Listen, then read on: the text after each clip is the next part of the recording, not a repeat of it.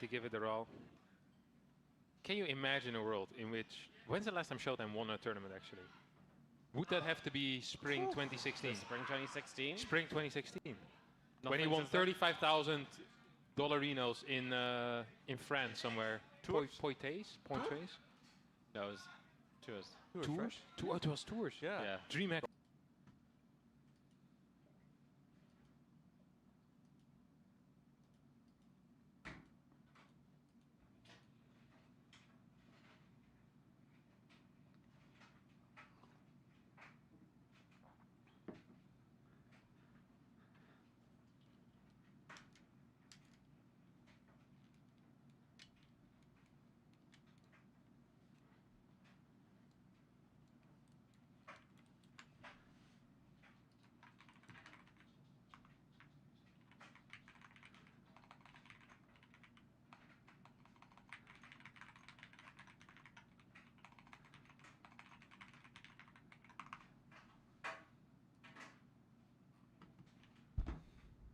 Hello, hello.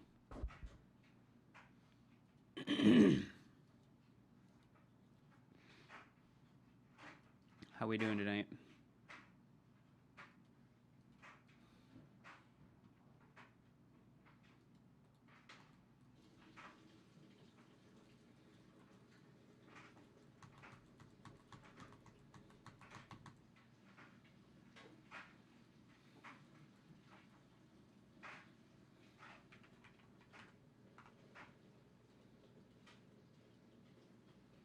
Oops. No, oops. Oopsies. How are you today, Global Zen? Welcome back, man. Did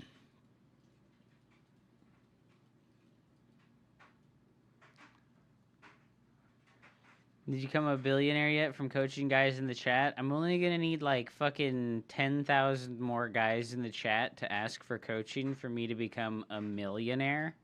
And then I'm gonna need like 100,000 more guys to ask for coaching for me to become a billionaire. So if literally every person who's ever played Starcraft in the last 5 years hits me up, we're good to go, dude.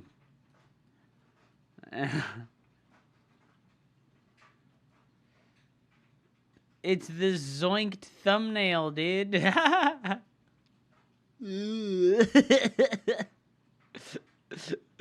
Welcome to the stream, guys. The finals of Home Story Cup is happening right now. I'm gonna go ahead and do the coaching for a little bit on it. And then we can do the coaching with Global Zen after we're done watching the finals of Home Story Cup, okay? Here we go, guys. It is Showtime versus Sound. Will either player go for the one gate expand? I doubt it. I really doubt either player will go for the one gate expand. Yay, StarCraft 2. What's up, Donnie Burger? Welcome back, dude. Donnie Burger. Ooh. Let the grift begin. You know what I need to do is pop out the stream elements alerts. Sorry about that. I need to be able to see when people do things.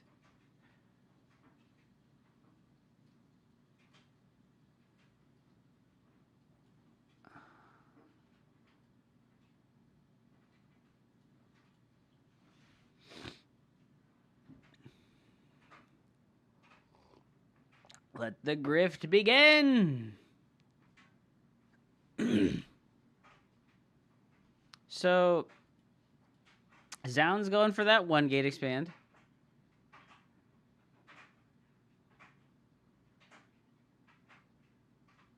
He doesn't like the symmetrical, they're saying. So,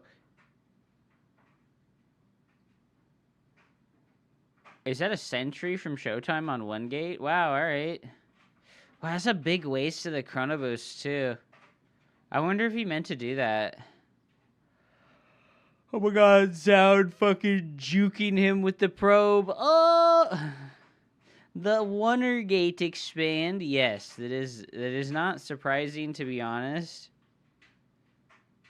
I kind of agree that I really don't like to play the symmetrical portion of the game where like we're both doing the same opener. I don't have the sound on for the stream. New emotes just dropped. Oh my god. Beautiful. Beautiful, Captain Alex. No sound. Yeah, if you want to listen to the tournament sound, please turn it on yourself. I'd rather not have to talk over the casters. Stargate after double sentry opener. That's very different. Yeah, I'm sorry. I just don't want to have to talk over them. It really doesn't sound good when I have to talk over the casters that we're listening to. I am kind of surprised. And Zaun isn't scouting. Okay, never mind. There's the hallucinate scout coming in from Zaun. Both players opening with a sentry. So he's going to be very aware of the Stargate. He sees it's ultra late, right?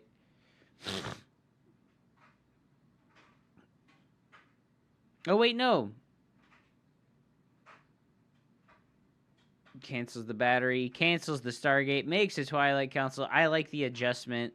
The Sentry allows you so much power to decide on what you want to do. It gives you almost perfect information about your opponent's opener. Showtime ahead 7 workers right now. Zaun is going to have to do something really extreme with his blink to be able to come back in this game. Is it really lagging? Hello? Excuse me? I guess I can put it on 720p. It's a clown fiesta? Yeah, no, of course it is.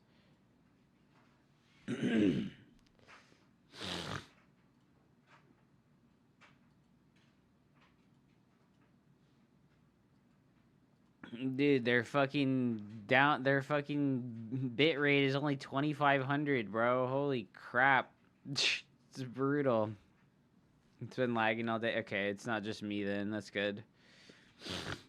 So Zaun, like I said, needs to do something pretty extreme with his blink here. He actually doesn't have a proxy out on the map. Okay, so there is a probe. It looks like a probe is going over there to proxy. Oh, it's just 2 adepts. Okay. I don't like the 2 adepts, man. He's going to have to kill like 6 or 7 workers to like be even. Ah, man, even if he kills like 6 or 7 workers right now, he's still going to be really behind. Oh, no. Showtime does catch the adepts with some good force fields. Oh, that's huge, dude. Oh, I mean, it gets 1 worker kill. Oh. We had chance of nerf disruptor in chat because they one-shot stalkers. Oh, no. God, the lag, dude. The lag. What the heck, man?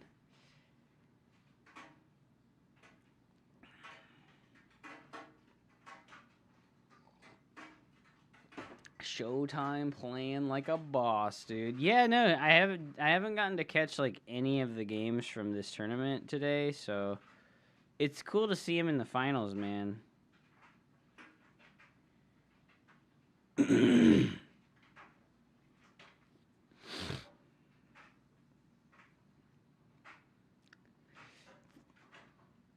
So the earlier expand from Showtime and the little bit of worker saturation lead is just like snowballing. He has the extra production faster. He has the forge faster. His Robo was out sooner. He's starting Immortals. You know what? I like the Immortal ad here. Yeah, double toss in Grand Finals confirms OP Twitch chat. Cyril wasn't there. Rainer wasn't there. Fucking Rogue wasn't there. Like, literally none of the best. It's so weird, right? Like, where were all the Zerg players that are supposed to be? Elaser, Fiat, Lambo, Mixo, and Shino? Where's Clem? Clem wasn't there. Like, where's the other... Where... The pirate dude from Dodgeball. Arr! I can dodge a ball. I'm not even a real pirate. Duh!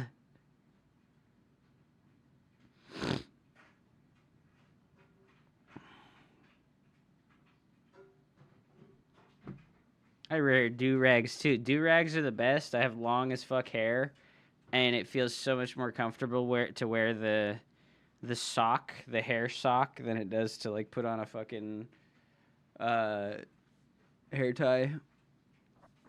Yeah, man, Showtime's just really far ahead right now, and I don't know what he's supposed to do. I don't know what Zound's supposed to do to come back here, because Showtime's building the Immortal Archon army, and not just the Gateway Man army. I'm gonna try and play like this in PvP, like Showtime's doing right now. This is the very European-centric version of PvP, where you build like the much more like gas-heavy version of the army with Immortals and Archons instead of just mass Blinkstalkers and Zealots. You can be on a lower worker count. You see here is Showtime stopped out at like 65 workers. You can be at a lower worker count with this army because you just need gas income and not mineral income so much. I'm surprised to see him just like moving out with like not maxed out army, by the way. Like his army's huge though. His army is huge. Even though he took the 4th base, he still only has 3 gas geysers, by the way. Oh, his army is like mainly zealots. Oh, wow, dude. He has so many zealots. 33 zealots in the army right now. That's insane. Yes, the 1 gate expand let him get very far ahead, for sure.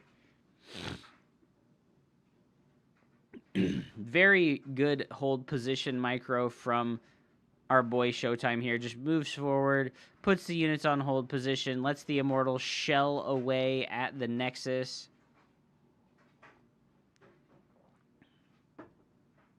Ooh, big, huge run by, actually, by Zound. I think this is the time to go for Showtime, right?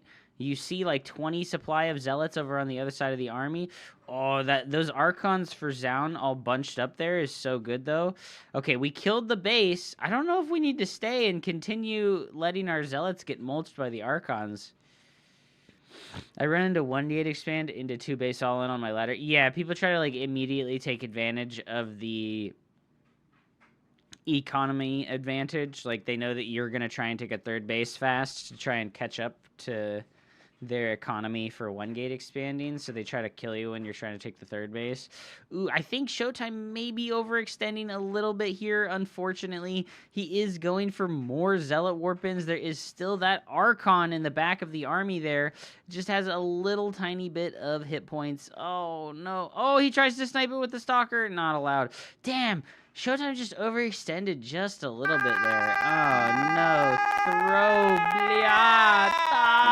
No. What's up, Adobe-Wan Kenobi? Welcome to the stream, dude. I'm watching the finals of Home Story Cup today before I run off to do some coaching.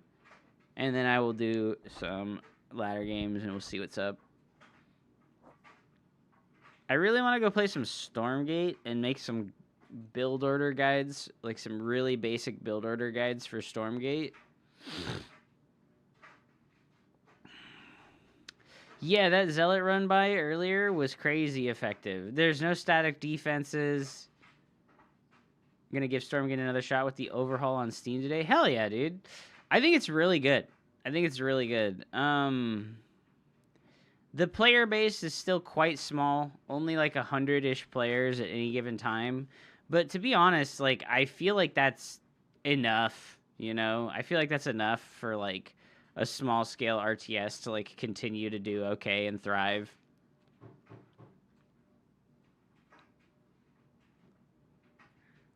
I actually thought that during, like, the pre-alpha. Thought what? And then Monk just changed the first 5 minutes, like, 10 times in a row. Yeah, oh, you mean make build order guides? Yeah, no, you can't, like, make build order guides when it's changing so much every single time. This is so bad for fucking Showtime, man. He's got that battery in the natural. He overcharges it. It's just not enough. Damn, dude. I feel like he had such a good spot. You know, I don't know why Showtime felt like he needed to go kill Zound. And also, I don't know why Zound felt comfortable doing a counterattack with those Zealots, but Showtime didn't. Like, why didn't Showtime run a Zealot counterattack for a moment, right? Like, that would have been nice. I didn't like it originally. Are the changes better? Oh, yeah. Dude, Stormgate is like 10 times better than it was originally. I know some people will be like, original Stormgate was a 0 out of 10. I'm going to be real with you. First look early access of Stormgate was like a 2 out of 10, okay? Which means it was really bad, but it was just such a bare bones experience. Like, it wasn't like filled out and put together. So now I really think it's like a 6. I give it like a 6. They've like every patch that they've released has like +1 the like score rating for Stormgate in my mind. Yeah, they've done a massive amount of optimization, so the game just like runs better. I once heard the opinion like Stormgate was a 0.5 out of 10, and now it's 5 out of 10, so it's 10 times better. Yeah, Infernals looks a lot better. The new Vanguard units actually look really good too. I actually really like the look of the new Vanguard units a lot. Yeah, that was a tough game for Showtime to lose. He got counterattacked by the Zealots, and it forced him to attack into that really strong defensive choke point from Zaun. Zaun showcased, like, expert patience, right? Like, he was so patient, and he just chilled, and he waited for Showtime to attack, move into that choke point. Nina played a game against Infernals, and they attacked with 5 treasures. There is some really broken stuff with the Stormgates. In Stormgate Forehead, he said the name of the game in the game. Oh, my God. There's these rewards that you can spawn, right? You capture the Stormgate, and then you choose between 3 rewards. And one of the rewards is a ruin. I can't remember what the heck they call it.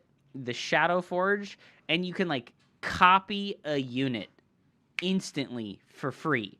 And when you capture the tier 2 or the tier 3 Stormgate, it will give you 2 copy runes if you get it, right? So you can capture the Stormgate, and then you can copy your dragon 3 times in a row.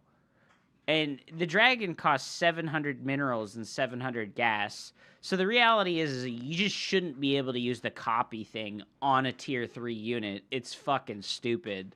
And they just, like, it's really imbalanced, but, like, the Stormgates are so much fun. It's insane. I really love it so much. So I just have no judgments to pass on the balance of it.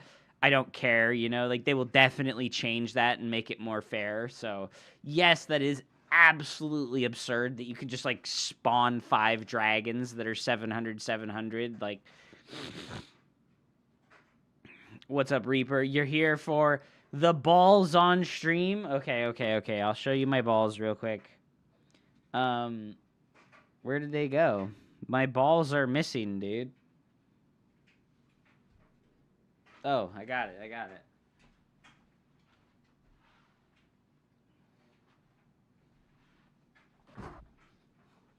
There it is, dude. My balls. I've got balls on stream right now. My balls are out and about. It's pretty dope, right? Those are the balls, dude. Zaun going for the pylon block this time. He really doesn't want to play against an opponent with a faster Nexus than him. I like this decision. But Showtime has opted for the double gateway opener. Hearthstone abuse survivor. Oh my god. Hup, OnlyFans 1. I think a good fix for the dragon bullshit is that you choose the ruin, you can't bank it if and need to decide immediately. Yeah, if they had like a timer on the runes, that would probably be a really good thing. Like, even if it was like 30 to 45 seconds, it would be a good thing to have like a timer on the runes. Yo, he's subscribed to Hearthstone. Look, you get this guy out of here, man. Get that big lip sucker out of here, dude. What the hell? No, that's your emote. Dude, we've got new emotes for me coming up. Captain Alex has done God's work here. Those are some good ones, dude. I like it, dude.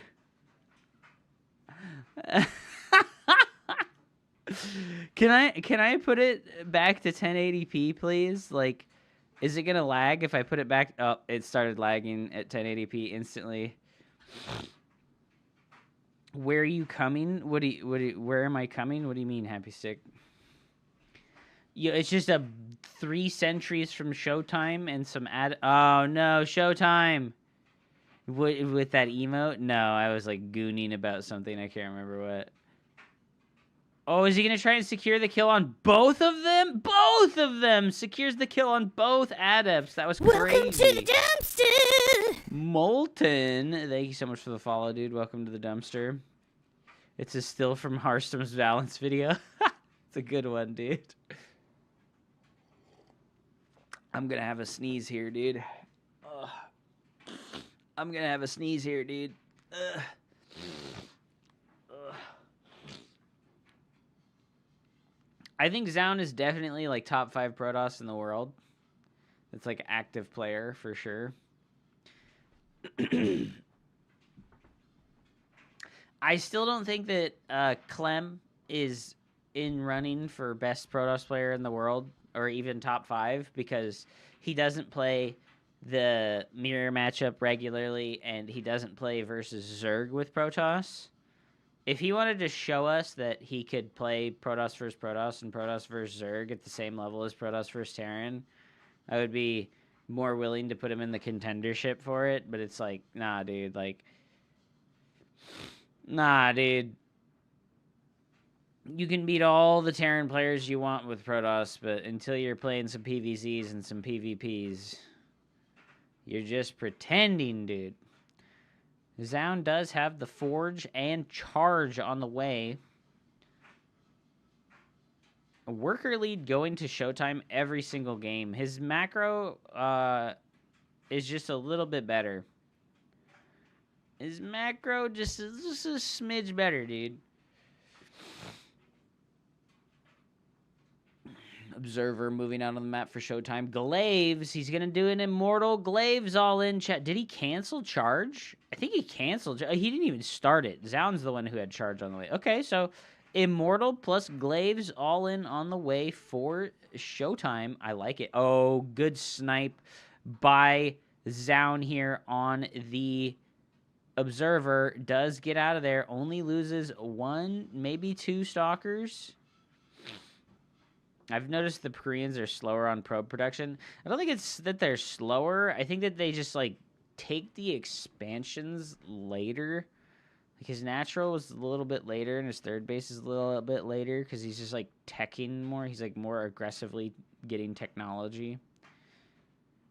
You can see he's ahead now, actually. But Showtime is going to cut workers here because he's doing a glaive all-in.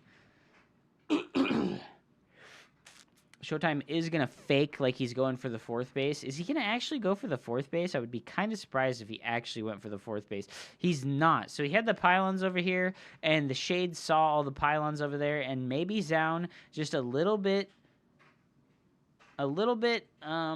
what's the word for it? Not like, he maybe overconfident that like the 4th base is going to happen, and now this big Immortal Adept army is going to crush in here.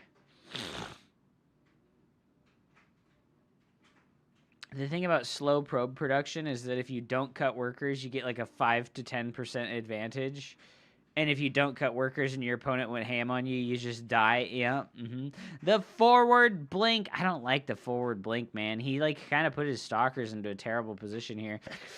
There's a big Zealot run by on the other side of the map as well. Oh, Warpin's being forced back at home for Showtime. That means that his army is not as strong on this side of the map. And Zaun has the ability to energy overcharge his sentries and do some really good force fields here. Oh, Showtime's not leaving those units back at home, so those Zealots are going to run back into his 3rd base very soon here, and he's going to be in a lot of trouble again. Excuse me, I'm like so congested right now. I've been congested for weeks now since I got COVID. This has not been fun. Oh, those Adept Shades finish up and they get absolutely crushed. Oh, no. I would love for Showtime to go Disruptors. I think that like a very good follow-up to this play for the Adept player is the Disruptors. They just feel really good to add to your army in this situation because they can force they can force the Stalkers to disengage, or they can force the Stalkers to blunk forward, in which case your Adepts and Immortals can get maximum values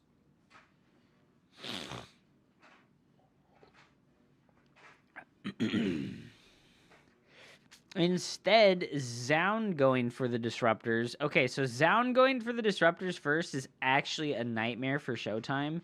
You genuinely cannot dodge disruptor shots with adepts. They just move too slowly, right? They only have a 3.5 movement speed, which is like 70% slower than a disruptor's orb. And you're just never going to dodge, right? You're going to take maximum damage, or you're going to spend so much time splitting. Oh, this is a nightmare. Okay, recall forced here. So many probes going down. You know, Showtime hasn't started building probes again. So his economy is actually kind of bad right now. Maybe he's just going to look for the continued all-in, right? He's not building more probes. He's just going back. He's going to all-in. When his main base runs out of money, he's going to just transfer those probes to the third probably. And he just wants to attack. But he's going to attack into a disruptor, guys. That's going to be so bad. He's going to have to do some epic micro splits to try and dodge that. There's so many force fields for Zound. Force fields are actually the soft counter to anything not Archons. Just to put it simple, right? Force fields are like the soft counter to anything that's not an Archon because of what just happened here. Like, you can see the Immortals and the Stalkers at the back of the army unable to actually fight because of the force fields. Oh, I don't know about this, Showtime. He's going to finish the Shade, and the Disruptor shot comes in, and oh, God, he loses so much. He's trying to force the fight with an army that doesn't allow him to micro. Oh, GG gets called. Oh, it was pain, dude. That was pain. You know, I really would have liked it if Showtime had decided to go for some multitasking, right? Like, you know, adepts are actually incredibly good at killing photon cannons, right? So you shade 6 adepts into the third base, you shade 6 adepts into the natural, and then you attack the fourth base, man. That would have been pretty fucking clutch because it would have spread Zound's attention in many different layers and areas, and it would have given it would have given Showtime a better chance of not getting owned by the force fields and the disruptors so hard. But instead, he gets absolutely fucking back broken, thrown off the cage of Hell in a Cell. Oh my God, bro. That was not the good, dude. That was not the good.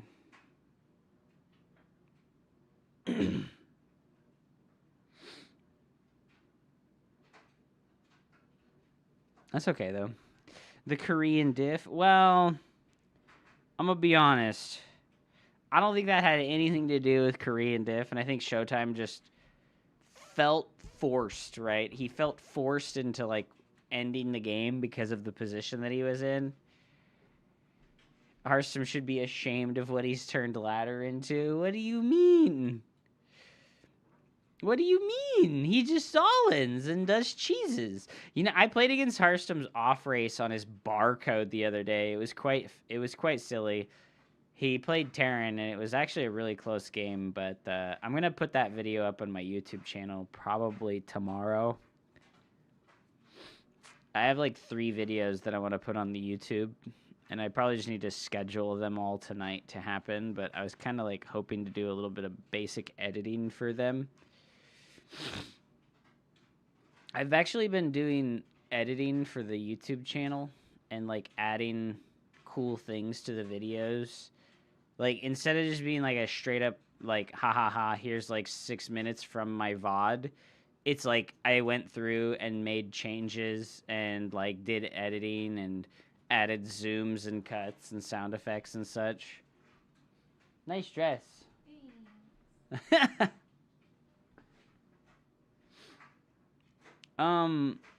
Yeah, I've been trying really hard to add more value to the YouTube videos, so definitely check that stuff out if you have some time. Is there more coffee? No, do you want me to make one? No, it's okay. Kate's gonna be one, so anyway, I should probably get down. Okay, yeah, that's fine then. Cool. Yeah. Okay. Oh, I'm gonna sneeze. Oh. Ah, damn it. I have had my nose, dude, making me feel lonely. Well, you're here with me, so you're never lonely, okay? All right, we're seeing a proxy pylon from Showtime. The fake proxy pylon, dude. The fake proxy pylon. I would have loved it if he had just actually gone for the Robo-All. And, you know, after watching Acheron, right? Acheron is a North American Protoss player. He's like a younger guy, and he played Max Packs in the Pigasaur Weekly, and he took a game off of Max Packs in a best of 5 with one base proxy Robo-All in. And I think that one base builds are probably stronger than they've ever been. Not because like the units are different, but because like the defender's advantage is the weakest it's ever been for Protoss in the early game. We don't have pylon overcharge. We don't have super battery. What you depend on for defender's advantage is like purely the sentry. And when somebody proxies a robo and just drops everything in your main base and then warps in zealots, your sentries just really don't get a lot of value.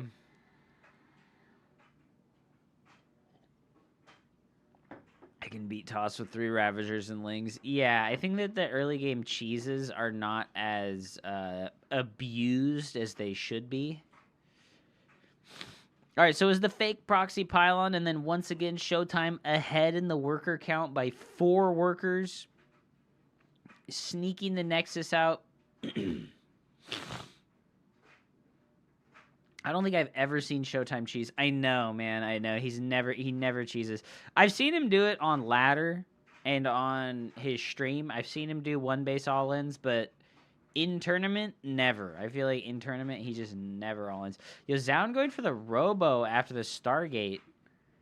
Kind of surprising. Kind of surprising. A little bit of aggression going on here with the sentries. Looking to catch some units with the force fields, but Showtime's attention too on point for that.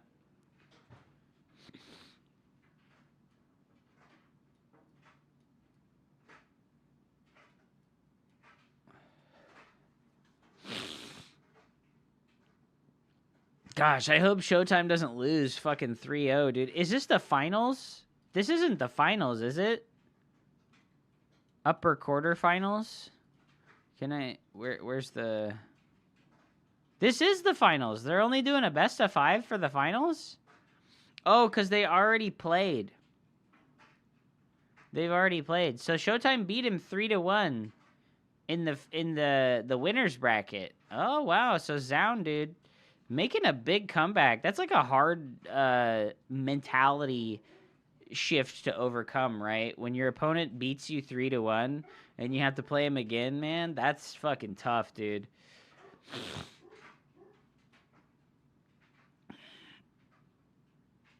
Fast third base from Showtime. Once again, just keeping that incremental lead of like 4 to 5 workers is really important. If Zound wins, they play another best of 3. Oh, okay. So they actually have a winner's bracket advantage. All right, that's good to know. That's good to know.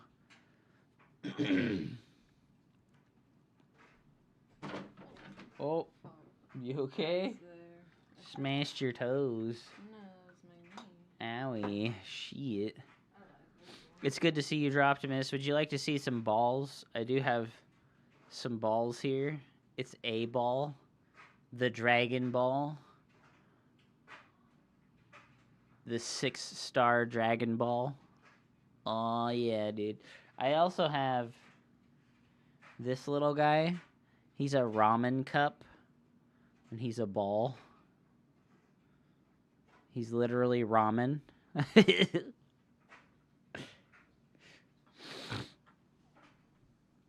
Okay, Glaive's on the way for Zound this time. Okay, and Showtime up 12 workers right now. Showtime. Oh, no. Is Showtime going to have the patience that Zaun had when he was on the defensive versus this Glaive all-in. You know, I think that the Glaive all-in from Showtime could have been way better if he'd continually produced Immortals, right? Gonna go storm some gates. Storm the gates! Storm the gates! Look forward to some videos about how to play Stormgate soon from me. I'm gonna make some like hella basic ass like how to play Stormgate stuff. Ooh. No shot by Zaun to kill that Warp Prism. Showtime ready as hell. I think Showtime maybe knows about this incoming aggression. Okay, he's definitely gonna know now. His Hallucinate does fly directly over the army. Showtime needs to hit really good force fields to not die to this. And, you know, this gets really tough because you just don't have vision of where your opponent's army is at. You can see he's building all of his batteries on this side of his nexus. So if Zaun attacks over on this other side, it's really not going to go good for Showtime, man. Okay, Showtime, you gotta have the game sense and move to the other side. You gotta have the game sense and move to the other side. Oh, the pylon from early in the game spots the prism going into the main base. Does he know? Does he see? Okay. Oh, the stasis ward is really good, guys. Oh my god, he does proc that. Nice. He's going for the immortal snipe. Oh, the force fields are so good by Zaun, though. Did that prism in the main base get sniped? The prism in the main base got sniped. Good job. Nice, sick multitasking by Showtime. Oh, the Glaive Adepts shading over towards the natural. Does Showtime notice that? He does. He notices. He's ready for this. He doesn't have cannons or anything like that in his bases, so it's going to be a little bit harder to defend his probes, but +2 attack on the way for Zaun, but not for Showtime. Showtime going to fall behind in that upgrade department, and +2 attack is probably the most important upgrade in the entire matchup for PvP, since +2 attack changes how many shots Stalkers, Immortals, Zealots, and Archons take to kill each other. It influences all of the units that you mass in this matchup, and it completely changes how fast they can kill each other. I think Showtime may be overcommitting there a little bit to get that immortal kill, but you know what? Heck it, dude. Oh, those are some really good stasis words from Zaun. Is Showtime just going to force his way in here? Oh, snipe the sentry. Nice job. He sniped that full energy sentry. That means that those force fields are not going to come through for Zaun, and instead Showtime is going to be able to abuse the force fields against his opponent here. You know, this is the weakness of these Glaive Adepts, man. They can't move around very well, and they just kind of get sniped over and over and over again. I think Zaun can definitely defend here. He's got the battery defensively. He's got Immortals, and Showtime doesn't. And, you know, those charge lots, they want to go in there, but everybody kind of, like, undersells how good Adepts are versus charge lots. Oh, big recall forced here. Evacuating the probes. Zaun's still only on 3 bases, though. He is going to move out here and just try to win the game. Oh, Showtime AFKs his Warp Prism, guys. You can see there, the Adepts, their bonus damage versus Zealots, and the fact that they can kite makes them much more effective than the Zealots. Zaun does need to move out and actually win the game, though. You know, Showtime bought enough time here. He's going to finish +2 attack. All right. That's pretty big. That's pretty big. He's going to finish +2 attack, man. So no upgrade advantage underway for Zaun here. Showtime, though, still rebuilding probes, which means his army supply is not growing as quickly as Zaun's. This is what we needed to see a while ago from Showtime, is this Templar Archives, or maybe the DT Shrine. Archons are the best unit in the game versus the Adept. They just, like, they absolutely own the Adept so hard that it's crazy. Oh, I don't know about this, Showtime. I don't know about this, Showtime. The sentries, they're not putting the Guardian Shield on top of the Zealots, and he's getting absolutely crushed right now. Oh, no! Oh, every single Zealot dies. Showtime, what are you doing, man? Oh, God, he's kicking himself right now. Oh, no, Showtime, don't tilt, bro. It's so important. Don't tilt, bro. All right, so we have a bracket reset, and now we have a best of 3, guys. Now, right? Is that right? Yeah. Now we have a best of 3, right?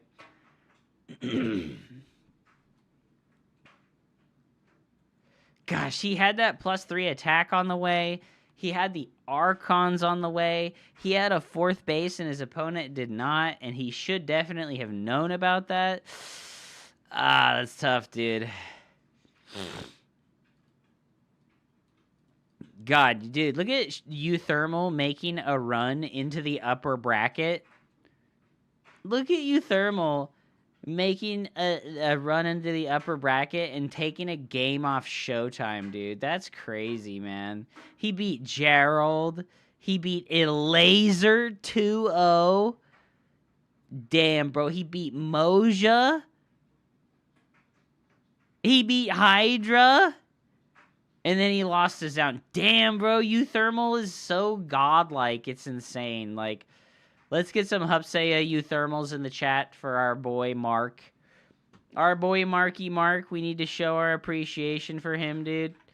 Show your appreciation for Mr. Marky Mark. Oh my god, dude. He's so good, man. Yeah, that last engagement was not good. Why did he do that, man? What the heck was that, bro? Oh, I made it to the upper bracket. I made it to the round of 8 of a tournament, playing my off races, and took a game off of the 2-time world champion, SOS. Aw, shit, dude. No, SOS about to become YouTube content, bro. No. SOS about to become YouTube content. You know who else was really surprising to see do really well was Baby Marine. This is Rainer's younger brother. And, man, he did fantastically, right? He beat Jumi. He beat Spirit 2-1 in the mirror matchup. He beat Mixu.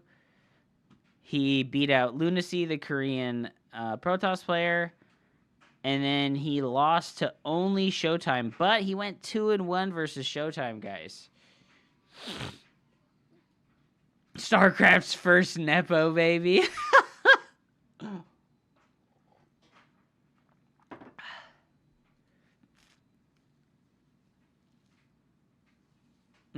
Yay!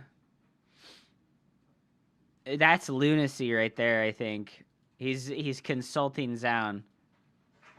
Lunacy consulting Zaun, dude.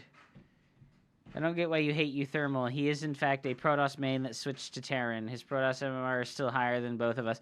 I don't hate Euthermal, dude. He just makes YouTube content that makes him easily memeable, you know? Like, he makes fucking Smurf YouTube content. Like, it's just... It is what it is, bro. He just makes, like, infinite Smurf YouTube content. Like, I could just, like, copy Euthermal 1-for-1, but I could just do it in Diamond League, and I would bet, like, I bet you, like, right now, if I just did exactly what Euthermal and Hearthstone did, except I smurfed in Platinum and Diamond League the whole time, I bet I could get thousands of views per video. Like, it would be so fast. Like, if I put out a video every day of me smurfing in Diamond League, but just, like, commentating the whole time and talking about every single fucking decision, like, I think that, like, people would fucking eat that shit up, dude. They would fucking eat that shit up. We're not laughing at their skill, but their personality, dude. The Uncle Tom of Protoss, man. His main contribution to StarCraft 2. Well, Showtime got to be kicking himself for losing that advantage, guys. Only a best of 3 on the line here now. That's tough, man. That's tough to have the bracket reset happen, especially after he beat Zaun 3-1 in the original series. Maybe it's worth it to go back and see how he did there. Go, go, Showtime Ranger. Go, go, Showtime Ranger. Go, go, Showtime Rangers. Mighty Morphin Showtime is a bunghole. Yeah.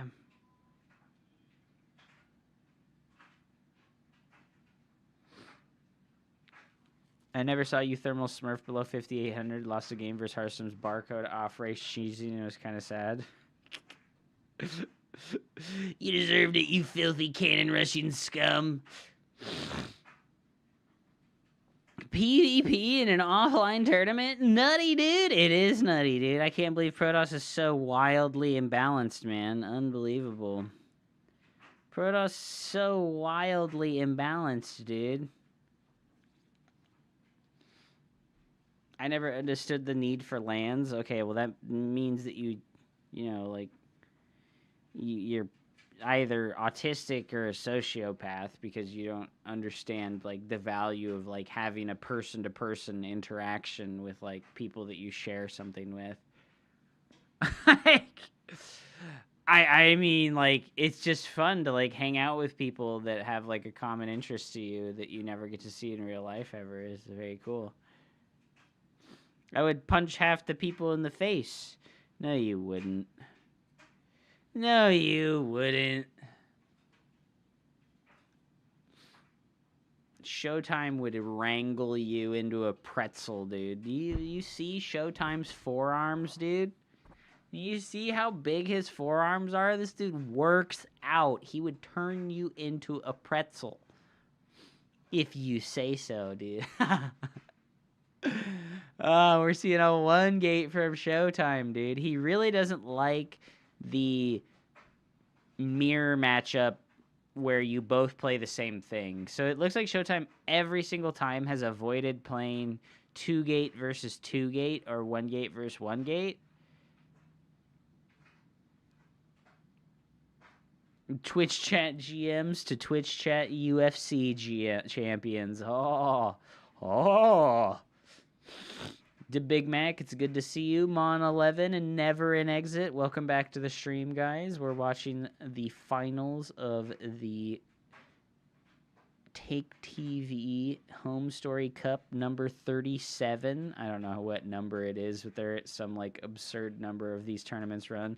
$30 Big Mac. Wow, that's like some fucking zero world country prices, dude. You guys know those coupon sheets that you get in the mail from, like, fast food restaurants where they're like, oh yeah, here you go, like, coupons for this fucking restaurant, like, Jack in the Box, get our combo meal for only X amount of dollars, and it's like, you get the combo meal for, like, fucking $15, and it's like, why am I paying normal restaurant prices for something that is fast food, right? Like, what the fuck, man? Like,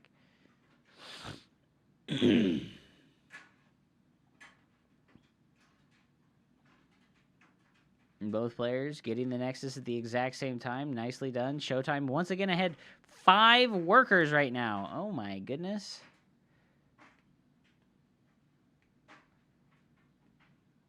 Can you explain it to me, though? I'm open to listen, but I was on a few LANs and events myself, and it's simply not it. Well, if you're not a, like, personable and social person, then no, you won't have a good time at a LAN. But, like, dude, like, if you, like, I don't know, man. Like, would you be excited to meet me at a LAN? Because, like, I guess, like, I'm a person that you like, right? Because you watch me on the internet. But, like, would you be excited to meet me? Because if you wouldn't be excited to meet me, maybe you're just not a social person and you wouldn't be excited to meet anyone, right? And, like, and it's totally fine. But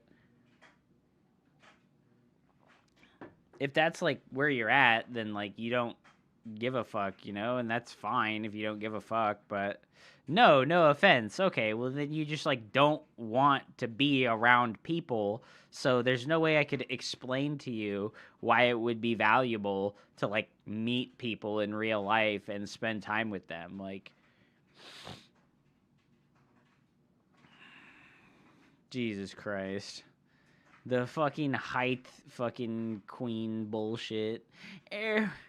You're not 6 feet tall. Oh, you're useless. Whatever, dude. Whatever, dude.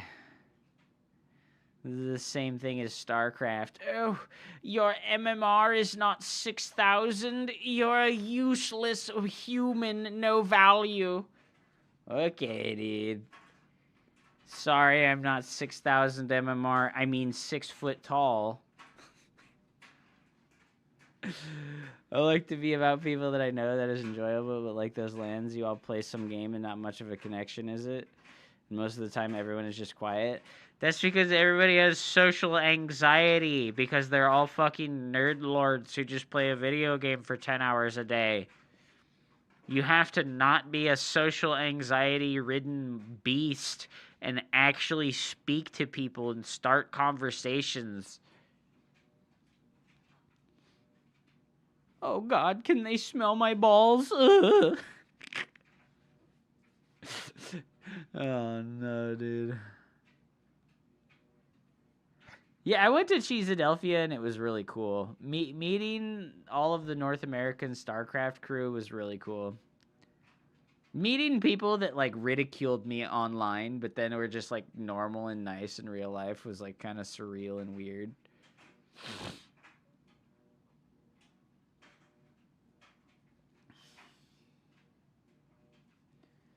They were like, it's Hupsaiya. What's up, dude? And I was like, oh, you're that guy who snipes me on ladder and acts like a fucking asshole. What's up, man? And they were like, oh, it's good to meet you, dude. It's good to finally meet you. And it's like this weird, like, dichotomy where I'm like, God, I fucking hate you. You're such a piece of shit to me. Like, but now we're here in real life and you act like a normal human. That's so weird, you know? Like, why do boys go out in public when they have girlfriends?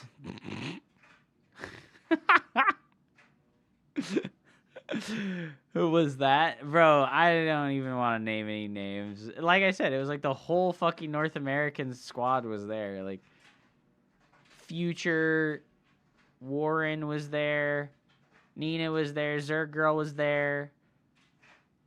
Basically, like, the whole Psystorm squad was there.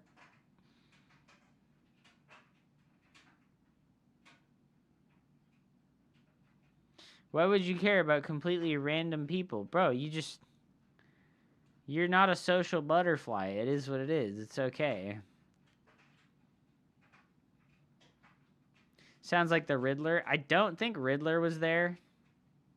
Riddler's from West Coast, so I don't think he was there.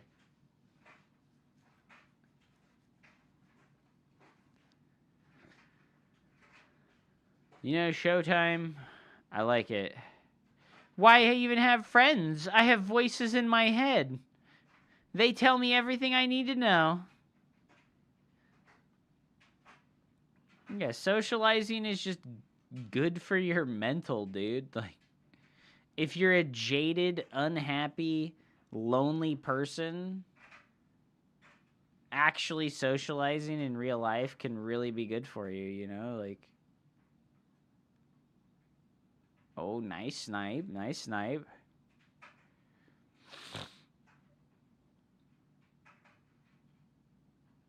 We got some real ass fucking I am a doctor vibes going on in here, man. I don't need to interact with real people. Real people are terrible. Okay, dude, whatever. If you don't want to hang out with real people, you don't want to hang out with real people, and that's totally fine.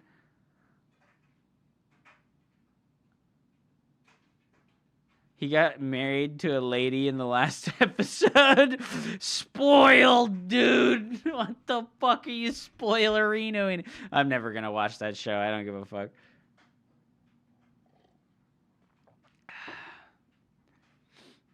The Good Doctor. Oh. The ultra autistic guy. Holy shit, man. Schizophrenia is underrated. Infinite entertainment. Showtime with the cannon and the adepts to defend his third base or his fourth base from the zealot run by. Actual adaptations. Beautiful. You love to see it. Ooh, those zealots got captured in the Stasis Ward as well, so Showtime. Oh, the Observer does spot his army movement, which means that Zaun is going to move over here and defend this. But Showtime, for the first time in the entire series of games, is finally splitting his army up.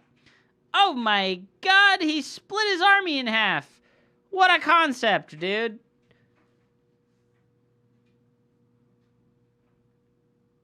Remember when they did the combo Pro League with Brood War and Starcraft 2? I do not remember that, actually. It's not about not meeting people IRL. It's about why would you spend a few $1,000s on a trip to meet some dudes that you barely ever interacted with? I think that what you're missing out on here is that people have, like, real connections that they've built online with the community. Like a lot of the people who go to, like, Home Story Cup are, like, in contact with each other, like, regularly. They speak with each other. They're like, these are my friends because they're the people that are interested in the thing that I'm interested in. And, you know, they're not just like these isolated little nobodies who fucking don't ever fucking talk with other people. I'd like to think that Hup is my brother.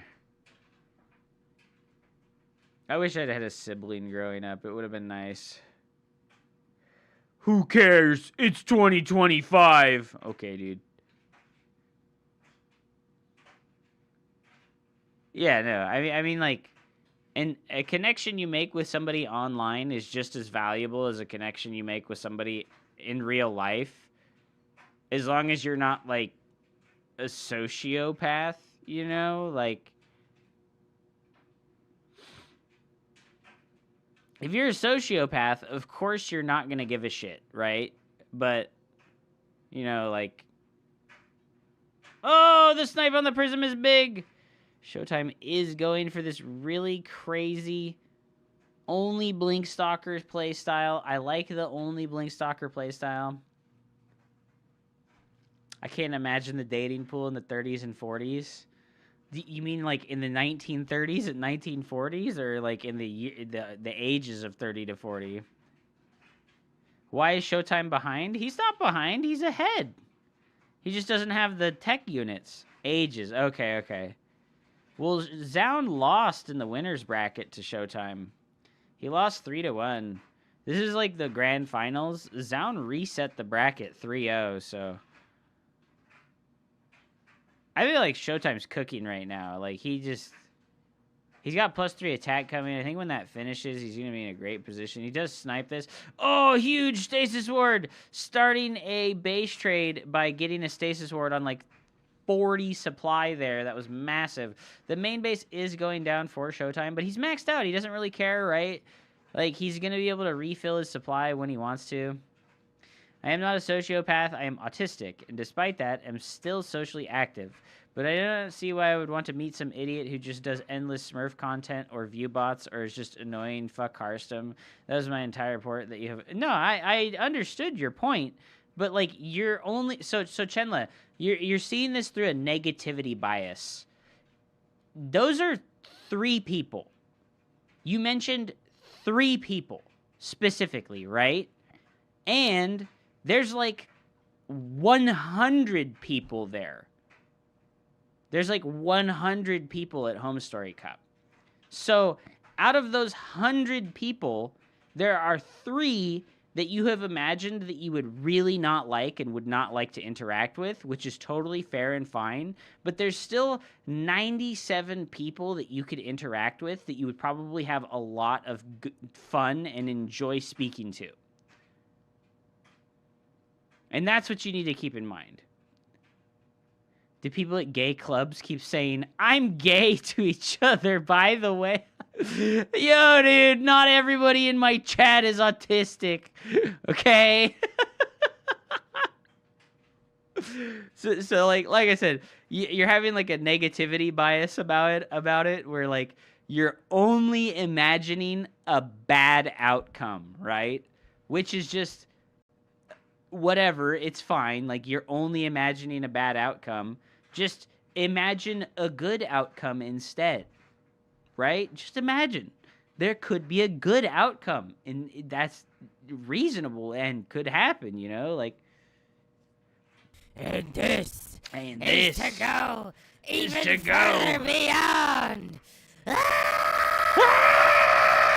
Thanks so much for the raid, Dolan. Huge, brother. Wow, it's Hupsaiya. Wow, it's Colossal Gulp. Dude, I'm watching the finals of Home Story Cup. Shh. There's no DMCA going on here. Big penises. Big penises. I love my sound effects. They're great, dude. My boy Zoun is about to get shit on. He's gonna get shit on. Dude, you need to move forward. Snipe an Archon, bro. Snipe something. Snipe something. Oh my god. Oh, snipes the Prism. No more Immortal Juggles for you, brother. No more Immortal Juggles for you. Better get out of here, Zoun. Germany #1. Yeah, dude. Let's go, bro. I'm not gonna do the salute. Okay, calm down.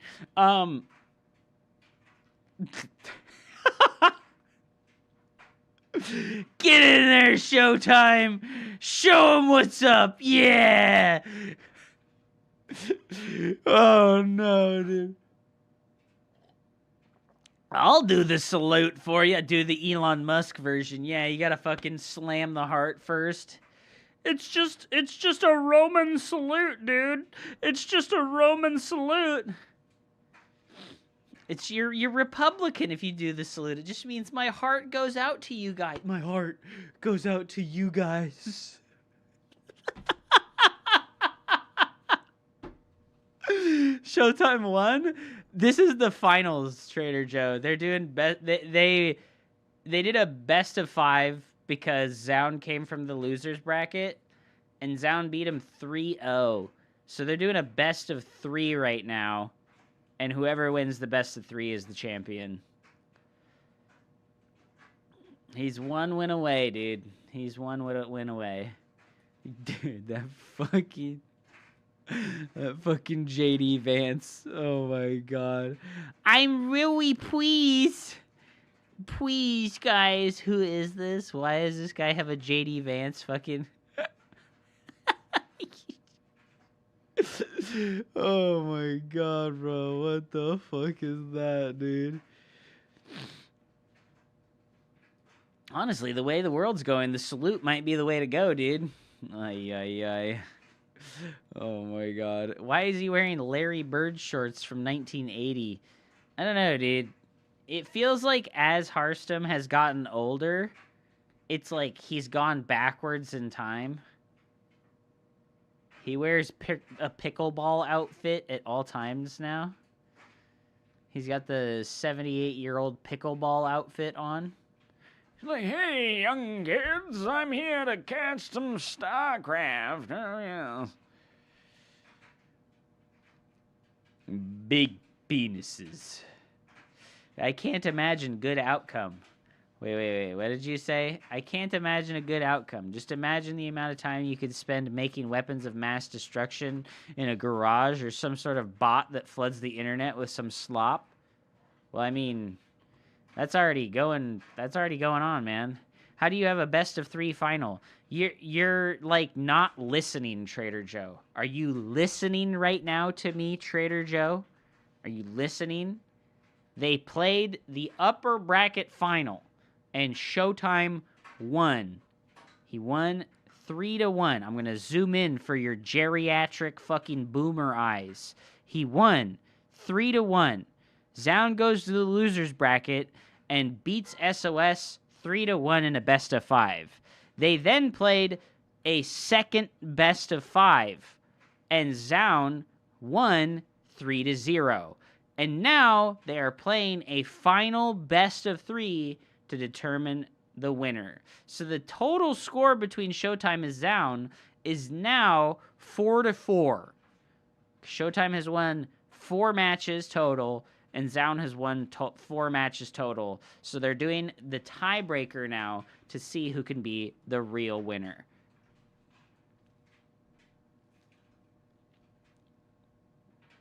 Can you start again? Oh my god, dude.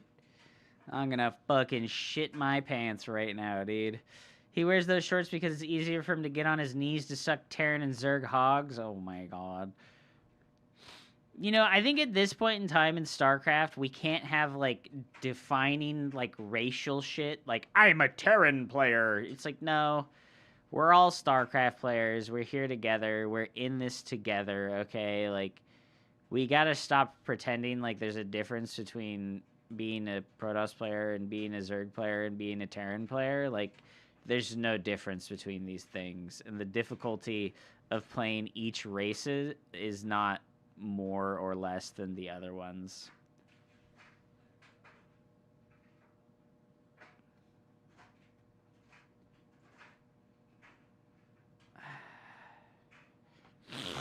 When is Russia so weak and the UA is strong? Why is the UA, despite all the support, still not winning? I mean, because Russia is a first world power with like 5 times the population of Ukraine, right? The random portraits are really good. I'm going to snooze the ads because we don't want to watch those right now. Why does Twitch chat and Reddit tell me that Zerg and Terran are underpowered then? Because everybody has gotten into this whiny baby crybolly culture, right? Oh no, I have a 1% less win rate than my opponent. The game is very clearly a total nightmare as far as balance is concerned because I have a 49% win rate instead of a 50% win rate. This means the game is imbalanced, you know, that's why. So, like, also the big part of it is that unfortunately game developers have gotten into this mindset where they need to grease the squeaky wheel, right? So if a group of people is complaining, you know what the game developer does?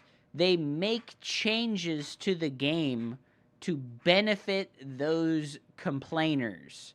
And so what that does is it changes everybody into a complainer because they see, wow, that group of people over there, the Terran players, they cried about balance until the game got changed into their favor. What the fuck? We gotta do that now. That's like literally what happened, unfortunately. That's like painfully true. That's what happened. Like,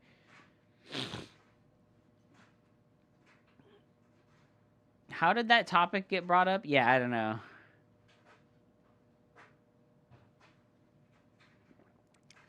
We did a really interesting run from being 3 times as small as Russia to being 5 times as small as Russia in less than 11 years. I don't know actual population stats for countries. Okay, so I just said a random number. I just know that Russia is quite a lot larger than Ukraine.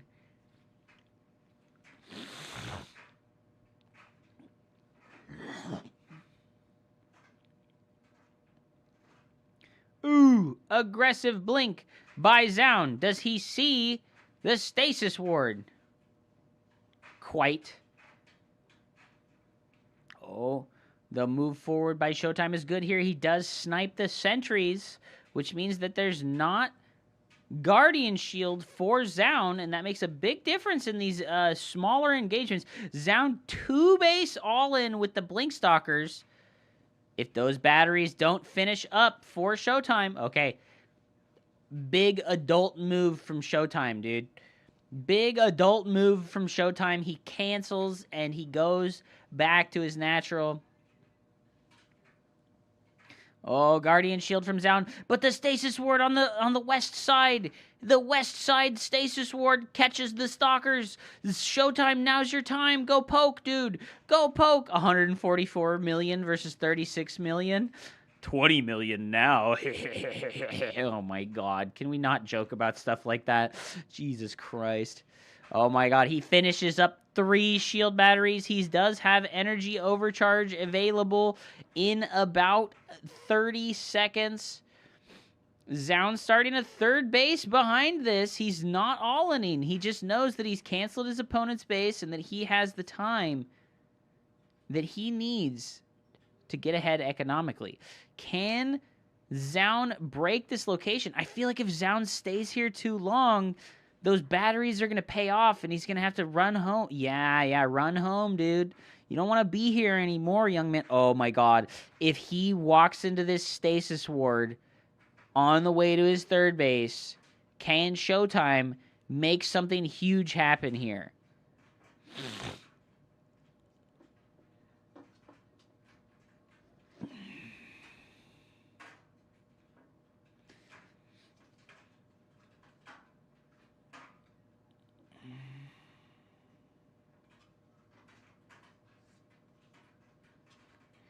And also did an interesting run from having an arsenal capable of destroying the entire planet to not having any sort of 500-kilometer rockets whatsoever at the beginning of 2022.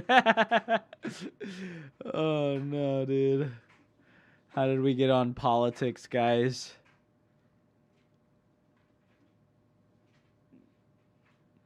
%10 inflation in Russia equal recession. 16% inflation in Yuki land equal... nobody talk about that! Oh my God, dude. Showtime. I don't know, dude. Showtime in bad position right now. Taking the third base later. Being up in the upgrade arms race, right? He has +2 attack on the way.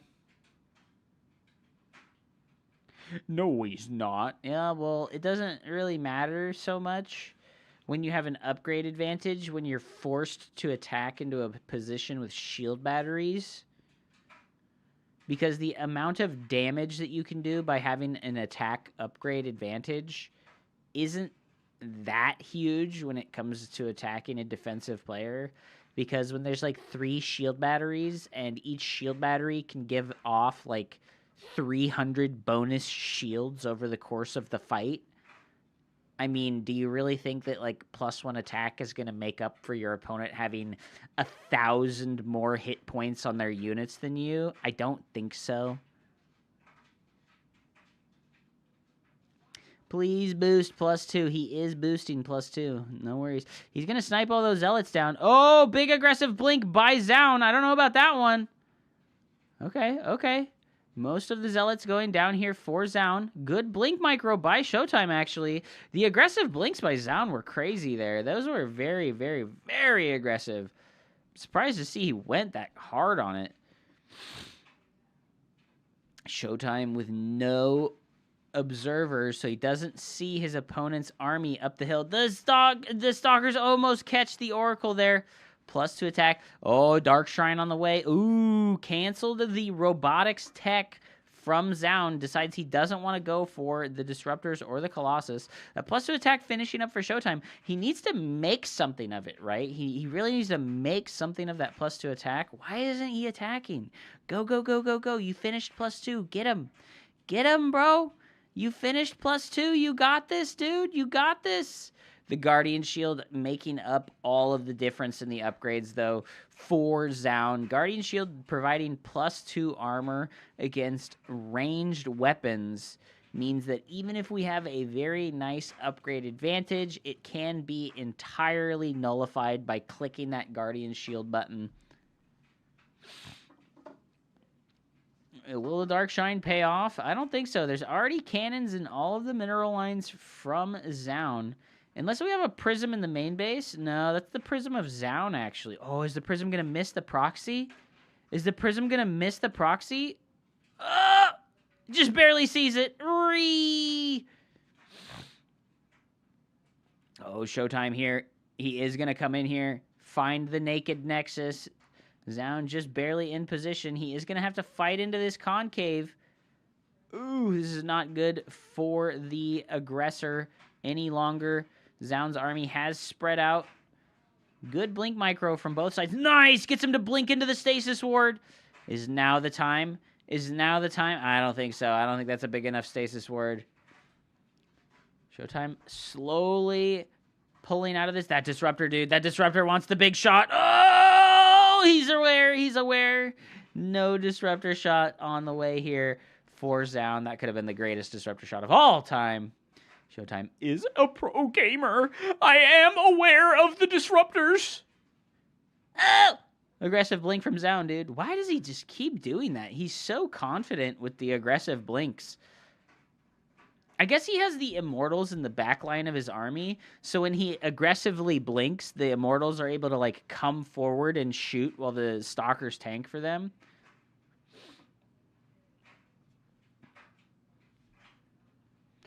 Holy crap. +3 attack at 13 minutes. I mean, that's not that early, but it is impressive. You know, he's just down in army supply, and Zound's army complexity is outdoing him, right? The army complexity is, like, very good for Zound. 3 Immortals, the Disruptor, Zealots, and Sentries versus just 47 Stalkers. Like, I don't know what Showtime does in this situation to improve the complexity of his army. Are we going to just be able to get the Nexus? Are we going to just get the Nexus? No, no way, dude. The batteries here, like I said, make it very, very difficult to take advantage of your upgrade advantage. Zound going for the armor upgrade instead of the +3 attack. I've seen this move a lot from many different players, where they'll get the +2 attack, and then instead of going for +2, oh my god, even further he's beyond. going even further beyond. Yo, Infestor X, thank you so much for the raid, dude. Ooh, Showtime out positioning here. Does come in and find the army of his opponent, or the expansion of his opponent. And once again, Showtime gets a beautiful stasis ward, starting up this base trade with a massive supply advantage on the army, technically. Oh, this is really good. This is really good for Showtime, right? He's got a lot more money in the bank than his opponent. And he has DTs. So if he can pull a miracle and kill the detection,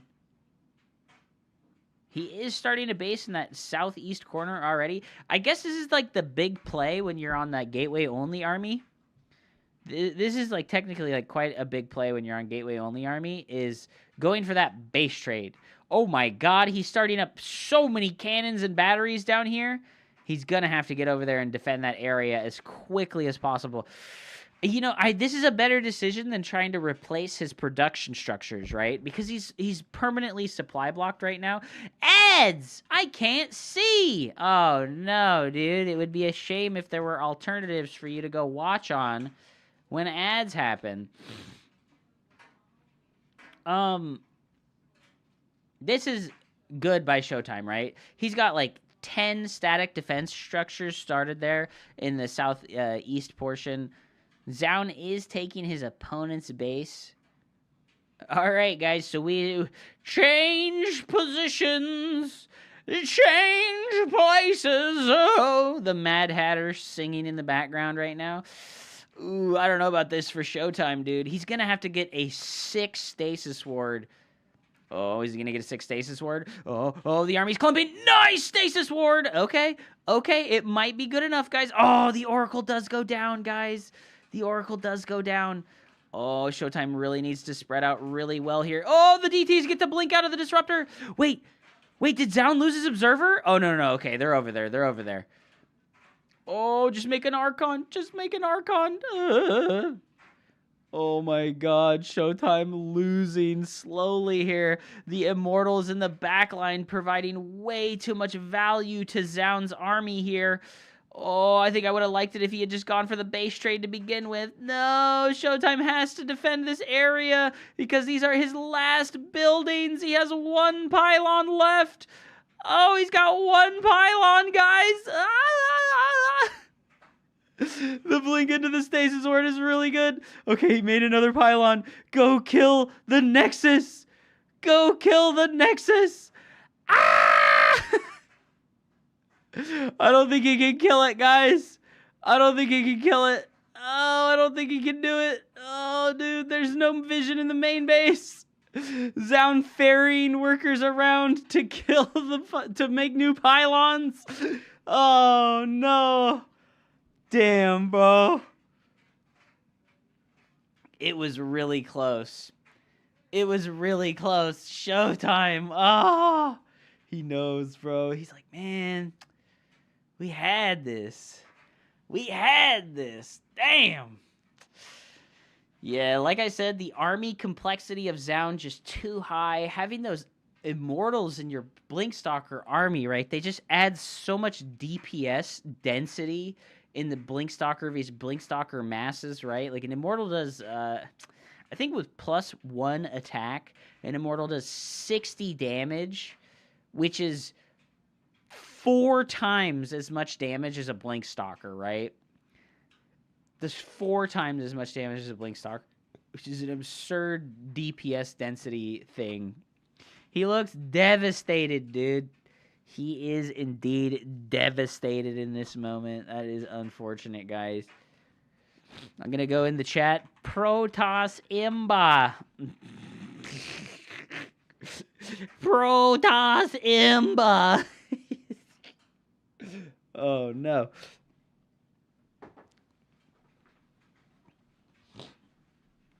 I like how this guy got timed out for saying banger in all chats. In all caps, dude. He got timed out. Rip, brother, rip. Oh, man. One last game, guys. One last game, guys. I'm going to go to the bathroom while we wait, okay? I really need to go to the bathroom.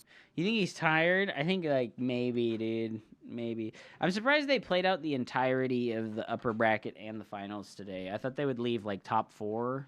I guess it's Sunday, huh? They only do it 2 days. They only do it in 2 days. All right, I'm going to bathroom. We'll be right back.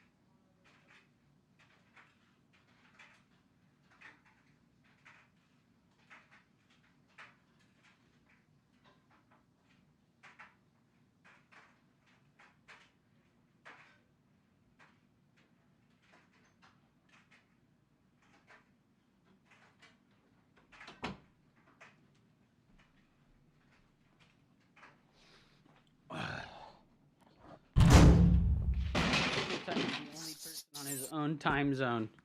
Zound's been awake for 3 days straight. Yes, Infestor X, this is the finals. Why do they have Loco sitting away from the other casters? He can fit on that couch with the others. It's because Loco is from a country where sitting next to another man is seen as a sign of weakness. I don't know, dude.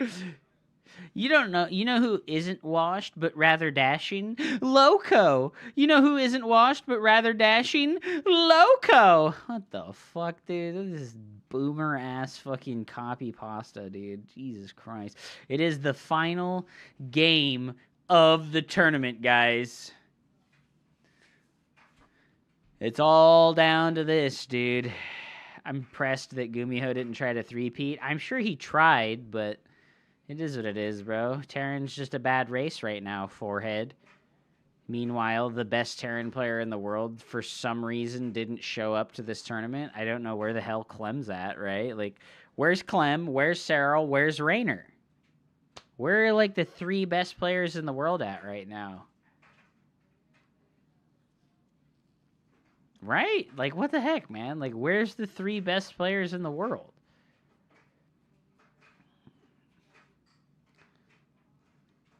we don't even have like the best Protoss players in the world here, right? Like where's Hero and Classic? Like, Clem was busy abusing me for my 0 MMR.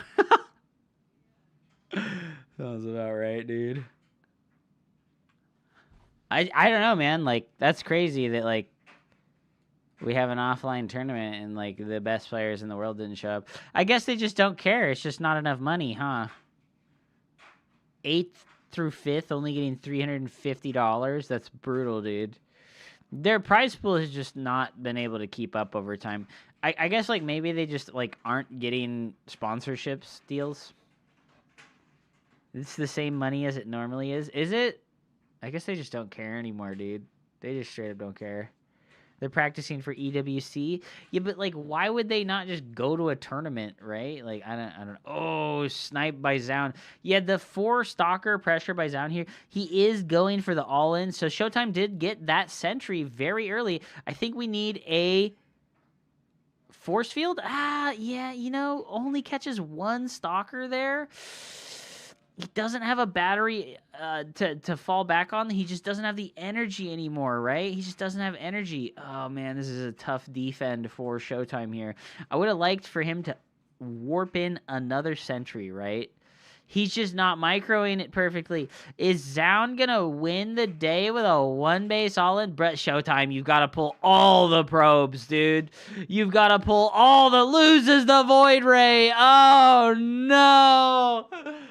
Oh, Showtime, no. It's Ogre, dude. Zound is your champion. Well played, dude. Unlucky forehead. Oh, Showtime's seething right now, dude. Seething right now. In my humble opinion, if you're playing 1 gate expand, right, and your opponent is very clearly 1 base all-inning you, your Oracle needs to stay at home. And it needs to make like 3 stasis wards. 100%, dude. 100%. You need to drop a bunch of stasis wards in your natural and in your main base, or else you're gonna die. So don't be greedy. Put some fucking stasis wards down. Problem solved, bro. Put the Struppenwaffle in the sack. Oh my god. What the hell? What the hell? Well, GG's. Crazy to see Zound make that massive comeback there. That was huge, dude. It was a humongous comeback, man. That was sick.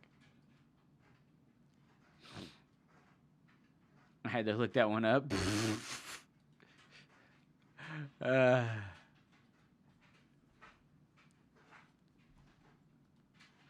All hail the 1 base all-in. Wah.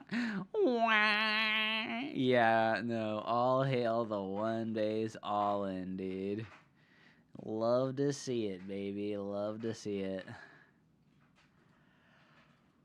All right, well, if Global Zen is still here, it's time to do some Protoss versus Zerg coaching before I jump on the ladder myself.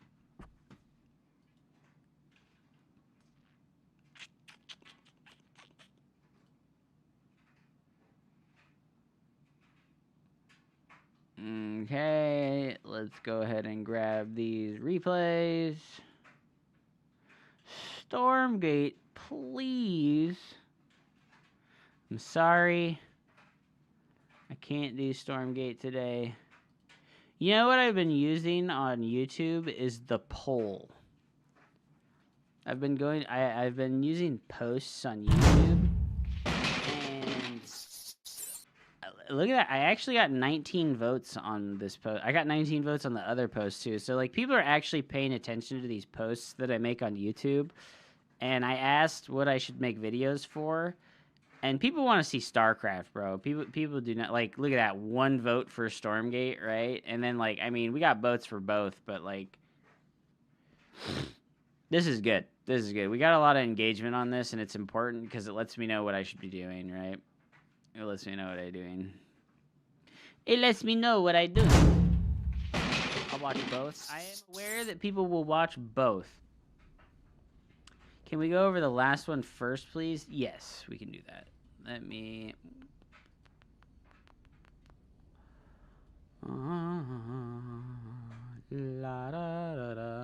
I really need some water in my life.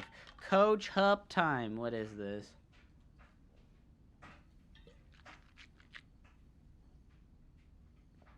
Oh my god. It's fucked up.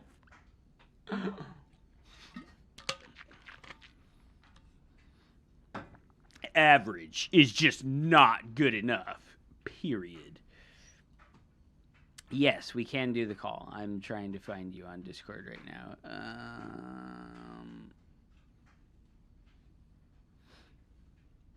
You should just get a suit. That would actually be kind of lit if I like got a nice fucking like button up. I get a nice like suit and tie for when I do coaching. Like, today is coaching day, guys. I'm all professionally dressed about this.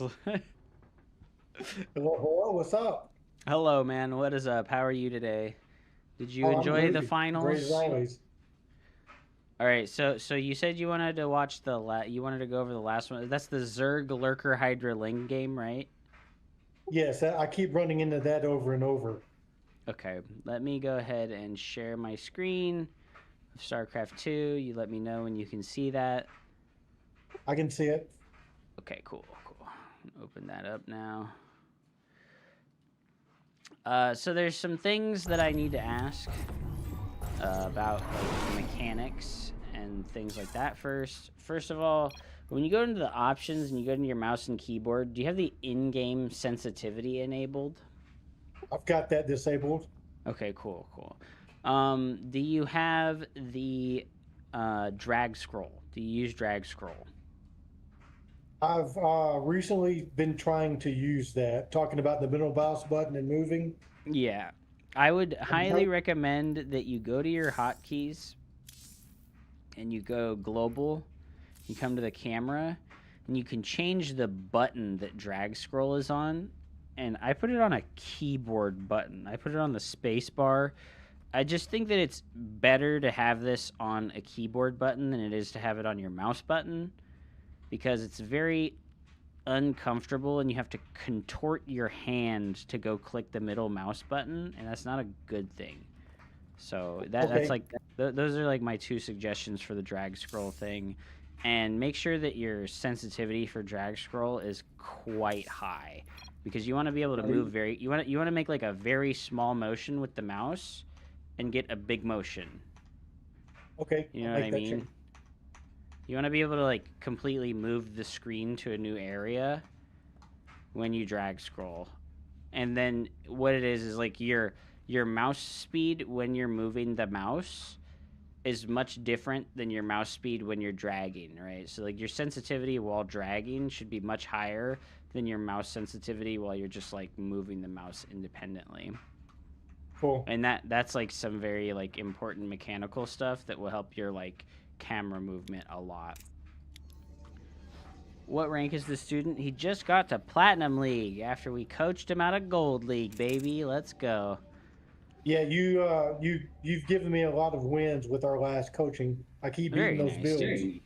Hell yeah, dude. Beating them. That's why I asked for coaching again so fast. Heck yeah, man. All right, so we go for the pylon on the low ground, and we're gonna come back and build our gateway when we're ready to do that. Very good. What's your what's your game plan in PvZ? Do you play Stargate or do you play Twilight Robo? I play Robo, but what I do is I do a 5-minute push. I take my third. But on this game, I didn't do that because I saw he was going super macro, so I tried to out macro him. Okay. We'll look at it. Robo builds are not very good in PvZ. They're really just not very good in PvZ. Stargate is where it's at, or if you're really feeling like being aggressive, the best opener to play versus Zerg is the Twilight Glaive Adept aggression. Like that's like pretty much the only 2-base opener that's like pretty viable. Okay. Oh, when you say no. We glaive, lost our probe to the drug. Okay, so that's like really important. Something that can help you here is when you send the probe across the map, instead of like making this big circle with it, just send it over to his gas geyser and make like a tight patrol box. You know what I mean? Like if you shift queue the patrol order in a little tight circle or a tight box here so that it just moves around and it makes him not want to pull the workers to come get it. That's much better than like doing this kind of thing, because the only thing that's important to see when you scout the Zerg player is number one, when he makes his hatchery, right? Like that's like the number one important thing. So the first thing you should do is like send the probe to the natural, right? You shouldn't be going in the main. You should be seeing the hatchery when it builds, right? Because like you're just like sending the probe across the map and into his base, sort of like lip service. You're not actually scouting. You're just sending the probe to send the probe, because this is what you should be looking at, is the hatchery. You want to see when the hatchery starts, because that lets you know if you're being cheesed or not. Like, seeing a pool first is not that big of a deal. Seeing the hatchery is like the first tell. What were you Okay. gonna ask? Enemy assaulting. Oh, my probes. question was, when I go glaive of death first, which I'm gonna do the best build for what you're saying. Okay. Do I do a warp? Do I warp prism or something? Or how do I? Yeah, utilize that? if you're doing glaive adept, it's like Twilight, Robo, Stormgate. All right, so your 20 Nexus is perfect, nicely done. This is like exactly like what you were doing in PvT earlier. Yeah, I've been cut it using that 20 PvP workers, build a get the lot. Nexus. Nice job, very cool. Attack the Nexus a little bit with the probe, PogChamp. Okay, this is good. Your first like 2 to 3 minutes improved a lot, like for sure. Chrono boosting Yeah, the that's warp for gate sure. and the adept. All right, so if you're gonna chrono boost the warp gate, this is like a big dead giveaway to Zerg players that you're doing what you're doing. If he's actually scouting with the Overlord, which he's not. I'm sorry. Excuse me. Yeah, thank you for putting our last coaching on YouTube. By the way, I went back and rewatched it and took notes. Nice, yeah. It's the VOD is there, but I plan to like cut the actual like coaching, like the hour of it out, and like put it onto like just its own individual YouTube video. All right, so we have the Robo and we have the Adept here. Definitely use hold position there, so you can be careful. I think that something you can do that would help a lot when you do Robo build. If you want to stick to this Robo build, it's totally fine if you stick to this, by the way. I don't think it matters until you're like high masters level what build order you're doing. So if you want to stick to this and you're comfortable and you like this, stick to it. It's totally fine. Make a stalker as your second unit instead of an adept, because what will happen a lot of times is they'll be more aggressive about scouting with the Overlord, and you'll be able to kill an Overlord with that Stalker, and it makes these Robo timing attacks much stronger when you get that first supply block on them. Okay.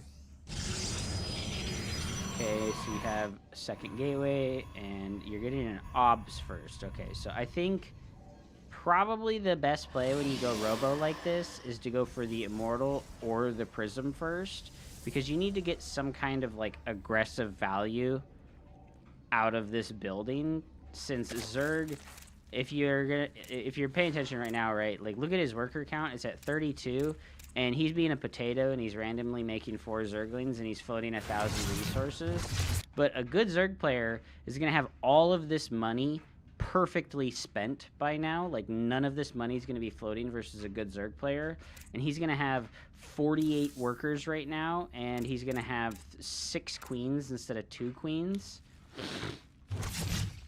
And that means that you need to get some kind of aggressive something done with your first tech building as quickly as possible. Yeah, and I'm just not able to do anything against Zerg right now. I'm really struggling. Yeah, well, that's a problem with the Robo specifically, is that the robotics facility doesn't have good aggressive potential unless you make a warp prism first, okay? So I can show Okay. you how to do something with the Warp Prism and the Robo that will maybe help you enjoy this build and be able to do a little bit of pressure to the Zerg player. Yeah, you're seeing here, right? He's on like 32 workers, and he's making spore crawlers, and he's not scouting you with the Overlords, which he should be doing. Another important note about the Stalker that Ray Rain pointed out here is that, like, the Stalker is really good against the Baneling bust. Like, if the Stalker's in position instead of your Adept and the wall off, it's going to take 3 times as many Banelings to blow up a Stalker as it does an Adept. And you're pretty much just bulletproof versus that kind of thing with the Stalker. Okay, didn't know that. All right, so the Obs is quite late going across the map. If the Observer is the first unit that you build out of the Robo, like I said, you put it on a hotkey, which is good, and it should just go directly across the map right away. Don't, like, let it sit at home and wait. You really want it to go across the map as quickly as possible. So you're going for the third here, and unfortunately, everything that you did in the early game, chrono boosting the Warp Gate, building the Robo first, these are all things where it's like you need to make some kind of pressure happen to the Zerg player, like right now. Like right now, you should have an Warp Prism instead of this second Observer, so you get the 2 Immortals, and then you make a Warp Prism, or you make a Warp Prism as the first unit out of the robotics facility, and then you use that Warp Prism to harass them, right? Like, you put your 2 Adepts into it, and then you come to this spot, like, right on the edge of his natural. You drop him out, you snipe 1 or 2 workers, and then you go back in the Prism and you run away, okay? Okay. That's what you really need to do to, like, represent some kind of aggression with these units. I build 2 Immortals in a Warp Prism, and then I go push. And half the time I kill their third, half the time I don't. Yeah, no, that's good too. But, like, if you go for the Prism first, what you can do... So if Pretty you look at the flexible build guy, time, chat. oh my gosh, I'm a flexible guy. If you go for the Warp Prism first, you can build the Immortals while you're harassing with the Prism. So you build the Prism, you put the 2 Adepts in it, and then you go across the map and you harass with the 2 Adepts while you're building the Immortals. Because even if you chrono boost 2 times on your Immortals, they're still going to take 29 seconds to build. So you're going to have a whole minute of time where your Warp Prism is flying across the map. You drop in the natural, you kill 1 or 2 probes, and then you come back with the Prism. And then when you come back with the Prism, your Immortals should be finished.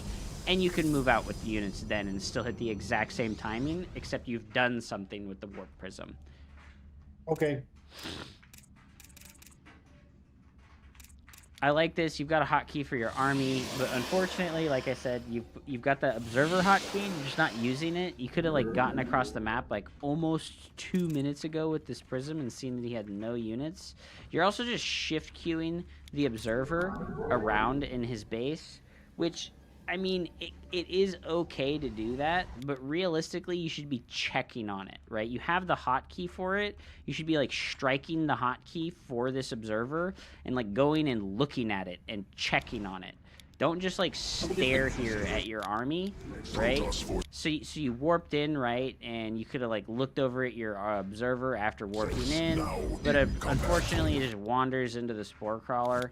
And we don't get any information, right? Like, we just didn't get any info, which is tough.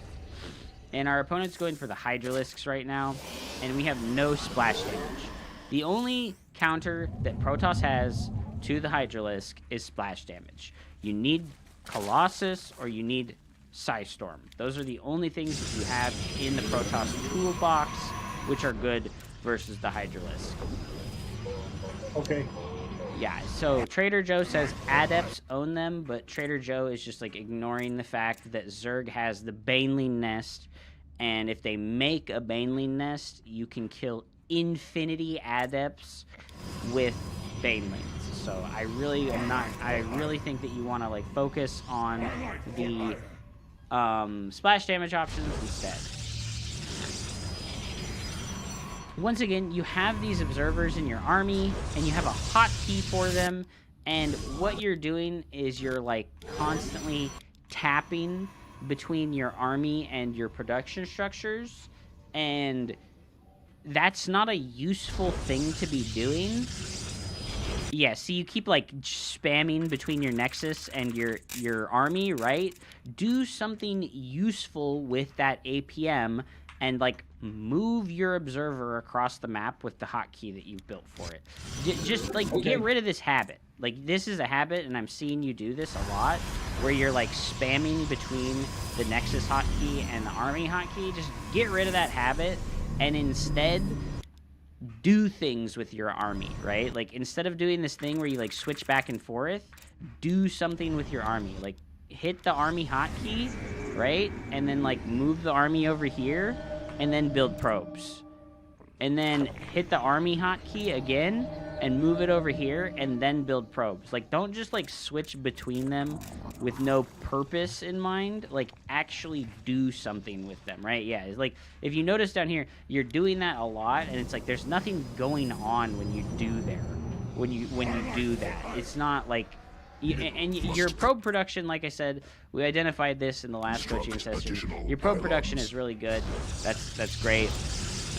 We are going for the robotic space, so you are like on your way to a splash damage tech. But yeah, like once again, you keep doing this cycling between the production structures and your army, but like there's no activity happening with your army, so it's not valuable to be doing that.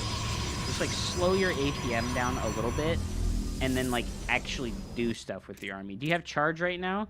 I think the best thing you could do right now is just like send some zealots. Like on the minimap, you just grab these zealots and then you shift click, attack, move, attack, move, attack, move, attack, move, and then you move the rest of your army over to your new base. Okay? Okay. I don't know how disciplined you're being about using your army hotkey instead of the all army hotkey, but that's a big deal. I unhotkeyed my all army hotkey. Okay. So yeah, like I said, we've had those observers this whole time, and your APM is high enough. You could definitely be doing something with that. You could be like over here, like looking and seeing what he's got. Unfortunately, Colossus are actually really not very good versus lurkers, and they're just a bad. I don't want to say they're like a bad unit totally, but they're really not that good of a unit. You're using the camera hotkey locations, something that can be very helpful, right? So you have your camera hotkey location on the base right here, right? Yeah. I think that what you need to do is make sure that these tech structures that you want to chrono boost are on the camera location hotkey. Okay, so these are kind of like out of the way. Think of like the zone that you have right here, right? You have a zone around your Nexus, right? And this is like the middle of the screen where your mouse is going to be at, like 95% of the time. This is where you want your mouse to be at. If you need to move your mouse outside of that zone and go into this second zone, it's going to take you a lot more time to do anything related to this secondary zone, right? Because anything that's in this first zone that's like in the middle of the screen, you can reach this very quickly. Like if your mouse is here, you can like go click that really quickly, right? Like these are really quick, precise movements. But if I want to click over on that forge, look at how far I have to go. That's like a big ass movement to do something like that. So when you make these forges or these tech buildings, try to make sure they're like in vision of the Nexus, and that like when you hit the hotkey, like I'm looking over here and I'm like, oh man, I really need to chrono boost my forges right now. And then you camera location, Nexus hotkey, chrono boost, right? Because what you're having to do right now is you're having to like move your camera over here so that you can have, because like you have this field of control in the middle of the screen where your mouse is at all times. This is like a high level game mechanic thing that's very important to try and to explain to people. You have this like field of control in the middle, right? And when you want to chrono boost these forges, you're moving your camera over here into the field in the middle of the screen, and then you're hitting the chrono boosts, right? So just think about like making it more efficient, where instead of needing to move the camera over there, you just have the camera location here, and the forges are like maybe here on the edge of your nexus, or they're here like behind your minerals, right? Those are things that can help you with like speed. Those can like that's like a speed thing that will like help you be faster, because like the way that you have it set up right now, we're gonna watch, right? Like I'm gonna go back to like when you chrono boosted these, and we're gonna like just like watch how long it takes you, right? Like you look over here, and then you're like, oh, and you move your camera over here, and you're like, oh, I need to start my forge upgrades. And you're like, let me go ahead and hotkey those to the Nexus. That's fine. And then you had to move your camera back to the Nexus, and you move your camera back over here. And this is taking you forever, unfortunately. And it's just because, like, these are not in a good position. You have to keep looking over here and manually moving your camera over there. You really want to avoid this manual camera movement when you do this kind of thing. That really slows you down a tremendous amount when you have to do, like, manual camera movement. All right, so the lurker. So that's like that advice that I just gave you there is something that will like help you play the game in general and not like a matchup specific thing. Remember that zone of control in the middle of the screen, right? See, you're having to like look over here, right? Again, you have to like move your camera here manually, and that's pretty rough. Uh-oh. There's the army. Unlucky, dude. So, this sucks. You're just in a position, right, where you can't attack move into this. He has enough lurkers now. I want to say if there's more than 5 lurkers, right? If there's more than 5 lurkers in an area, you will not win with a ground army. This is just like a painful, hard rule of Protoss versus Zerg right now. If there's like more than 5 lurkers, you will not win against it with a ground army, right? If there's like 5 lurkers, you can like split your army in half, right? And attack from both sides at once. And you can probably win, right? But if there's more than 5, even if you split your army in half and attack from both sides, you're going to lose everything. Like, you might trade your entire army for his entire army, but that's terrible for you, no matter what happens. We're going to see here, yeah, this is just like a slaughter, right? We don't Guardian Shield. We don't have any splash damage. We get absolutely crushed. So this is why I think it's important that you need to, like, have some activity with that Observer, right? Because our army has been parked here the entire game, right? When was the last time you moved out of this position? Your army has been parked here since you built your 3rd base, and you just haven't moved it. And I'm not saying you need to move the army, but you need the observers out on the map, right? Like, if you have an observer, like, here in siege mode, and then you have, like, an observer here in siege mode, and over here as well, you have control of the only 3 pathways from his base to your base, right? That's what the observers need to be doing, is controlling those avenues of movement of his army, so that when he's, like, moving into this position, you can move into position here as well. Because, yes, you got absolutely crushed on this fight, but you definitely shouldn't have gotten crushed that badly. You had a perfectly fine army that should have traded equally with his army. If we go back to this fight, I think you probably should have traded equally here. You're going to lose everything in a fight versus lurkers, but if you're in position and ready to fight, you shouldn't just lose everything and kill nothing, you know what I mean? And then the other painful part of this is that your observers lagged behind your army, and they just weren't part of the fighting at all. And that's part of, like, having the map control. Like, if you have a unit here, like, it doesn't need to be an observer. It could be, like, a zealot, right? Like, right now, you could be like, oh, man, like, I really don't know what the heck he's doing. I'm going to just, like, grab a single zealot, and I'm going to right-click it on the mini-map, and I'm going to right-click this one on the mini-map over there, and then I'm going to move my army to a more central location, like, maybe between the 3rd and the natural, right? Because right now, you feel scared that he's going to attack your 3rd base, and that's fair. right? That's fair that you're worried he's going to attack your third base. So you keep your army there.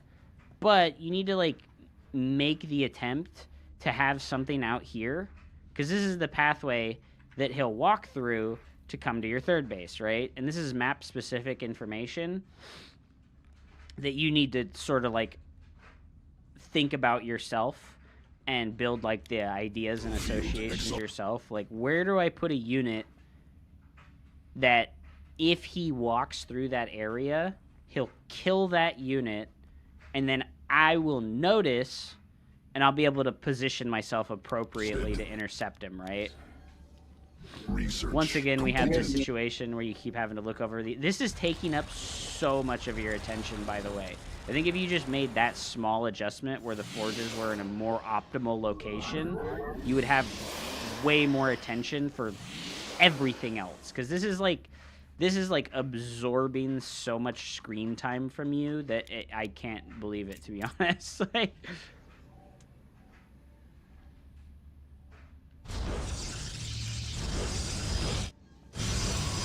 But yeah, no, that would help a tremendous amount. Is like, yeah, see, we're back here again. You've had to move your screen to look at this like 8 times, and every time you do it, let's like count how long it takes you, right? So at 9:18, you looked over here, and you were like, okay, crap, I need to chrono boost this.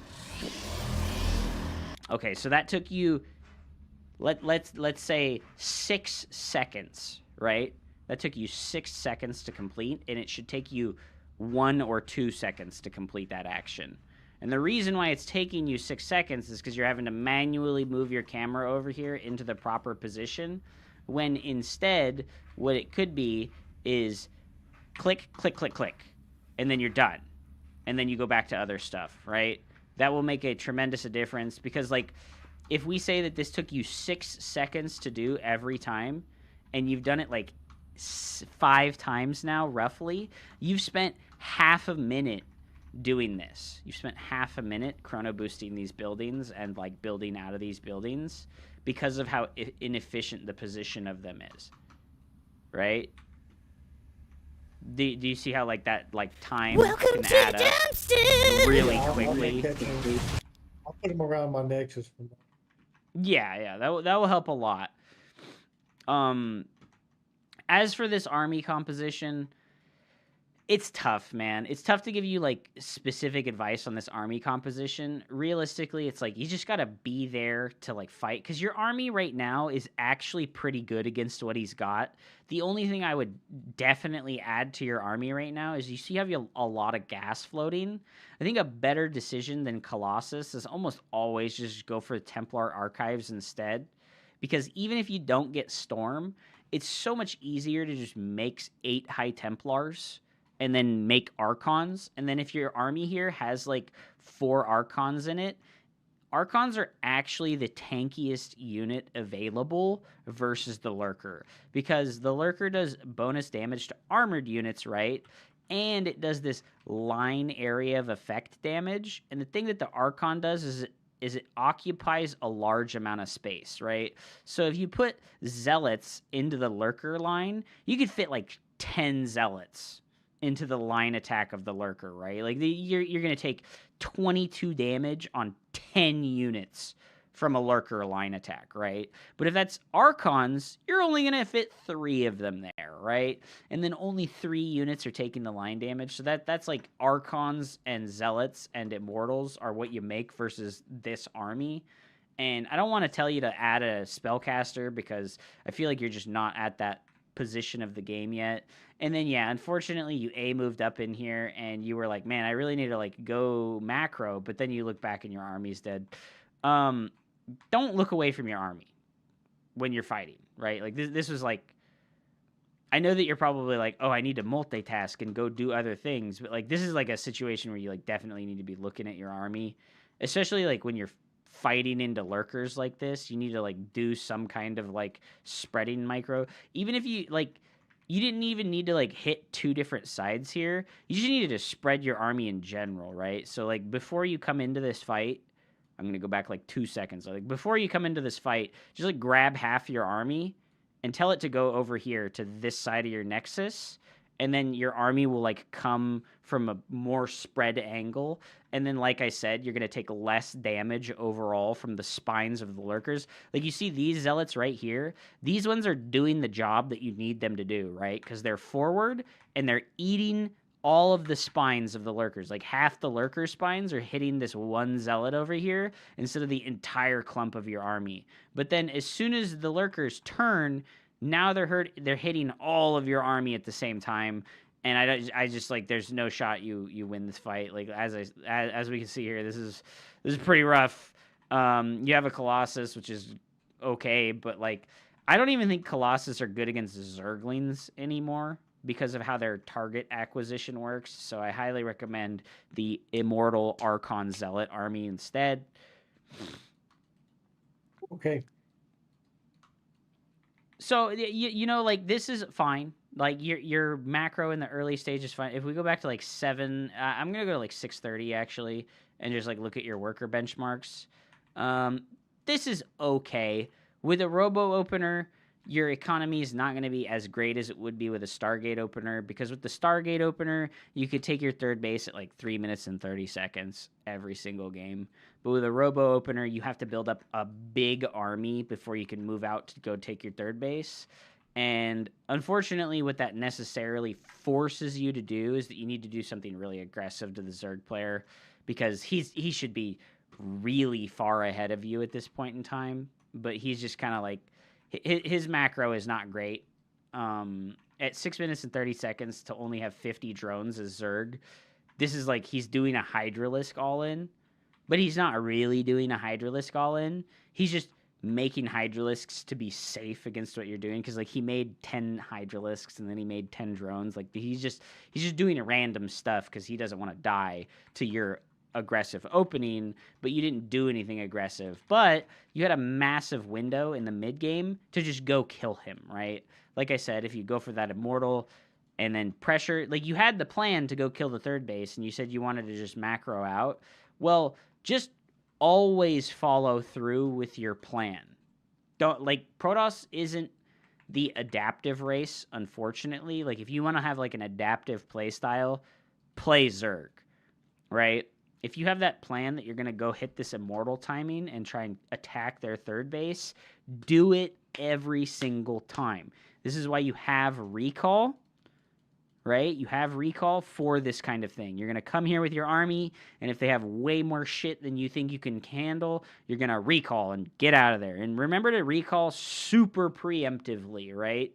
If you get there and he has like 50 Zerglings, recall before he surrounds your army, or else you're going to lose everything anyways, okay? Okay. Recall is like your... like people say this and it's stupid and it's silly, but it's your get out of jail free card. You check the Zerg player by moving across the map with your army units at this early stage. Like I said, he's got 14 Zerglings right now. Your army absolutely crushes 14 Zerglings, right? You have confidence, right, that your army would absolutely crush 14 Zerglings. And if you get here and he has way more than 14 Zerglings, you just recall and you go home, and he's built all those units, and that means that his economy is bad. Yeah, I should have attacked on this game. Yeah, absolutely. Just follow through with your plan. It's okay to go take the third base, but, you know, follow through with your plan. Don't be afraid. Okay, so we have a proxy hatch game, and we have the 12 pool into macro into Ling Flood. Which one do you want me to watch? So the 12 pool and the macro and the Ling Flood was actually a random player that cheesed me. Okay. That's tough. Random, you just wall in the low ground versus random, right? I always wall on the high ground. Okay, well, when you're versus random, because random players can get Zerg, you need to wall on the low ground. It just, like, you just accept the like disadvantage versus Protoss with the low ground wall off if they're random, and you wall on the low ground, because walling on the high ground versus Zerg, in my opinion and experience, is like an automatic loss. Because like, let's just like look, right? This guy's smurfing on you too. Maybe not smurfing, but like Kaczynski portrait usually means this person has a lot more experience than their rank would entail. Yeah, so he's Zerg and he's 12 pooling and you all on the high ground. So what happens is like if they pool first at all and you don't have the wall on the low ground, you will never get your natural base ever. That's why I say it's like an automatic loss situation. Yeah, that's the problem I've been having. Yeah, so you have to wall, like when you play versus random, just build the pylon on the low ground and scout when you build the pylon, right? And just assume that they're Zerg until you get to their base and find out that they're not Zerg. Yeah, see, because you're going to make your Nexus down here, and you have no units, and you don't have a wall off to protect yourself from the Lings, and it's just a nightmare. It's a nightmare, dude. Yeah, terrible. But you can imagine, right? Like, if you just, like, wall in the natural, and you pylon scout, you can full wall before he gets here and be fine. But if you wall on the high ground, you just lose. You can't do anything about this. You're also supply blocked, unfortunately, because you built the second pylon on the natural.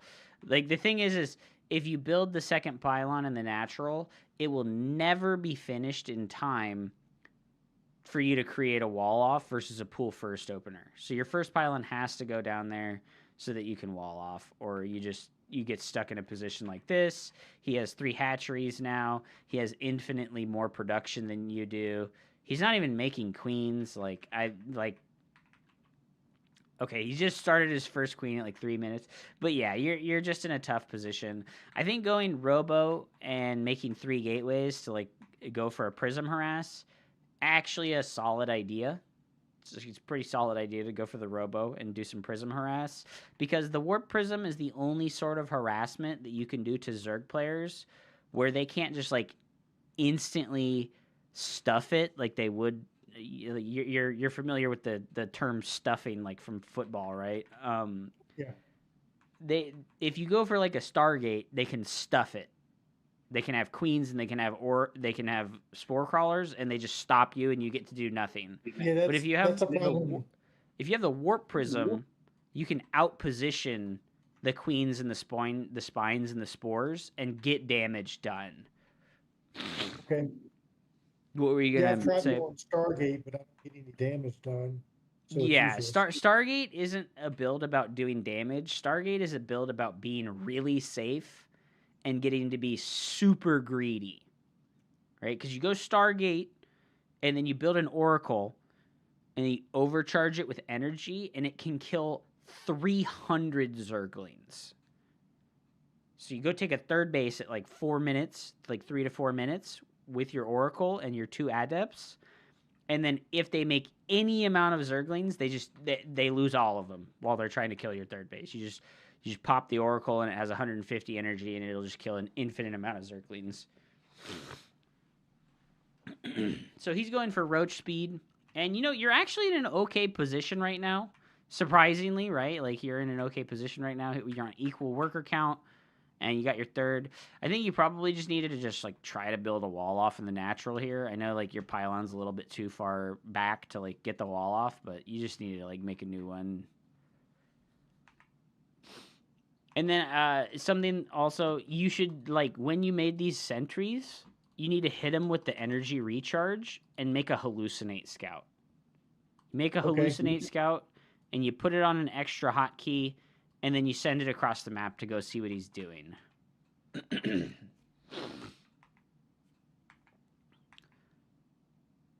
Yeah, this is tough, because, like, he's going to just come Hulk smash you with, like, a massive army supply advantage, right?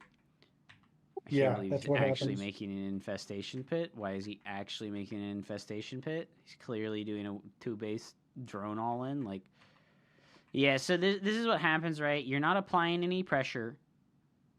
Your natural is much later than his, and so he has way more than enough army supply to defend against your army. And you don't have any tempo advantage. Like, you're not forcing any actions on him. You're not poking and prodding him. And like I said, with the Warp Prism, it could be really simple. You can do like the Terran player tactic where you get a Warp Prism here, and then you drop the 2 Adepts on this side, and then when he reacts on this side, you lift up the Adepts and you send him to the other side. Because if we look at his hotkeys, right, this is going to be the majority of the players you play against. They don't have hotkeys. They're going to F2.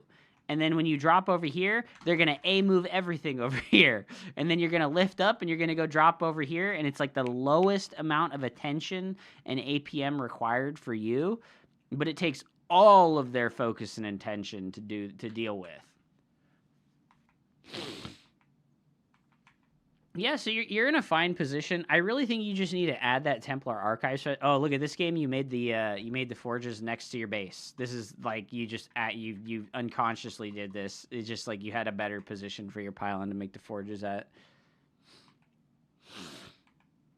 So he's got the hive on the way, and like I said, we needed to scout with the hallucinate. That will help you a lot with making decisions, right? If you have a hallucinate in his base, you can just like see stuff and you can like make decisions instead of being in the position where you're at right now, where like everything you're doing is just like sort of an autopilot. You're not like aware of anything that he's doing besides the fact that he has a lot of bases.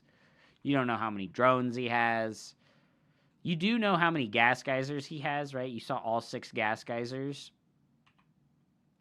We're making all of our production after the third base. This is good. Yeah, I think that like the number one thing I would say for you that would help a lot, you can play this build, it's totally fine. Just make a prism first and harass with 2 adepts. Like make it really simple. Prism first, harass with 2 adepts. But make a Templar archives. You see your gas floats up in like both games that we've watched now. You have a lot of gas floating. Make the Templar archives so that you can just like make Archons. And I think if you just add Archons to your army, it'll help you a lot, right? Like he has 42 Zerglings, and Archons are the best unit in the game at killing Zerglings. Gotcha. What'd you have to say? I said, okay, I understand. Okay, cool. Yeah, you have a really strong army versus what he's got here. If you were able to make Archons with all that gas, you would be in a great position. And then, unfortunately, you're leaving your wall open here, and I'm thinking maybe he's going to, like, Zergling run by your wall off. Yeah, he's going to Zergling run by your position here where you don't have a wall, and that sucks. It is what it is. You didn't, like, rebuild the wall after the early game stage, and now we're in a lot of trouble because there's Lings in our main, there's Lings in our natural. Tough luck, you know, like just unfortunately it's Zerg. No matter what happens in the early game, you have to get that wall off built in the natural. Okay.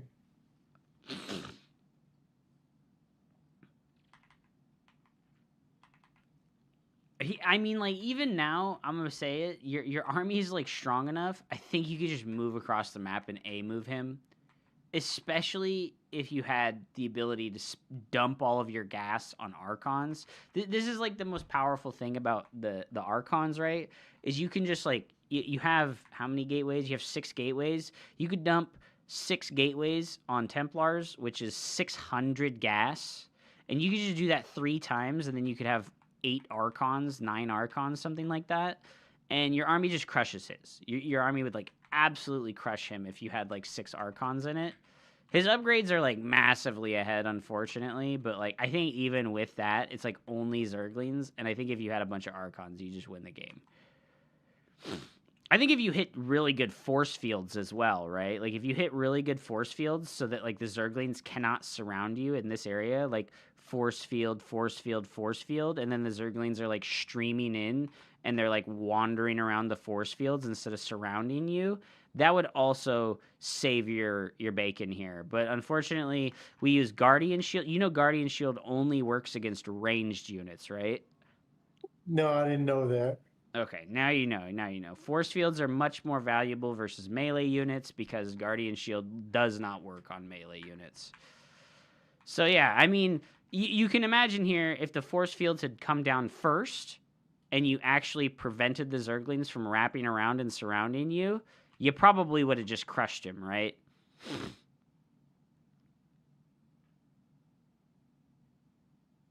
Yeah, I think you would have crushed him. Okay, so I have a map to show you. Someone showed me this a few days ago, and I hadn't thought about it. Dargleen's, I think it's Dargleen's Micro Trainer. Okay, so there's Dargleen's Micro Trainer from It's unfortunately not updated for Legacy of the Void, but it doesn't matter. I'm just going to go ahead and come here, and I'm going to show you the exercises that I think would help you a lot with doing this. And this is something that I think that would be very valuable for you pre-playing any ladder games. You set aside like 10 minutes, okay? You set aside like 10 minutes, and you do these exercises. Hold the ramp, right? The very first one for Protoss, this one's real easy. You get a Zealot and 2 sentries, and you just like force field the ramp here, and you take care of the Zealot. You take care of the Zerglings, right? And then what you can do is you can like practice different ways to use the force field. When this one runs out, what I'm going to do is I'm going to place the force field next to the Zealot, and we're going to let the Zealot attack the Zerglings, right? So this is something that you can do. We're going to put the Zealot right there, and we're going to force field, and then the Zealot and the sentries get to fight, right? And this is like, you need to do this in like a contained way instead of like in the game itself, because when you're playing the game, you have all these macro tasks and multitasking things to focus on, but in this trainer, you get to focus on just this thing, and it helps you build the skill into like an automatic thing. Right? And that's very important to like build it into an automatic thing, or else you're going to struggle a lot when it comes to those situations like we had in that game there. So like I get the good force field, and then we move on. So that's the first one that I think you should try out. How do I go back? Choose challenge. And then the second one that I think you should try out is the force field survival. What it does is just puts you on a ramp here, and it asks you to force field perfectly. Okay, I fucked it up, but you know. The sentries permanently regenerate energy, and then it just has you force field the ramps. And this is good practice because all it does is it helps you improve your accuracy with the ability, right? And this will help you be reactive. You have to like react to the banelings coming in, and it will like simulate the action of you reacting to this stuff. Unfortunately, I'm trash. This will help you a lot, right? It's called Darglein. Darglein. Okay. Micro trainer. And then the other one that I think is really helpful is Printf's Minute Micro. Printf multitask. Wait, it's just called Minute Micro. Minute Micro is a really good one, and if you try this one out, this one is actually quite a bit better than the Darglein one. But I think the Darglein Micro one is really good for the force field skills. That one's really good for the force field skills, because that stuff is like really simple. There you go, chat. This one is more like specific. This one's very much more specific. May Raja So light the path to victory. I haven't done this in a while, but this has like many things. This one's important. This one will help you deal with Zergling stuff. So you surround the Zealot with your probes, and then you right-click on the Zerglings. It's like a micro challenge, so we just keep the Zealot surrounded. And then we fight the Zerglings, right? So you right-click the probes onto the Zealot, and then we keep the Zealot from getting surrounded by the Zerglings, and if our opponent doesn't know how to do it right, then he gets absolutely wrecked by the Zealot, and then we can get a GM on this. But there's a crap load of these. How do I go back to the menu? There's a crap load of these, right? And this is something you can come here, you can set a timer, 5 to 10 minutes, practice a couple of these, just 5 to 10 minutes of this stuff. So look at, I can dodge the Widowmine shot with the Banshee, nicely done. I can dodge the Widowmine shot with Burrow. Oh, I sucked, so I didn't get it. We burrow, and we dodge the Widowmine shot, and then we dodge the Widowmine shot with the Banshee.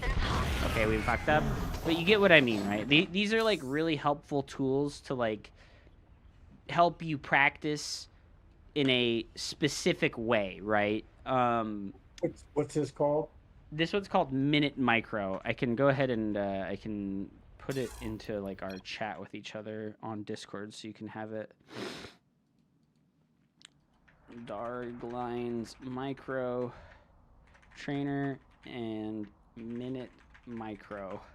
So these are really helpful, and the Minute Micro one is really good because Printf, being the wonderful content creator that he is, he made a series of YouTube videos that explains exactly how to do all of those challenges perfectly. And I think it's incredibly valuable. Like, if you go through those Minute Micro challenges and you can get like up to Diamond League on all of them, you'll feel much more confident at literally everything in StarCraft because it's a mechanics training routine. You're like training your ability to translate thoughts into actions in the game, and that will help you way more than any amount of build order practice, okay? Okay. So I think we should probably call it there, right? Unless you want to Can look we at go one over more. the proxy hatch replay? Okay, yeah, we can go over the proxy because I think that's an easy one for me to help you with, actually. Yeah, I got no idea what to do there. Oh, look, he's got the Masters glitch where he only has 2,000 MMR, but he's Masters League. So we're gonna go for the pylon, and then we're gonna make our gateway, and we go scout. Okay, so you saw his probe pass your. You saw his drone pass your probe in the middle, but you might have missed it. Okay, so we see his drone come in, right? So there's only one option for what he could be doing right now, and it's building a hatchery. So the optimal amount of probes that you pull is 5. You pull 5 probes from your mineral line, and you go attack the hatchery until it's dead. Because 5 probes does more DPS than the building heal of the hatchery, okay? Okay. So yeah, you have to pull the probes. You have to pull 5 probes, because if you don't pull the probes and the hatchery finishes, he's going to start building a queen, he's going to start building zerglings, he's going to make a fucking spine crawler in your base, and you're going to die. Oh wow, you're big balls mode and you choose to ignore it. Yeah, I would go cyber and second gateway versus this, because your probe scout came into his base, and so okay, this is like kind of like building on what we talked about earlier, which is your lip service with your probe scout. You're not actually scouting with your probe scout. You like sent it into his base with a shift Q order, and then you never look at it again, right? When do you actually look at your probe scout? Because you could have noticed there's no hatchery in his natural, and that should let you know immediately that he went for a spawning pool before expanding, which means that he's all in you, okay? So when you send your probe scout, look at the natural base instead of going in the main, because it's not important what's in his main. What's important is knowing whether or not he has a hatchery. Probes under attack. All right, so the Zealot comes out. This is like, I think the Nexus kills you here. There's no winning if you go for the Nexus first. You need to go for the Cybernetics core, and you need to pull the probes. And then the reason why the Nexus kills you is because you need the Cyber and you need a Pylon right now so that you're not supply blocked for the second gateway unit that you want to build. Because you're going to build 2 Zealots versus this. Okay, so you came in here. You did see that he had the gas in the pool. Second Pylon comes down. And then, like I said, yeah, you needed to pull the probes because this hatchery is going to finish. And then your Zealot's going to be stuck up here in the main base dealing with this while the Zerglings try to attack your natural. And he's going to do stuff like build a spine crawler and build a queen. And you just never let this hatchery finish, right? 5 probes attacking this hatchery right when it starts will always kill it before it finishes every single time. And then what they do a lot of times is they build the hatchery to block your nexus, right? So if they build the hatchery to block your nexus, you're going to do the same thing. You're going to pull 5 probes, you attack the hatchery, and then what they'll do is they'll cancel it and they'll build an evolution chamber. You just continue attacking the evolution chamber with those 5 probes, and they will always kill it before it finishes. Okay. And then you won't have to deal with the broodlings attacking you. Yeah, see, he builds the spine crawler. Even right now, you just like kill the spine crawler instead, right? With one of the zealots. One zealot will definitely kill a spine crawler before it finishes. Yeah, so unfortunately you're having to fight the zealots now. I think it's okay to go for the stalker. Man, you know, if you had built your second pylon in your main base and made a shield battery, I think you probably defend this. Even with like the greedy nexus, if you had a battery in your main base, and then just create a full wall off to begin with. Don't leave, like if they proxy hatch in your base and they are one basing you, just create a full wall off to begin with. Like make the cyber touch the gateway and then make the third gateway full wall. Okay. Oh gosh, excuse me. But yeah, I think if you had a battery in the main base, right? I mean, the zealots are there and they're fighting with a battery healing them. I think you probably just defend. But unfortunately, now you're in like a no-win situation. You pull the probes now, and it's like a little bit late. And we're targeting the hatchery instead of the spine crawlers. Like the hatchery isn't an important thing to target here. The spine crawlers are the important thing to target here. Yeah, I was just lost. I didn't know what to do. All right, no worries, no worries. Like I said, 5 probes, kill the hatchery, make a zealot, full wall, you're good to go. You can make a forge versus this too, if you want to be extra safe. But I would say only build cannons in your natural. Like if they block your natural with a hatchery, that's when I would build a forge a lot of the times. But if they build the hatchery in your main base, I wouldn't go for the forge. Because they're going to just like cancel it if you build cannons to defend against it. Okay, well, thank you. Do you have any extra questions about defending against this? No, I think I know what to do now. Okay, cool. Awesome. Dargling my balls. All right, dude. I hope that this helped, and it will be on YouTube for you to come revisit when you need to. I'm going to go get some more coffee, and I'm going to take a bathroom break. All right, I'll tip you 20 on your stream. All right, hell yeah, dude. Thank you so much. I'm glad that it's been helpful, and I'm glad you came back for round 2. I think the coaching makes the biggest difference when you come back for more, right? Because the first session can be helpful, but I think that what is most helpful is when you come back for like continued coaching sessions, because like I said at the beginning, I taught you things that were not about just playing a matchup. I taught you about things that are about how to play the whole game together. Like the mechanics things are very important, and they will make a much bigger difference if you work on them over time than any amount of build order practice stuff. For sure, and I greatly appreciate it. Yeah, of course. Good luck on the ladder, dude. I'm glad that you got to plat. I think you could get to diamond real easily. Like I said, if you just slam those micro trainers a little bit. You don't have to do them long. Like I said, 5 to 10 minutes every day before you do your laddering, it will help a lot. It will like really quickly add up and help a lot. Yeah, for sure. Every day when I'm drinking my coffee, I do practice sessions before I get on the ladder. Heck I'll yeah. do those. Heck yeah. That's the way to do it, man. Right, Have well, a fantastic day, dude. I'm glad that it was helpful. Appreciate you. Good luck. You're a pretty good coach. Well, I don't get the opportunity to do it too often because, unfortunately, when people look for coaches, they shoot upwards too high. People will be like, oh, man, if I'm going to get a coach, I need fucking LeBron James to coach me. I need coaching from a fucking pro gamer if it's going to be good coaching. And it's like, you don't need to pay a pro gamer $100 fucking dollars to get valuable coaching, you know? Like, is that posted? I will eventually post the VOD on YouTube. The VODs all go to YouTube, yes. But for coaching stuff, I keep it and I put it into a like shorter video that's like an hour long, and then I put it as like a video on YouTube. Is that posted? I'm sorry, I'm watching TV and speaking through my phone. No problem, dude. Global Zen! My coach is so sweet. Thank you so much for that, man. Okay.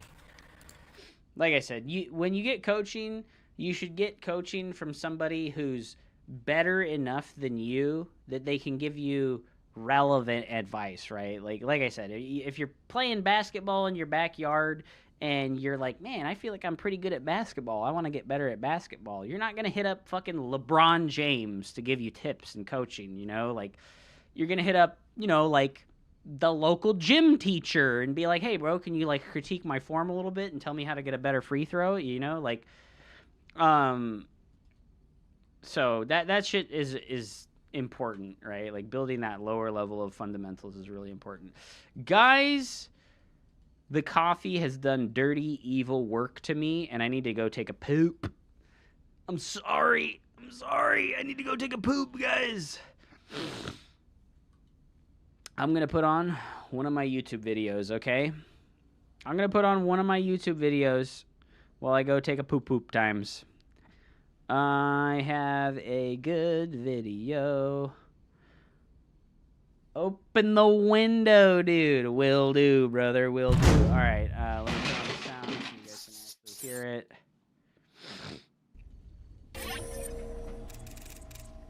No shot that's going to work on me, brother. All right. I'll be back in just a little bit, guys. Thank you guys so much for watching. I appreciate you. The Phoenix Colossus We good. defense Take that break. versus this particular playstyle from Terran. Because the particular playstyle from Terran this game is a 3-Rex factory with no starport. And I think on paper, this build is exceptionally good against the Phoenix Colossus playstyle. And it's because Phoenix Colossus players do not properly identify and then tailor their army composition to deal with this. So, step 1 is identifying if they're doing a 2-gas build or not. I saw his command center start on the high ground with my probe scout, so I know that he's not doing a 2-gas opener. I know he made the CC before the extra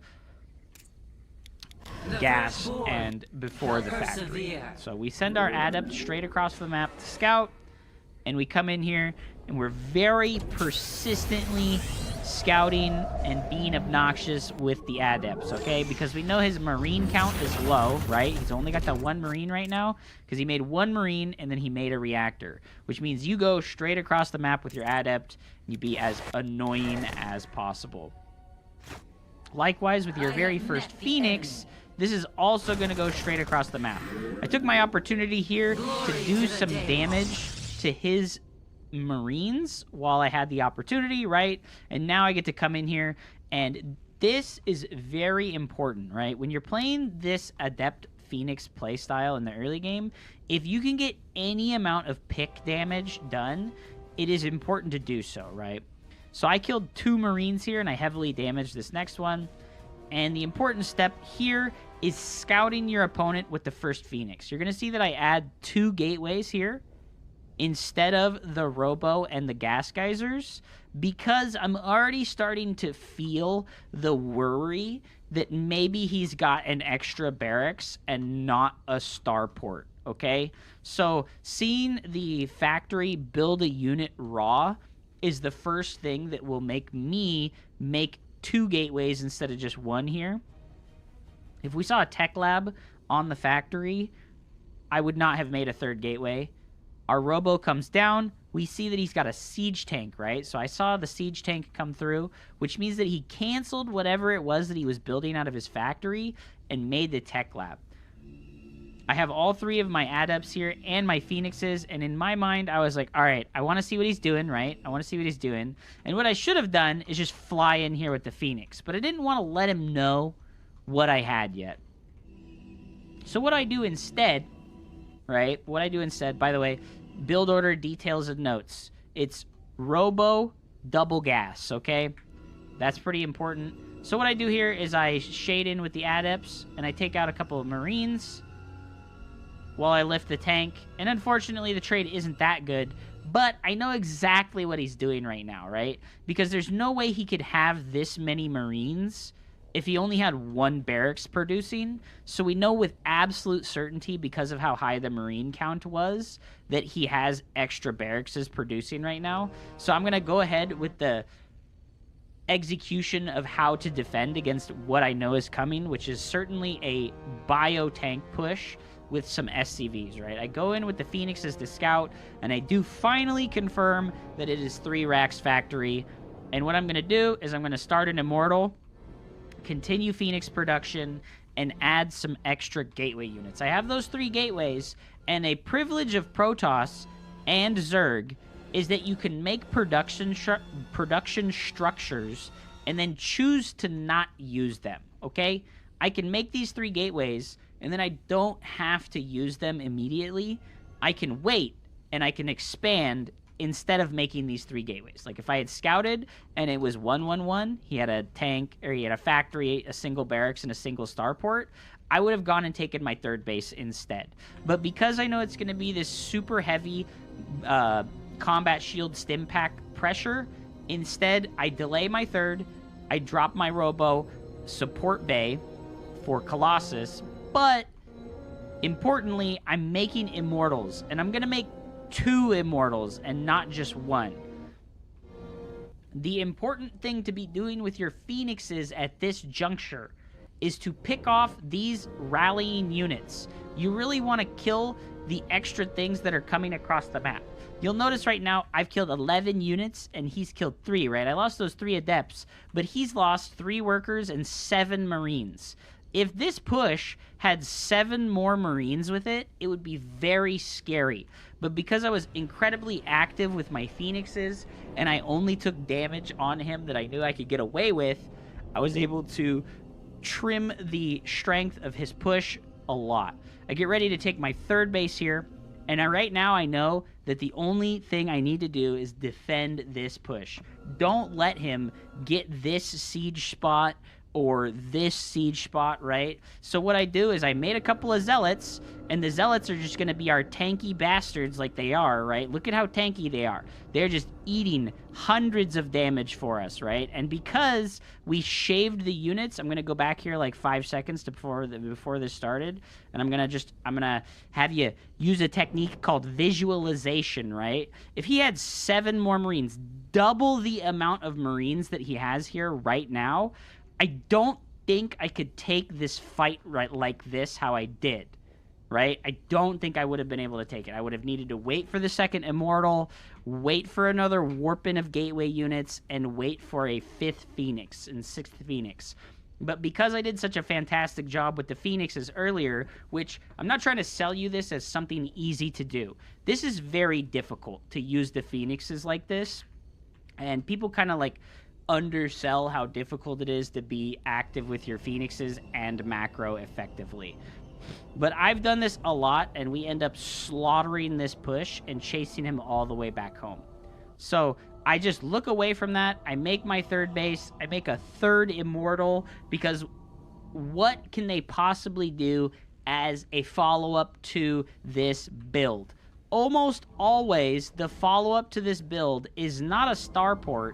It's 3 more barrackses, okay? So my opponent is adding 2 more barrackses and a starport now, which means he's all-inning us.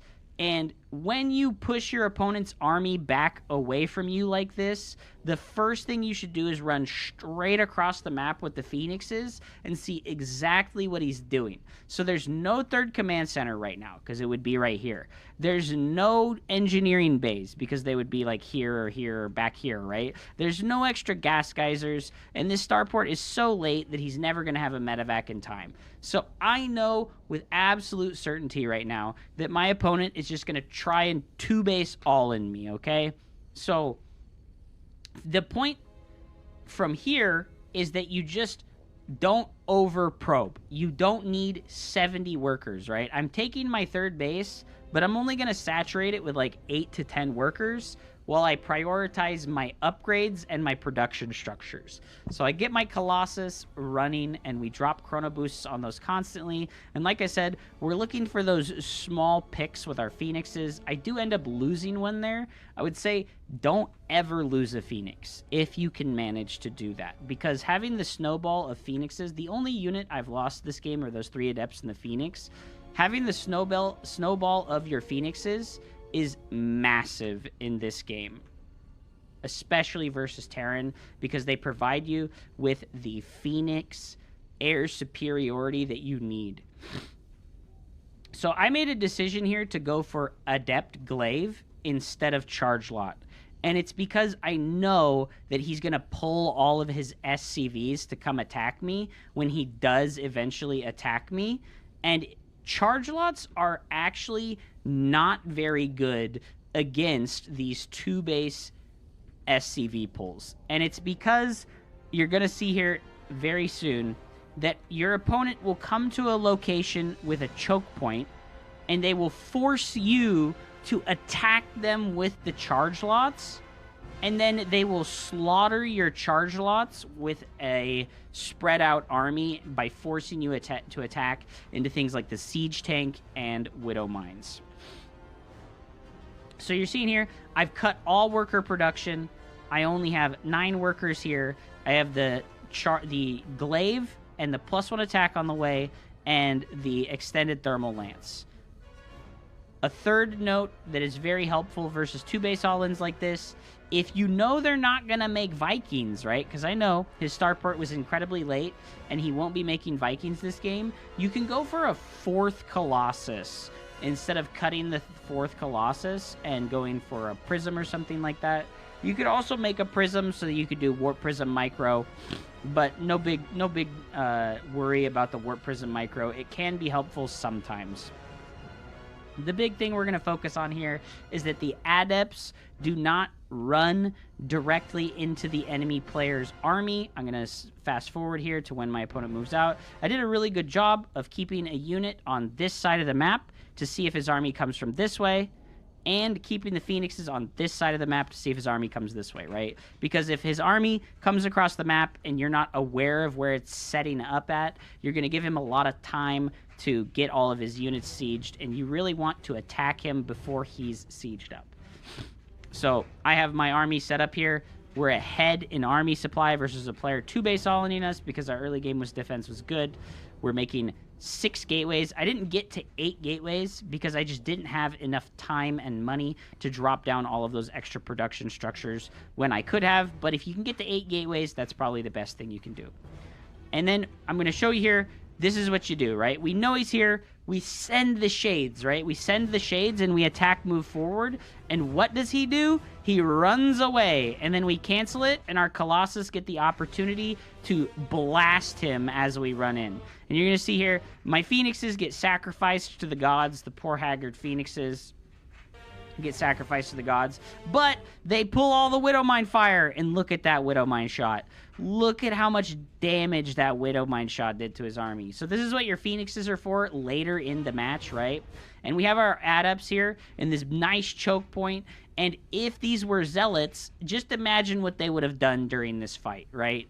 Just imagine what Zealots would have done during the middle of this fight. If I had Zealots, all my Zealots are running into these Widowmines and getting blasted. So instead, we have a ranged unit that doesn't run forward in front of our army, and we end up absolutely slaughtering him as he is forced to attack into this shield battery location, and the Guardian Shield is also very valuable. And we get a GG. Thank you very much for watching. If you enjoyed this video, I would very much appreciate if you hit the subscribe button and help me on my way to monetizing my YouTube channel. Thank you so much.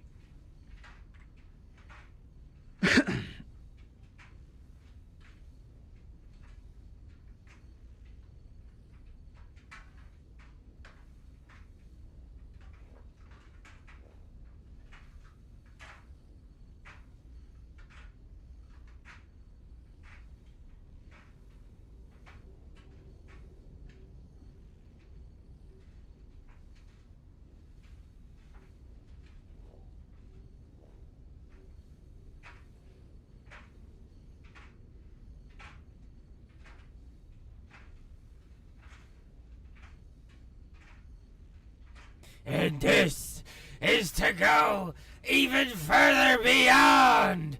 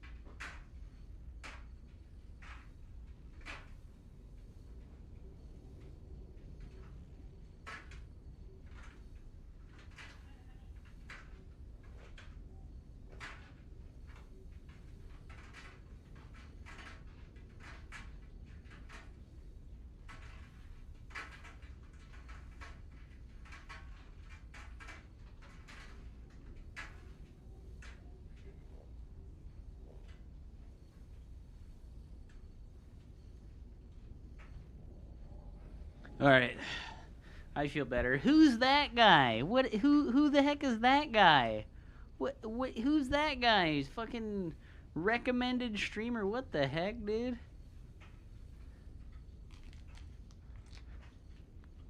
Okay. Time to play, guys. I've been putting it off. Hub has a really nice multitask, even on the shitter Micros' chat.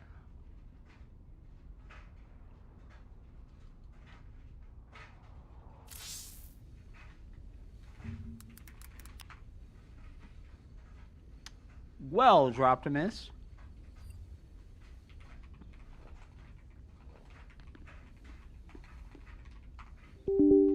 I hope you had fun, bro.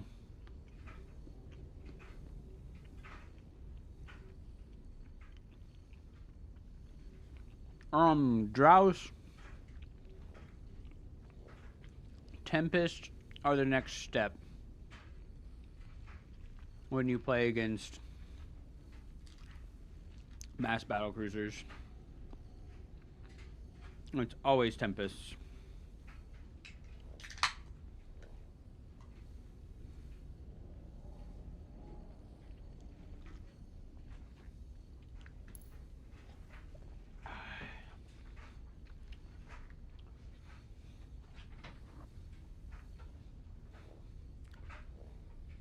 Yeah, and the best answer to dealing with mech is to never let them have a third base ever. I am the bone of my soul. My sword. Something, something. I can't remember the rest of the speech because fucking Fate Stay Night is for weeaboos and I only watched it one time. Even though the movie was so fucking cool. Okay. I'm glad you guys enjoyed the coaching.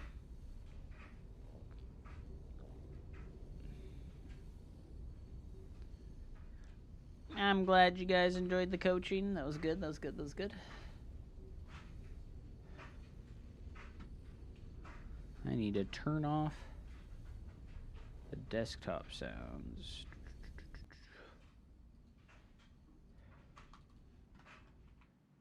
Are you gonna ever unveil the Eric Jet Li coaches session on YouTube? Maybe. Oh my god, we got Alex, dude. What?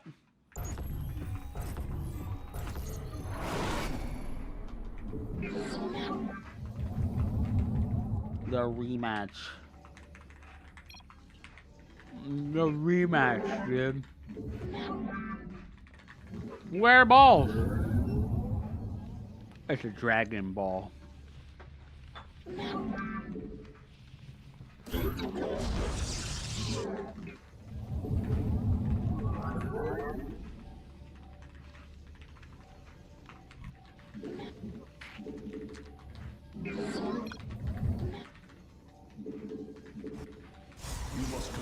additional pylon.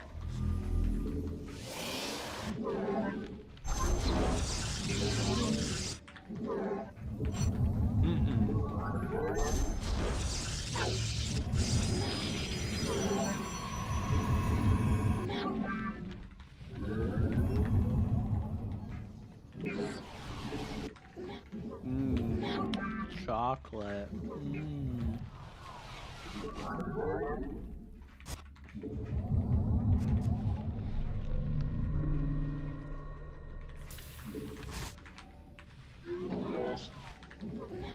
Bro, he got Karen again. I got Karen last time as well.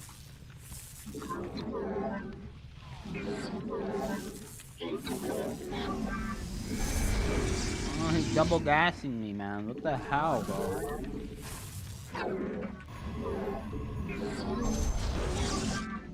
This honorable streamer, I mean YouTube maker,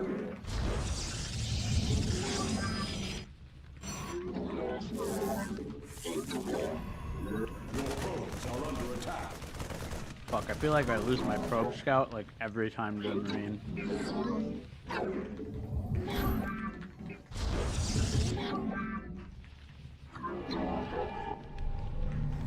You must construct additional pylons. You have not enough. My pylon is late! I'm gonna make a shocker. Construct additional pylons.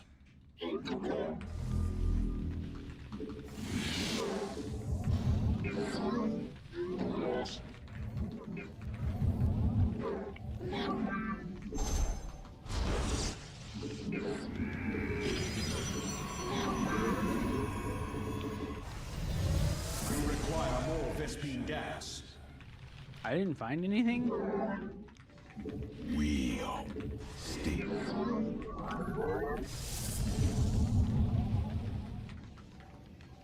You have not enough minerals. You have not enough minerals. I guess we just walk our probe scout back across the map and find out what he's doing, right?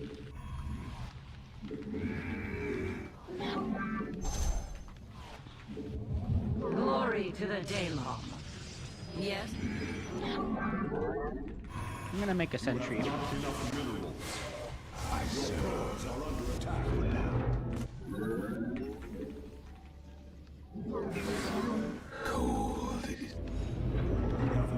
gonna leave that there. Let's make a prism first. I need a pylon so I don't block. Let's go Halus Scout. Let's go Halus Scout. I do have the probe in the middle to see if he's just like pushing across the map immediately. Research complete. Zero effect. I'm gonna make an immortal. Okay, Cyclone. Okay, just stay at home. Make 2 stalkers. And then drop the prism. I am here in the shadows.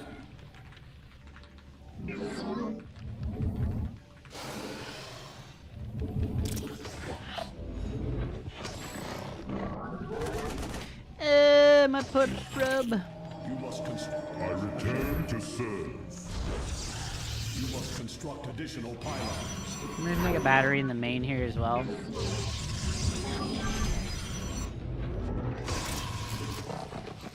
Where are you going?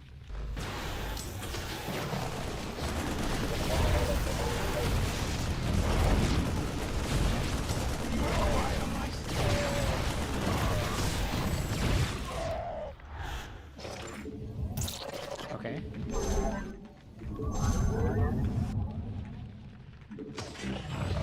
The cyclone's gonna be waiting here for me, right?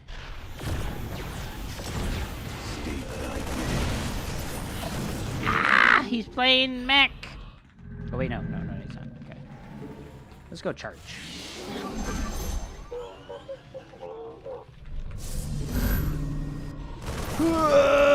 What the fuck am I doing?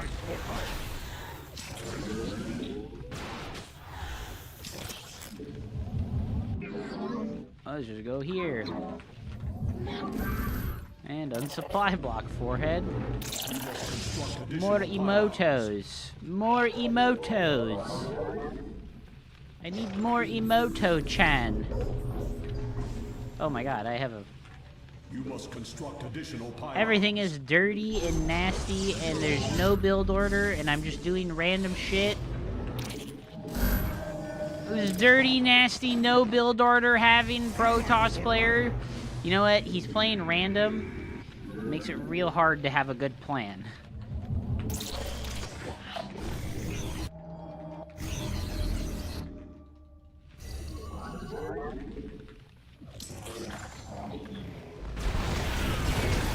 Okay, he's just ready for that. Unlucky dude. Highlight for iron. He does have the double engineering bay, which means he's gonna have really good upgrades, so I'm gonna go ahead and put my forges down. Does he have a third CC on the way? You have not enough minerals. He does have a third CC. Okay, so we're good. We're good. I think battery here at the third base. We really don't want this to be in siege mode, because what'll happen in siege mode is the observer will die. I'm gonna go ahead and adjust my camera location here so that the forges are a little bit more in focus. Oh boy. Your warriors have engaged the enemy. Okay. Highlight.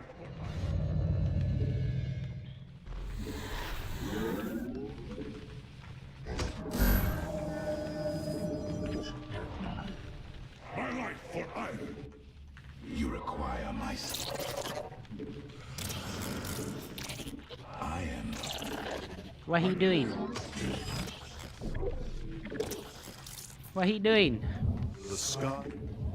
You must construct additional pylons. Highlight for iron. Oh, he just took the forward base. Okay. I guess You must that's... construct additional pylons. I guess that's fair. You must construct additional pylons. I made some pylons. Don't be telling me no shit no mo. Oh, dude, we didn't start our next... We didn't start our next Colossus. Depleted. Alright, we're starting to float lots of gas. Let's make our temple archives. Where's his army at? We just use the siege mode of the Depleted. observer over here. I'm gonna send a zealot for map vision. I do need some extra gateways as well. Highlight for iron. Research complete. Mineral field depleted. Where his army at? Depleted. Upgrade complete. He's looking for my prism. No! Oh, shit. Mineral field. Alright, so this is when it's good to commit to the harass option. We embrace glory. Ula Sadari. Depleted. Because We embrace glory. For our pants. yeah, that dragged him back home. And I can make a couple Archons now. And more gateways and not get supply blocked. And we can build some stuff out here so we can have map vision. You have not enough minerals. And I think we just want more Archons so we can A move. I think he's probably making ghosts, right?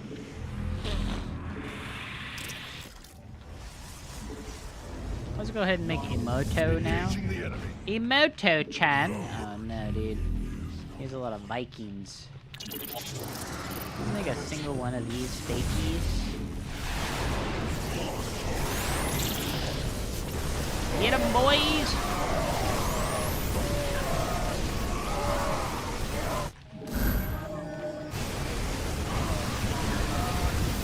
No, he F2A moved me! GG. It's unfortunate that he would just F2A move me with Dorito cannon and huge upgrade advantage because I didn't build Stargates on time.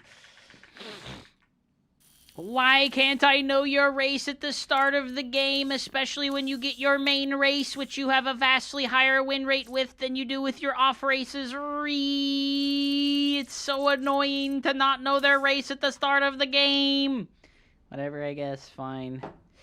I guess you can have a free advantage at the start of the game by clicking the random button and then doing something dumb. That's totally fine. I don't care. I don't care, I guess. That's totally fine. You just click the random button and then you have an advantage. That's fair. It's fair. It's so fair. I love it that it's so fair that he just clicks the random button and then I have to fucking do a low ground wall. Oh my god. This is so annoying. This is so annoying. I hate that so much, dude. I wish the game was just fair, you know? And then we start the game and it goes, there's his race! There's his race! Oh my god. You don't get a bit of an advantage, you get a massive advantage. Like, holy shit, it's insane how massive an advantage is. Like, listen. Like, I want to do a science experiment. I want to force high-level Protoss players to play PvT versus Terran, and they know what race they're playing against, and they have to wall on the low ground. You're not allowed to wall on the high ground versus Terran. You have to wall on the low ground. And I want to watch the highest level Protoss players' win rate versus Terran plummet to like 30%. I want to see it. I want to see a Clem versus MaxPax first to 10, where MaxPax has to low ground wall versus Terran every single fucking time, dude. I bet Clem wins like 8-2. That's how big of a disadvantage that is. It's brutal. Like, I can't believe how fucking brutal the disadvantage of having to wall on the low ground versus Terran and Protoss is. Like, it's crazy. Like, it's actually crazy, and it's like so fucking bullshit. The wall didn't come into play all game. Thanks, Haffy. Thanks. Listen, I know that you know that I did not play effectively and perfectly, okay? I know you know that I know that I did not play well, okay? I know you know that I know this. We don't need to look at the game that I just played to discuss the fairness of random versus Protoss. Okay?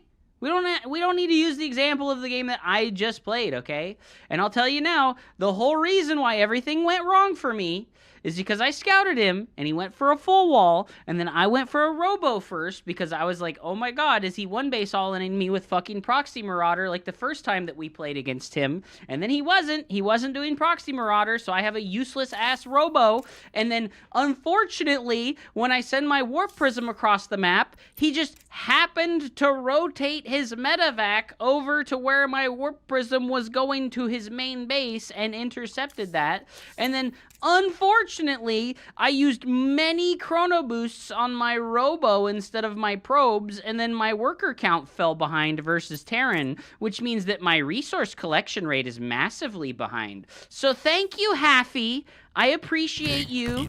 I do. You're a total douchebag. I get it. You like coming to my Twitch chat and acting like a dickbag because your MMR number is bigger than mine. I know. I get it.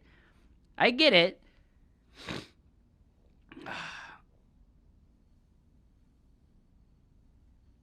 Just ban him, Hup. No, it's fine. It's fine. I understand where he's coming from. I understand where he's coming from. I know. I get it. I get it, bro. It is quite frustrating to deal with people who talk to me as if I'm a fucking retard. Like, bro, I play the game for fun and for entertainment. Like, no, the way that I play the game isn't super perfect. No, I didn't do something that I do. Playing Robo first versus Terran is not something that I ever do. In my last 500 games versus Terran, I haven't made a Robo first. So, no, I didn't play very effectively or efficiently. I understand. But listen, when Protoss plays versus random, and they get a Terran player, they do all the damage to themselves, okay? He didn't have to abuse anything. I abused myself. Does that make sense, Haffy? I know that you're a little bit slow mentally because you seem to not be grasping the idea that I did all the damage that he needed me to do to myself instead of him needing to do damage to me. And I know you probably understand that, but you're just being a dickhead, which is fine. It's your right to be a dickhead. But you know, I did all the damage to myself because I scouted a full wall off, and I was like, oh no, he full wall offed before expanding, and you know, you're like, he's not taking advantage of anything. Oh, dude, what do you mean? He full walled on the high ground, didn't go fucking double gas, and then just expanded normally on the high ground with a full wall. And I was like, oh no, I have a wall on the low ground. I have to play as if he's all-inning me. So I think you're kind of wrong about him not abusing the random privilege. I think he kind of perfectly abused the random privilege by using my lack of knowledge about his faction at the start to force bad decisions on me. Oh, wow. So I have a low ground wall off, and he knows that because I'm playing against random and I'm Protoss. So he abused him being random and made it seem like he was gonna cheese me and then didn't. So I didn't get to know that he wasn't cheesing me, right? Because I didn't go for a fucking adept first. I went for a stalker first.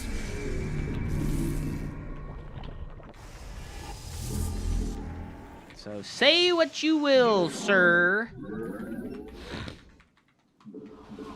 And yes, I'm very frustrated right now that you would dare to come here and act like this to me while also simultaneously not even fucking following my stream, you dickhead. Fuck. It must be nice, dude. It must be nice. You just get to come to a person's stream and act like a total dickhead to them and be hella condescending and rude, and then they tolerate you. Where shall we march? And you go, man, why is he so angry? There's someone impersonating you. What do you mean? Naja, come. Let your will be heard. The Templar, march. You have not enough energy. Give us. Ire shall be reclaimed. Link it to me. What are you talking about, Let Sibajan? your will be glory to the Daylom. You require more Vespene gas. Portala.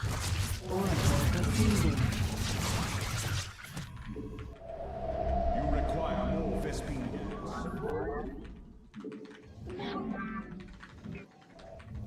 An omen. Yes. Naja, come. Yes. Where shall? Oh, We need it's fine. It's whatever. I see. I can't control what people name their fucking Twitch channels. The stars align. Wow, awesome. They were stacked on top of each other, so I get 0 damage done with that. Ire shall be reclaimed. You have research complete. Combat awaits. Let your will be heard. Give up Naja Kar, Nina.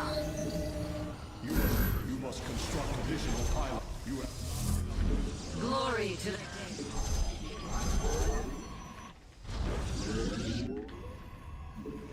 Yes, exactly.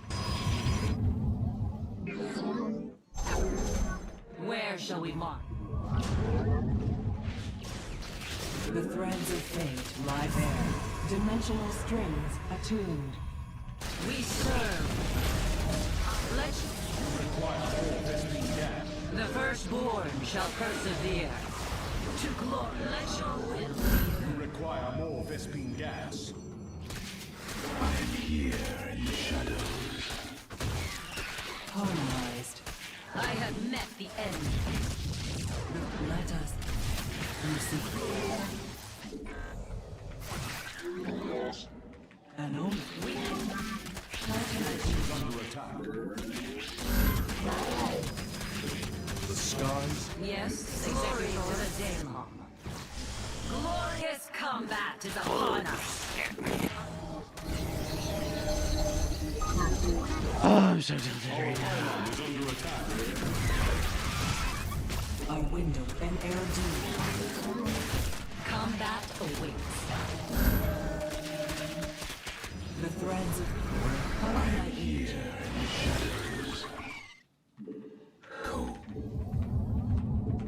You must construct additional pylons.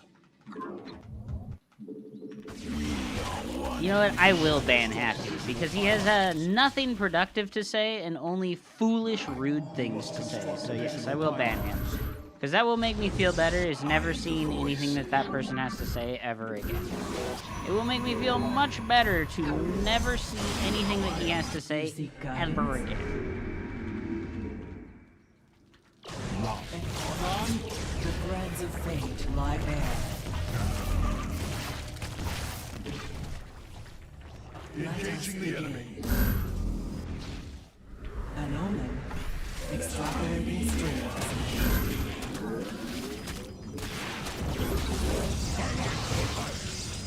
We are one wish you require. An air deep. Anan.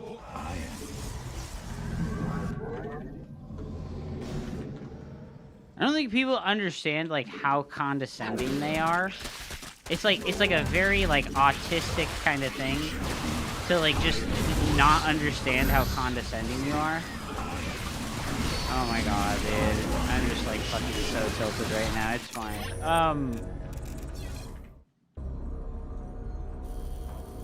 No, he was on like 60. It doesn't matter. I just like fucking tilted off the face of the planet because fucking Happy is a fucking piece of shit, you know. It's just like all of Rocker's associates and friends are total pieces of shit, you know. Like everyone associated with Rocker is a huge fucking piece of shit. Like, oh my god, they're such fucking assholes. It's insane how fucking asshole-ish those people are. Whatever. I'm not worried about it. In my opinion, Rocker is a decent guy. Yeah, you would think that. You would think that. You would think that for sure, dude. You absolutely would think that, like 100%, dude.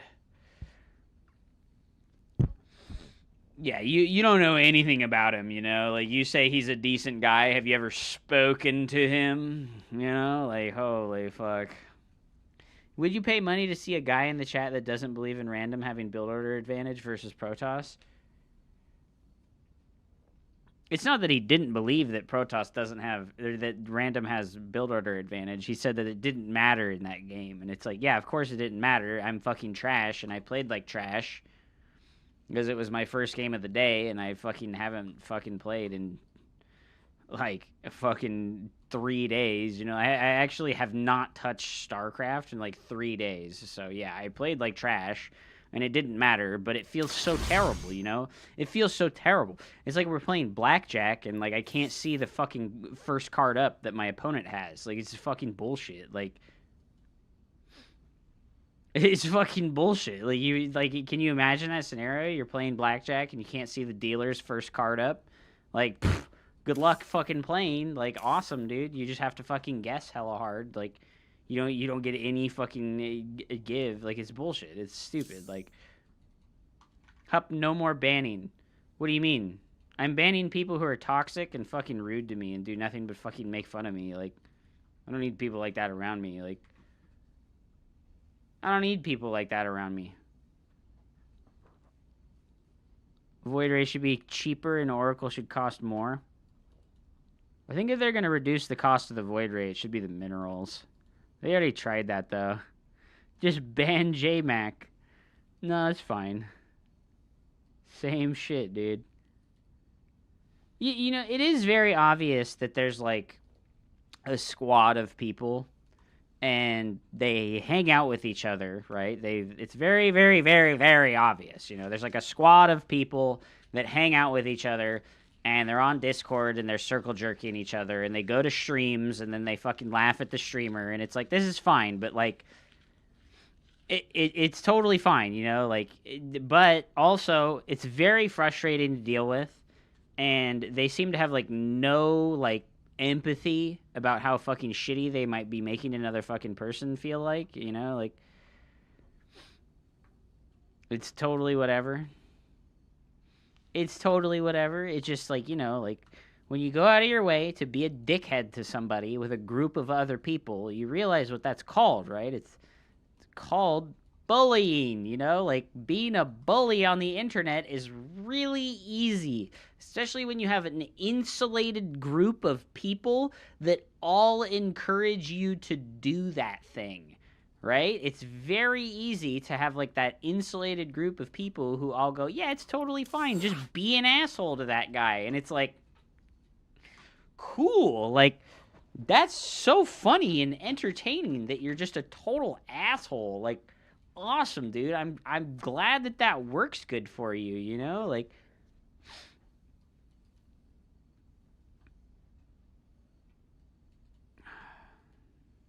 you're in a group call that's nothing productive to say. Awesome, dude. See, that's the other part, you know? Like, it's like an inside group, right? Like, it's an insulated inside group. And I'm not inside the group. That's what makes it feel extra bad, right? Is like, I'm not in the group.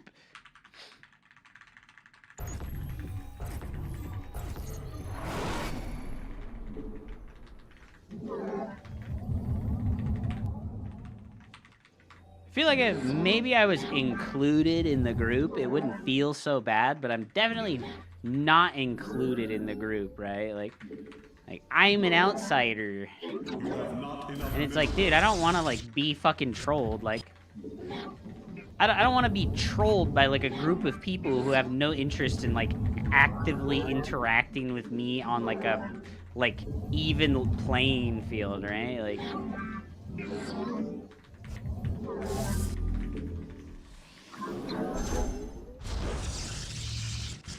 You have not enough minerals.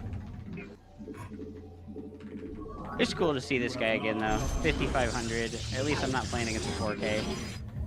What's that got to do with me? Oh, I didn't say it had anything to do with you. Like, did Nina ban someone for talking about someone circle jerking about random Discord drama and now did exactly the same thing on other stream, or am I just going crazy? I don't know. I don't know. All I know is that Haffy has never had anything nice to say to me ever in the history of my interactions with him, so it's like, why would I bother keeping him around if he's never had anything nice to say to me or about me ever?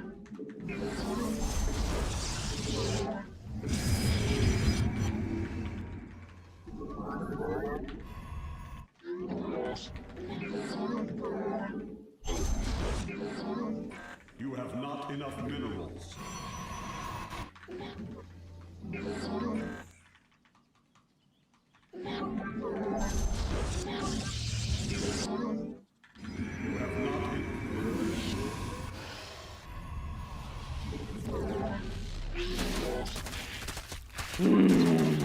That's so frustrating, guys.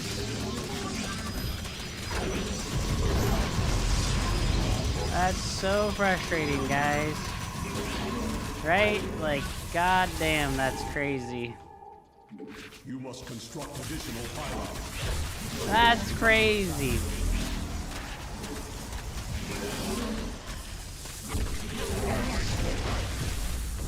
Command, we are the blades of fire.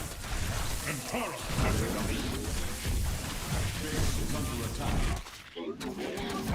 GG. Oh man, that's brutal. We're on the 3-player map. And this guy fucking does a 12-pool drone all-in on the 3-player map. And goes straight to my base. Right? He didn't get the scout yet. He's just already going straight to my base, guys. Wow, that's so awesome. That's so awesome. That's super awesome, right?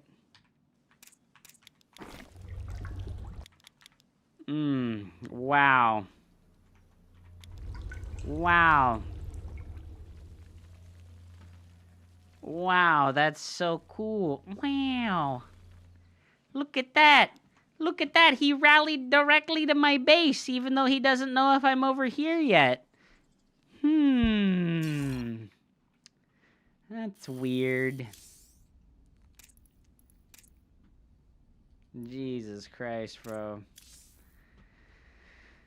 That fucking sucks, dude. Imagine having a flying unit at the start of the game so that you can eliminate the RNG of a scouting. Isn't that so cool that you have a flying unit at the start of the game to eliminate scouting RNG with? You just send the flying unit from the start of the game to your opponent's base.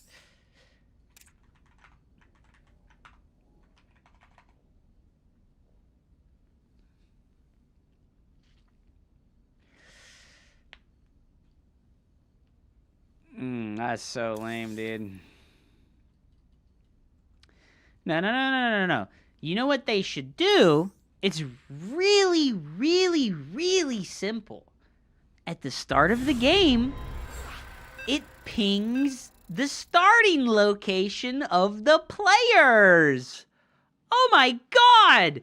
Wait, so you're telling me, just pay attention. Look at, it pinged his starting location. Oh my gosh! Wait, so you're telling me that the technology is there? It pings the starting location, but on a 3-player map, they don't do this? Oh man! You don't understand the point of the 3-player map? Oh, so the point of the 3-player map is to have hard build order losses where one player cheeses and gets incredibly lucky. That's the point of the 3-player map, Coca Master? You're gonna unironically tell me that people want to just, like, have hard RNG in the game where, like, there's no skill involved and it's just, like, I did! I fucking pylon scouted, bro! And I got a fucking last scout! I scouted him last! Are you fucking kidding me? Are you fucking kidding me? Oh my god, bro. This is unbelievable. Fucking Jesus Christ. You get build order varieties, like 12 pool, and then pulling all of the drones. Yeah, that's some sick build order variety, dude.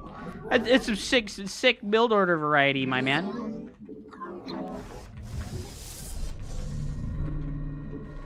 Send 2 workers to scout. Holy shit. You're trolling. You're trolling.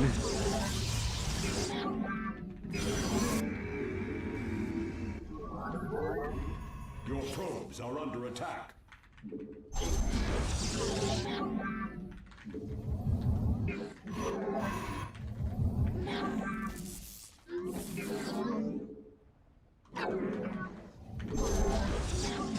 Your probes are under attack. You have not enough minerals.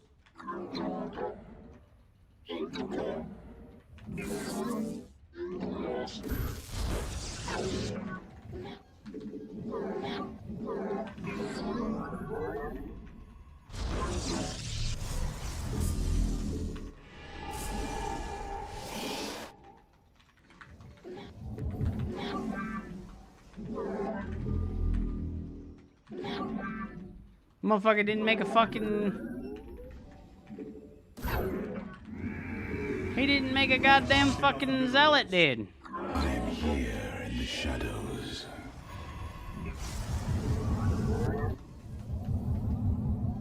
This is a good build. The scouts with 2 probes. I hear that it goes from an alternate tech path.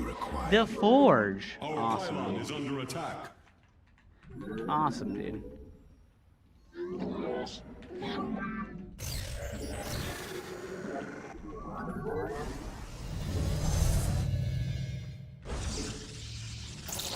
Our pylon is under attack.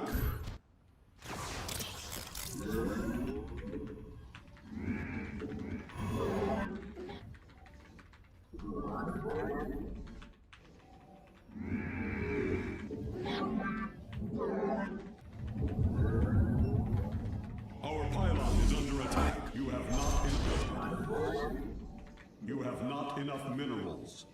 You have not enough minerals.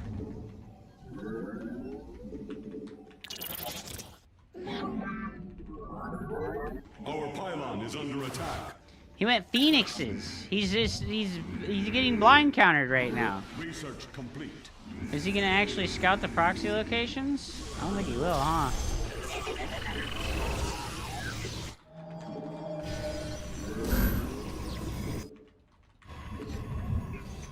Here in the shadows.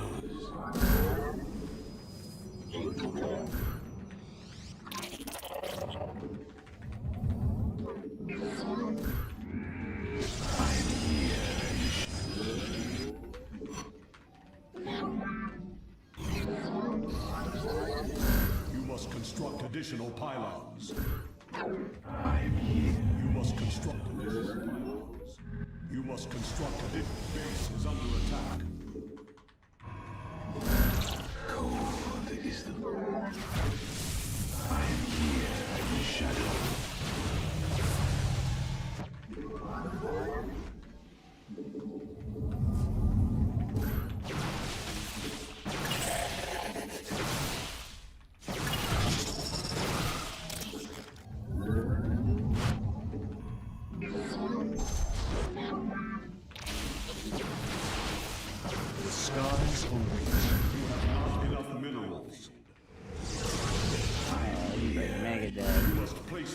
I think the only thing that would cause me to lose right now is like not having detection, right?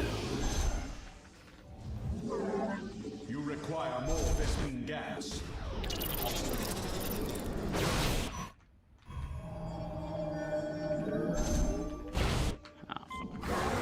Require more Vespene gas.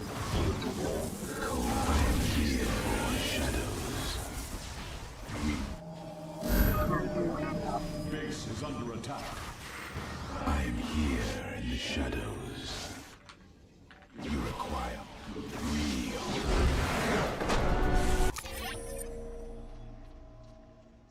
Aha!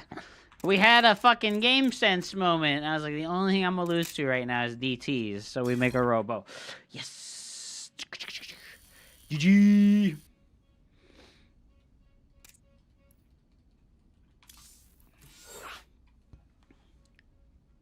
On normal maps, Zergs have no build order variety.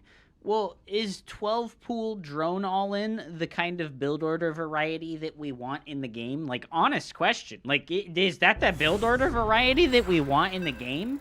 Is a 12 pool with a drone all-in? Like, is that, like, real shit? That's what we want in the game? Yes? Alright, I don't want to play this game anymore. If cannon rushing, 12 pool drone all-ins, and fucking proxy 2 racks, fucking marine all-ins, if that's what people want in this game, I don't want to play this game. That's it. We're done, right? Like, if that's the things that, like, the majority of players want, I don't want to play this game. At all. I have absolutely no interest in this game if that's the kind of thing that people want in the game. Like, this game's not for me, man. This game's not made for me. That's fine.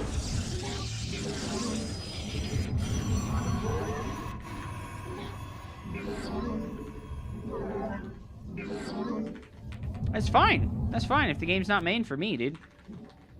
You must construct additional pylons.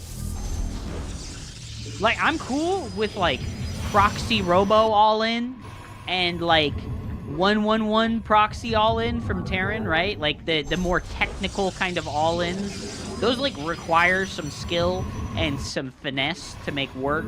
Proxy hatchery, even though I fucking hate it and it's super annoying, proxy hatchery builds, it's whatever. It's better than fucking cannon rush and 12 pool and fucking proxy 2 racks marine STV bullshit.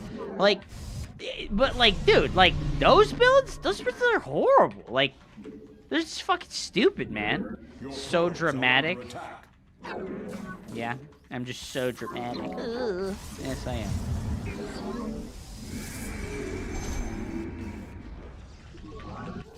rogues are under attack. No. Like you didn't listen. You didn't listen, Alex. What did I say? What did I say? I said there's a bunch of other one-base all-ins that I find to be respectable and okay. You missed that. You missed the part where I called out the respectable one-base all-ins. You just want to hear what you want to hear. You want to hear your own fucking voice repeated back to you. That's what you're doing right now. Like, give me a break, man.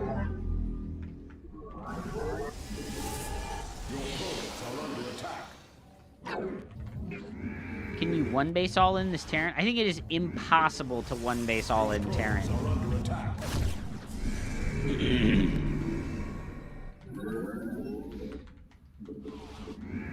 I think it's like unironically impossible to one base all in. The firstborn shall persevere. The Templar march. Pour Zala. You require more Vespine gas. Our pylon is under attack.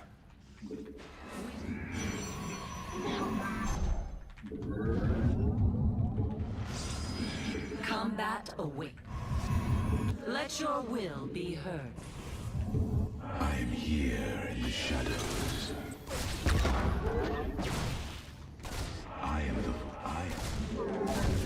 We are one. You require. Yes? I am the voice of the eclipse.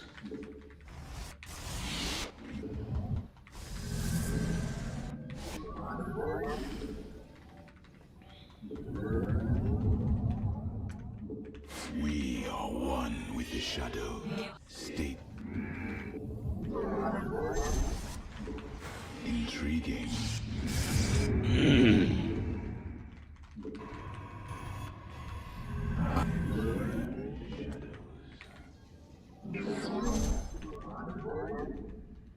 We move on. Cold is the void. You require. I am the heart. I am the voice of the eclipse.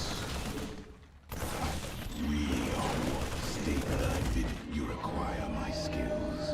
I don't need to make a battery.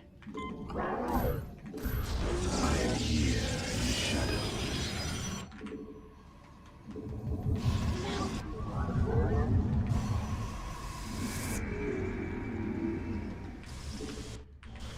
I am the voice of the eclipse. Let's go see if we can catch his cyclone as it comes across the map, because like he's definitely gonna send it, right? Very wise. Big brain plays, baby! We. Okay, so we go across the map with Prism first. We move.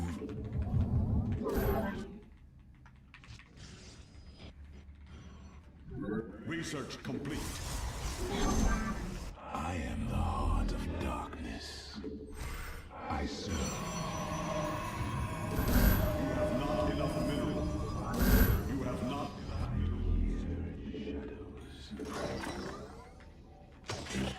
I think Ray Rain quit the game for a pretty admirable reason, and it's just that, like, he doesn't like the game anymore. Like, I wish that all of us could have the courage to not do things we don't like anymore just because we feel obligated to do them. It's unfortunate that we feel so obligated to do things. not enough minerals. Ire shall be reclaimed. Najakar. State thy bidding.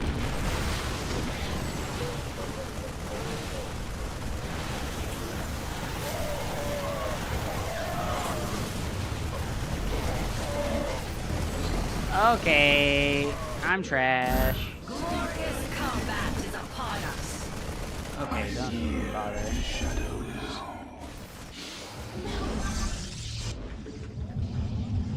I am the heart. I am the cold. Is the. We are one with the shadows. You state thy. I am the voice. I am here in the shadows.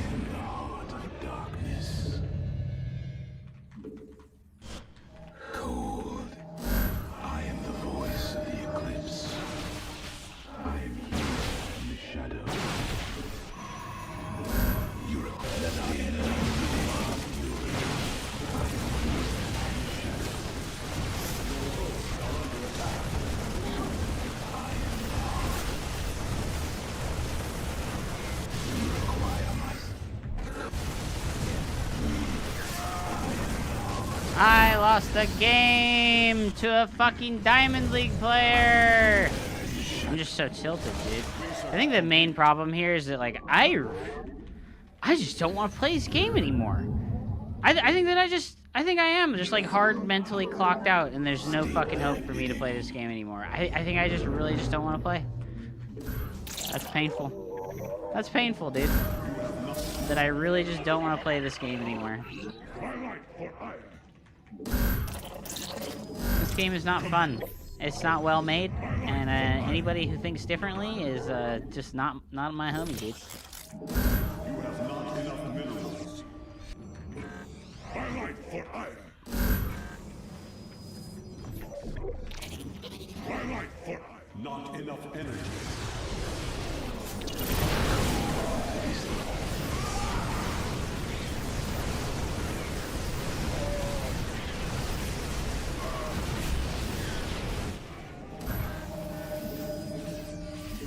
Upgrade. Highlight for iron.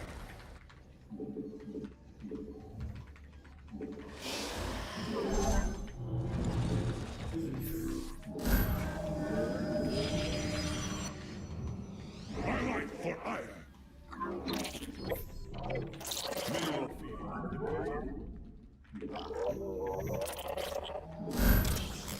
You have not enough minerals. I am here in the shadows.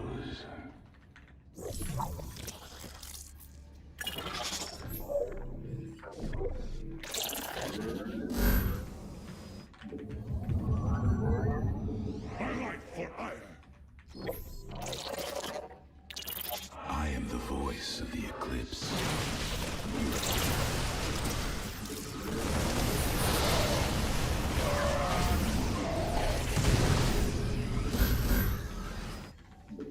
Not enough energy.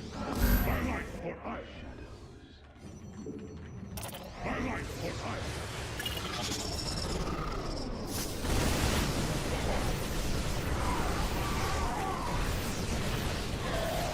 Mineral. Not enough energy. Highlight for iron. Mineral. You must construct additional pylons. Highlight for iron.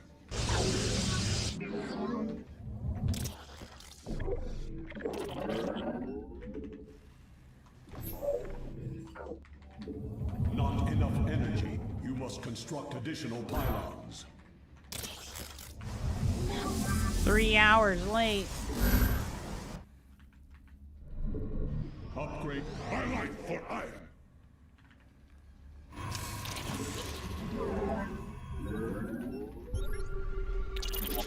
I don't think I have enough to Our fight. pylon is under attack. I don't think I have enough to fight, guys. I am here in the shadows.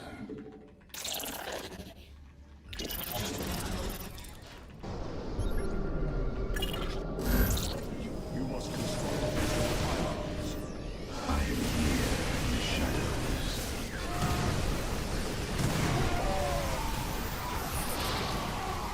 You require.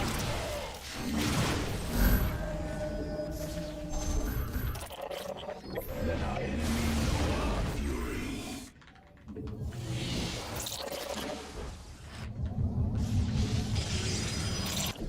Okay. You need to come here.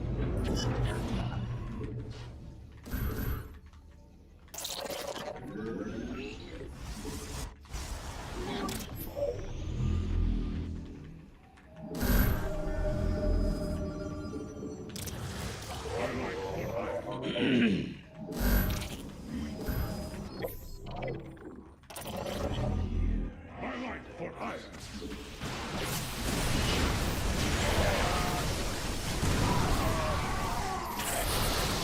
We are finally to iron. Let our enemy know our fury. I'm just never gonna get another base this game, am I?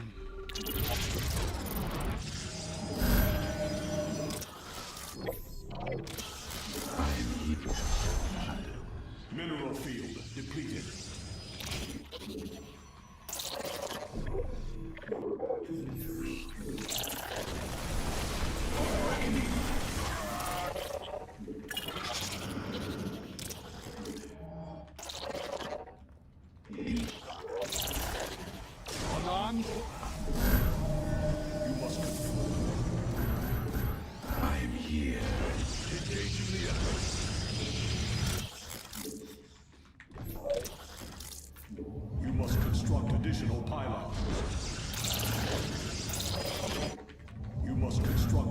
pylons.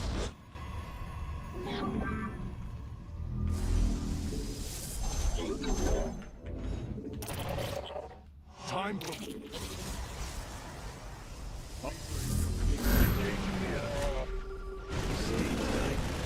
He has +2 attack. I can't fucking do anything, guys.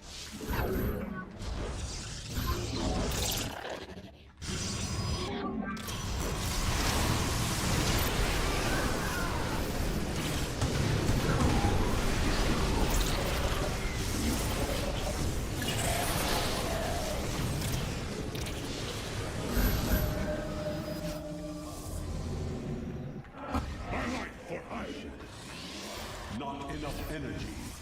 I serve.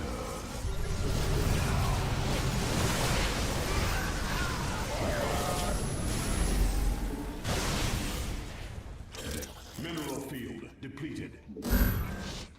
Mineral field depleted. My life for iron.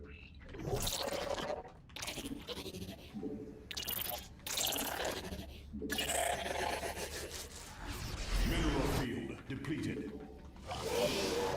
Okay, dude. This is annoying. State thy bidding.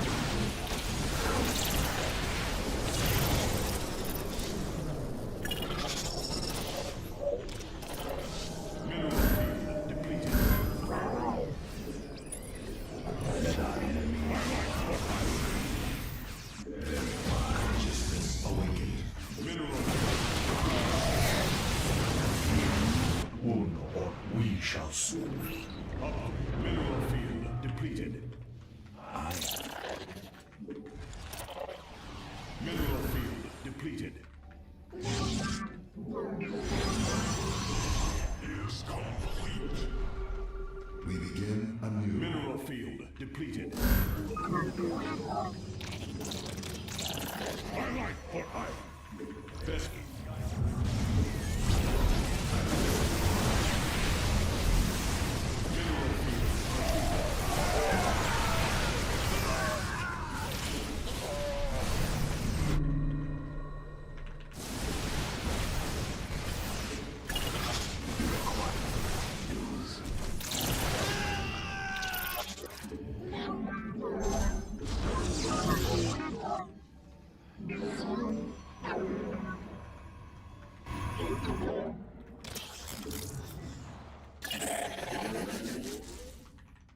Consciousness awakened.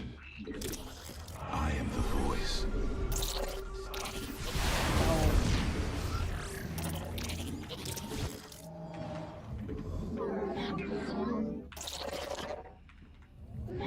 Let our enemy know our fury. Ancient Vespine geyser exhausted. We, thy charge, a soft weight of fun. Upgrade complete. The merging is complete.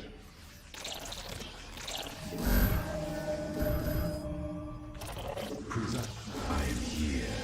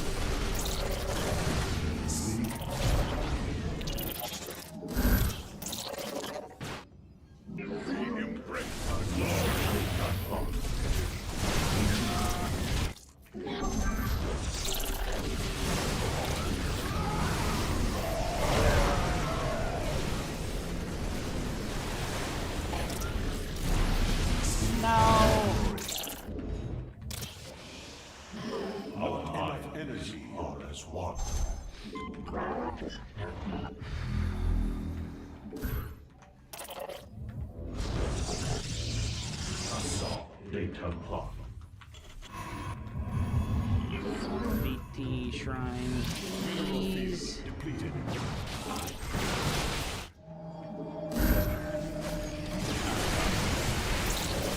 Now a god. And me.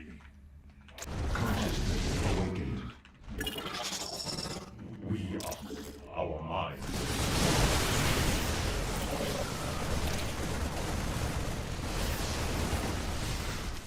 Let us solve data problem. The glory of battle. Kassan, data blood.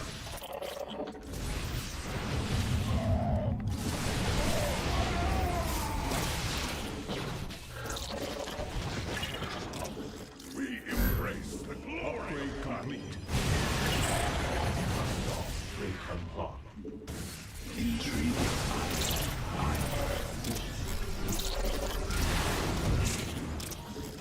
Not enough energy. We embrace the glory of battle. Kassan, data blood. For our tank. Our mind. You must place that in a power field.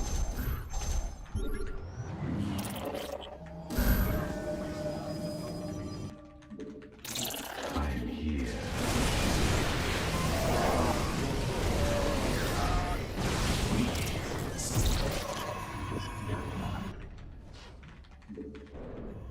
What is this? Why did my probe die here? Upgrade complete.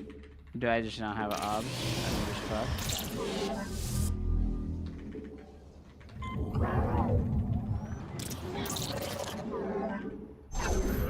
Me all the light. Where? I can't. I just could not see it. Too blind, too old and My blind. child, we own order. We shall. We seek and we are the light of the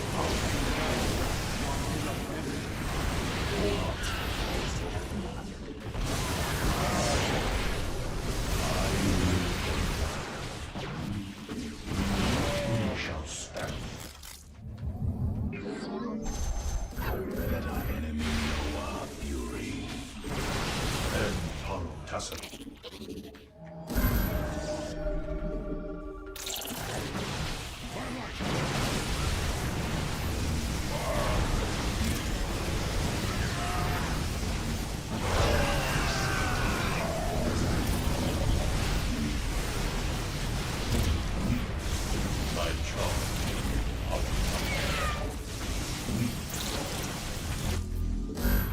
Your warriors engage the enemy.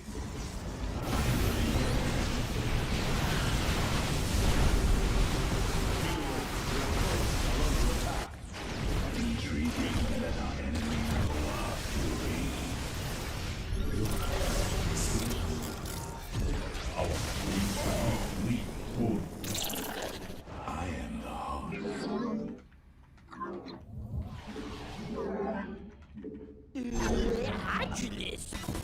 What? I lost every probe there? Awesome.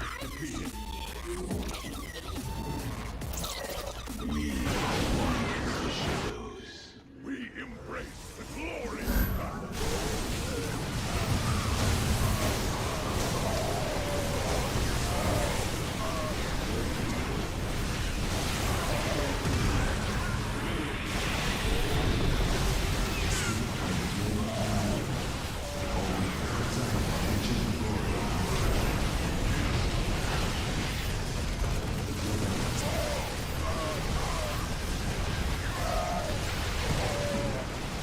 Uno.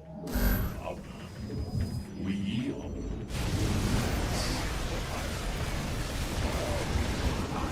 preside ancient growth. We seek. You have not enough minerals. I am here in the shadows. Presiding. Dara. Our mind.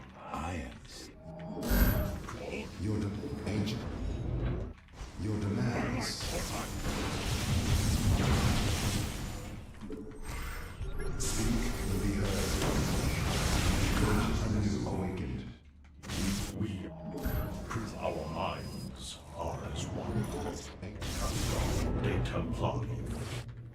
You have not enough minerals.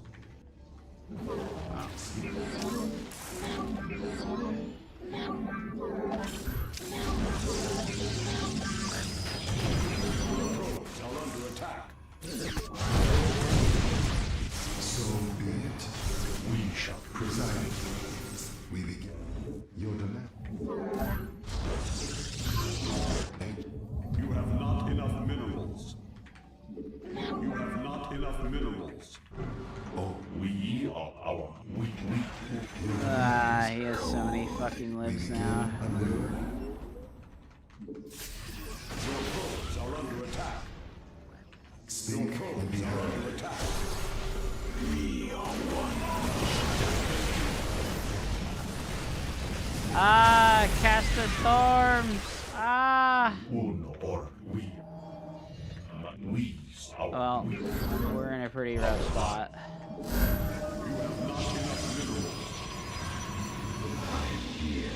We need him to move into a big open area. Okay. That was good to get.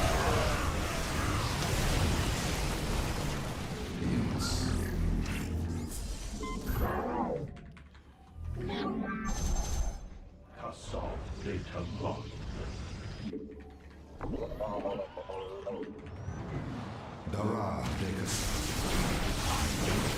Your demand. Let our enemy know.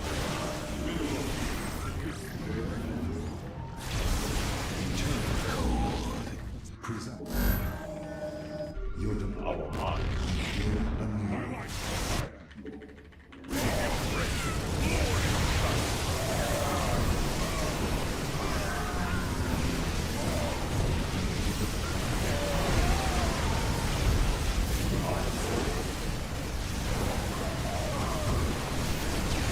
No, I think we're losing.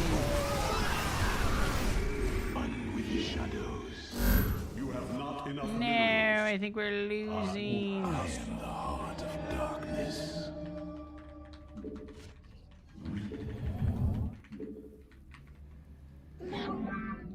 Our mind.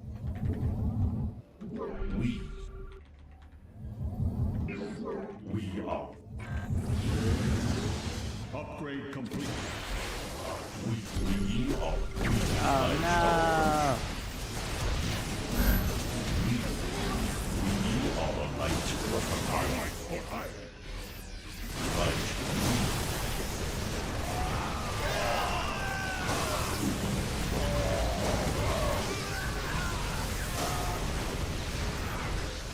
You must place that in a power field. Highlight for iron. Yeah. My charge against the enemy. Does he have that over there? We shall stand against the darkness. Ah, I think we're done. I un orkai Where is his hubs? The shadows. I'm in a tease. Vespi is all exhausted.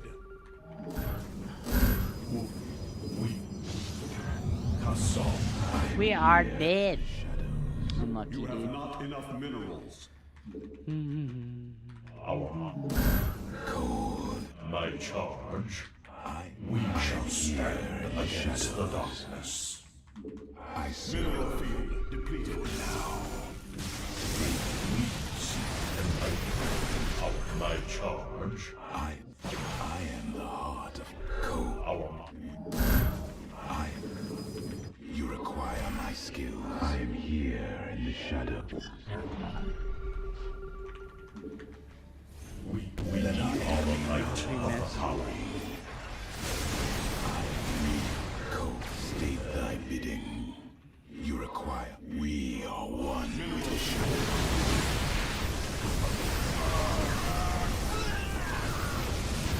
Seek enlightenment. We are. Let our enemy know our fury. And Tassadar. We shall. Ko, Our mind. We are the light of the power. Not enough energy. Ko,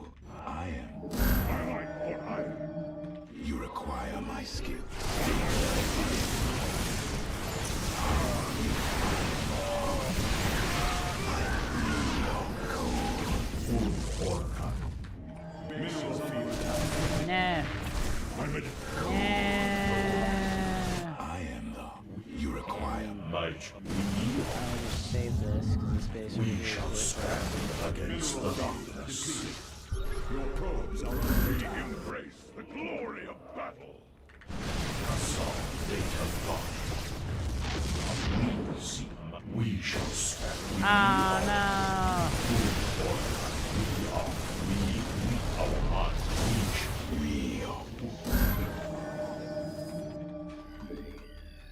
My light for ire.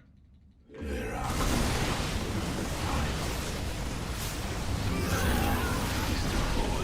We embrace the glory of battle. our minds. Powerful. Our minds. My charge. We are in the shadows. In my charge. We shall stand against the darkness. Enemy. Oh God! Our mind. We Owie. are focused. F2.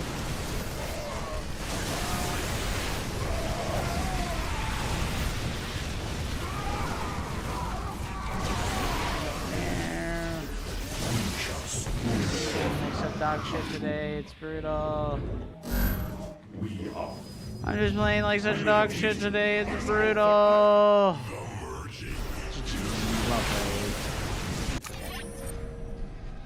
I'm just playing like dog shit today. It's okay. I'm just having a bad day, guys. Bad day of Starcraft. It is what it is, guys.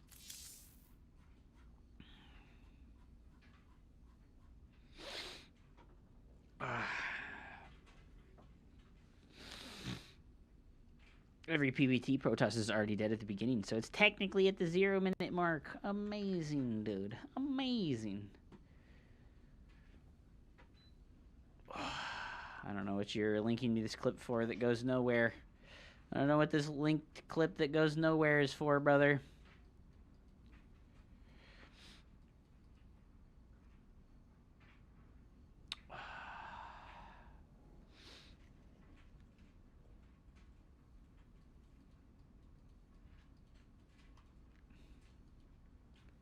Are you really zoomed in when you're playing? Just wondering. No, I don't play zoomed in.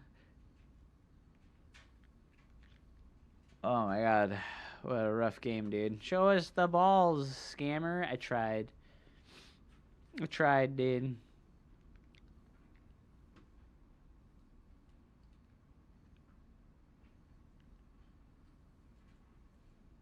Oh yeah, the cyclone catch in the early game was cool.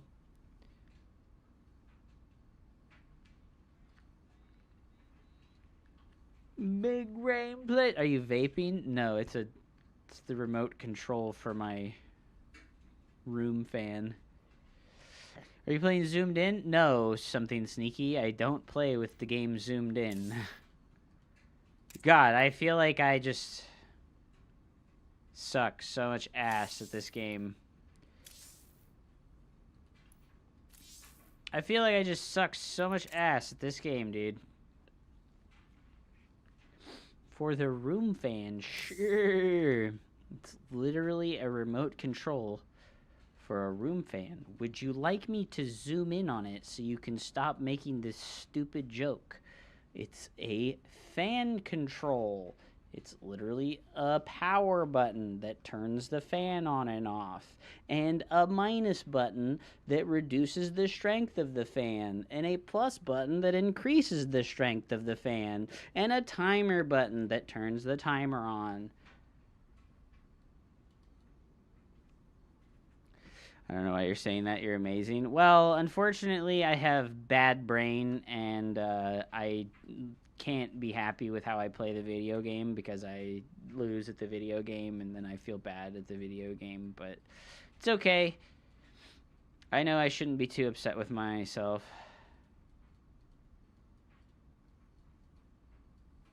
It's the RGB disco life.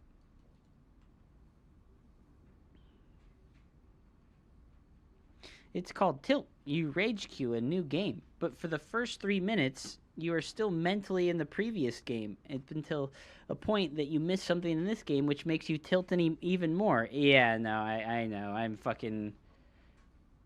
I criticize myself a million times harder than anyone else does. So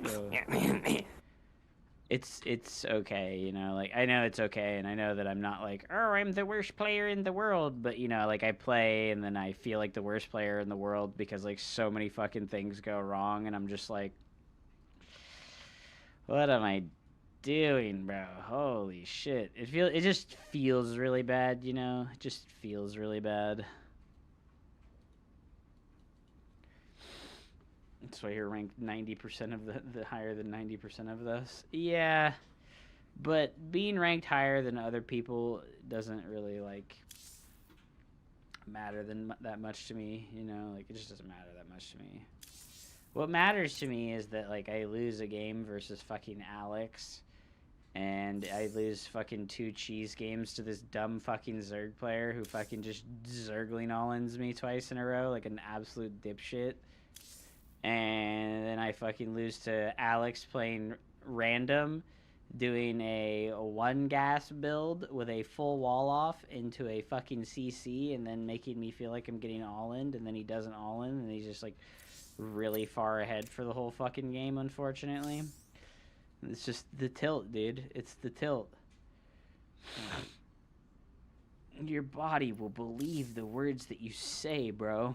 The words that I say that I really believe is that, like, I'm mega done with Starcraft 2 and I just don't enjoy playing the game anymore.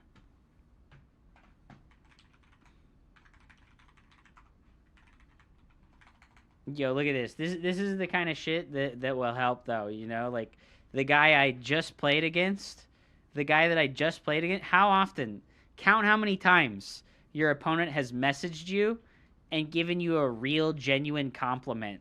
How often has that happened? I think never. I think this is the first time ever that I've had somebody go, hey, man, that was really good. You're really good. That's like the first time ever, you know? Like, holy shit, bro. Once. Yeah, like, holy fuck. This is the kind of behavior that we should see more often. I just say thanks, dude.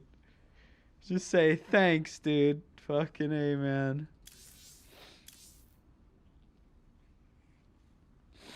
That sucks. Become a Dark Souls player. Take a break. I think your gameplay is great, though.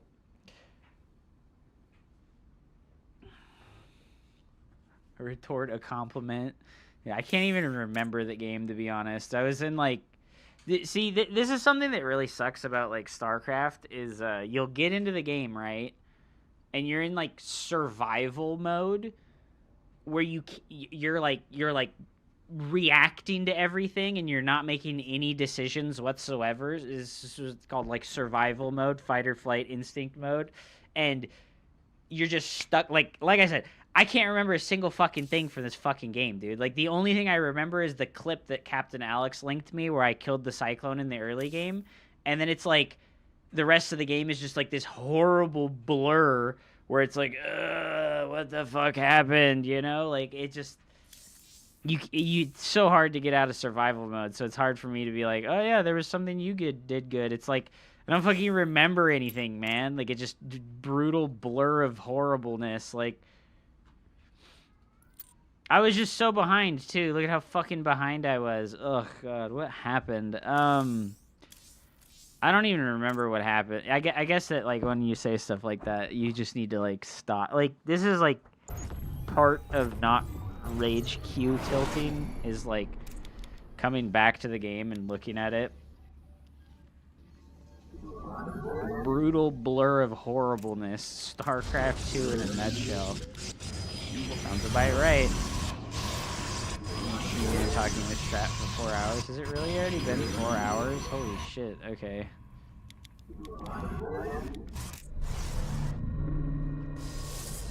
I'm in my do-rag OnlyFans fucking art. Please be kind. Oh my god. Ah, brutal, man.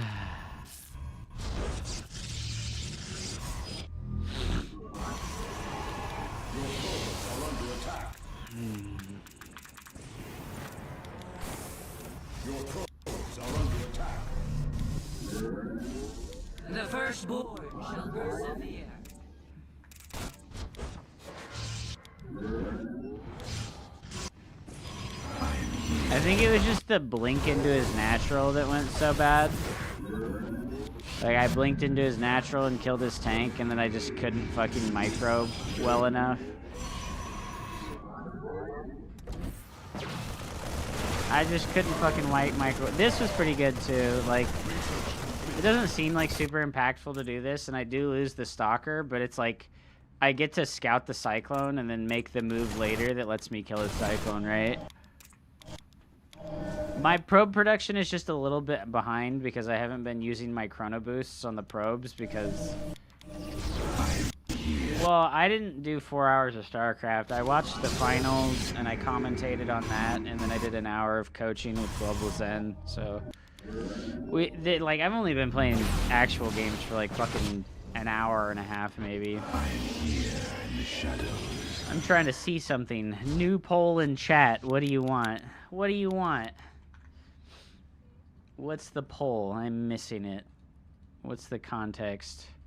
What are you here for? Balls or StarCraft 2, dude? Pog. Poland. Yeah.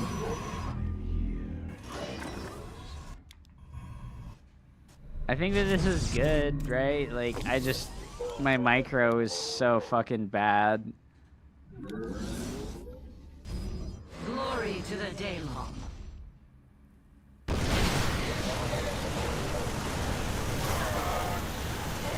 And then, like, my warp gates come off cool. You know, this sucks because, like, my warp gates are off cooldown, but I'm juggling the fucking stalkers with my prism. And then I lose the prism. I just suck. My micro is so fucking trash. Oh my god, that was brutal. That was brutal. And then I, like, left these adepts behind, and I could have, like, kept fighting and kill all his... He only had 4 Marines. I just panicked because I was just panicking, dude. That's all there is to it. I'm just panicking. I'm panicked. I'm fucking in fucking survival panic mode, and I can't turn survival panic mode off. I can't fucking turn survival panic mode off, dude. What do I do? Oh my god, brutal. And then for the rest of the game, for fucking 25 minutes, I'm in just, like, brutal fucking survival panic mode, man. Like, oh my god. If we just stutter step back immediately... Yeah, like I said, I blinked in and my brain shut off, and I'm like, But yeah, if I just, like, walk away, just kite away, it's totally fine. Yeah, no, like, there was fucking 5 different things I could have done here where I would just win the game, but instead, I was like, duh, let me fucking micro my prism inside the Marines and lose it, and then go, what just fucking happened? Oh, it's brutal. I have bad brainitis, dude. I just have fucking bad brainitis. It is what it is. It really doesn't help that, like, I'm just so fucking done, you know? It really doesn't help that I'm so done. Like, how you lose to weaker race, Kappa? Yeah, true, bro. Did you see Home Story Cup? Protoss dominated so hard. We just didn't have Serral, Raynor, Clem, and every other good Terran and Zerg player there. Weird. We just didn't have the absolute best players in the world at Home Story Cup, so a Protoss player won. Weird. That's crazy, dude. I forgot about all the drinking players that were drunk as hell while they were playing. True! All the drunken players, dude. Amazing. Oh my god, man. Alright, I need to go to the bathroom. I need to go to the bath. Balls wins the poll in a landslide, dude. Check out my balls, dude. Oh, I wish for the softest pair of underwear in the world. Shoutouts to old people who get that reference. I'll be back in a minute or two.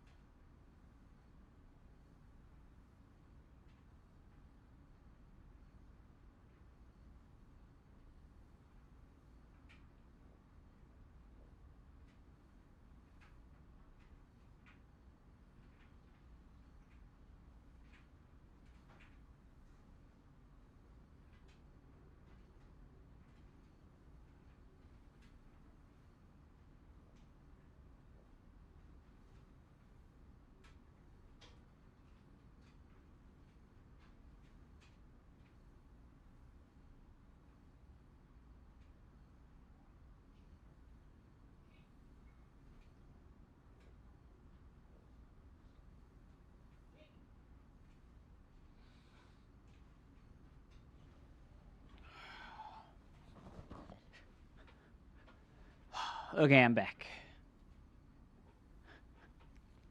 I guess I shall sleep. Have a good night. Sleep good, Alex. Oh my gosh. Thank you guys for being encouraging and not fucking, you know, like, being mad that I'm fucking tilted. Yo, Sticky! I missed it! My boy Sticky hit me with the fucking sub, bro! I also saw Grimmy over here, too, man. Grimmy, when are we gonna do some Stormgate together, man? When are we gonna do some Stormgate together, Mr. Grimmy?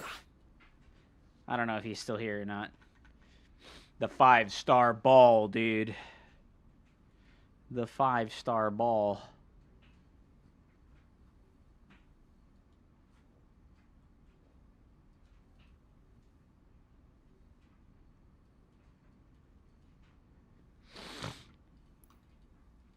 How much is a $20 coaching? It's an hour. It's $25. It was $20 for Global Zen because he's been subscribed to me on Twitch forever. So I tell people if they subscribe through the Twitch, then I'll give them the discount of like the money they pay on the Twitch sub. Lean beef patty, dude. I miss the old Stormgate days when there's hope. Well, Luolis, have you checked out the store? I know that like some people are like, oh my god, the Stormgates are so stupid, but like I think they're fucking sick. And the fact that they released the map editor is the best thing they could have possibly done. They dropped the map editor, and I'm already seeing so many cool things because it's a visually better game than Starcraft, unironically. And, like, the problem with Stormgate is that the artists in Stormgate for Frost Giant are dog shit. That's the whole problem. Like, the fucking, the artists on the Stormgate team were dog shit until they hired that one guy who's been doing the redesigns of the races, you know? Like, so, yeah, like, I highly recommend going and checking out the new stuff that, like, people are making instead of looking at the stuff that Frost Giant is making. Because, like I said, the editor has enabled, like, artistic people with vision and no restrictions, right? Like, the Frost Giant guys, I feel like they operate on this weird, like, restrictiveness where they're like, oh, we can't do this or that, or, like, we have to focus on this thing or that thing. And it's like, why, though? You know, like, just, I don't know.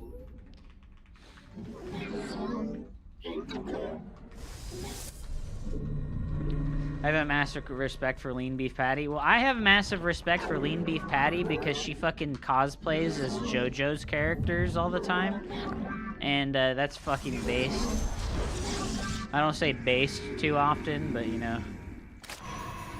Yeah, no, like, unironically, Ray, I think that the things that people have already made are better than what fucking Frost Giant themselves has fucking released. And it's like, holy shit, dude, like, you guys are slackers. I almost feel like the reason why they didn't give us the editor for so long is because they were afraid people were gonna make shit better than them. Like, bro.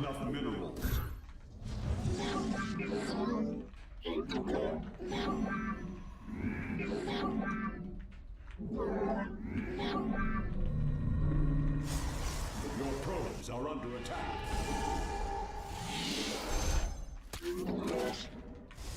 Okay, so he didn't make anything extra. And he brings the Lings back home. So I just bring the probe back in. Also, Lean Beef Patty is just cool, bro. Like, have you actually, like, seen any of the reviews or anything like that? Or, like, interviews that Lean Beef Patty has done with random people? Like, she's actually just, like, legit cool. Like, she's funny and cool, you know? And those are, like, two things that, like, not a lot of people have, like, the ability to bring together. I'd marry her for it. That'd be dope. For's alive. The Templar march. Faith before fear. Glory to the Daemon.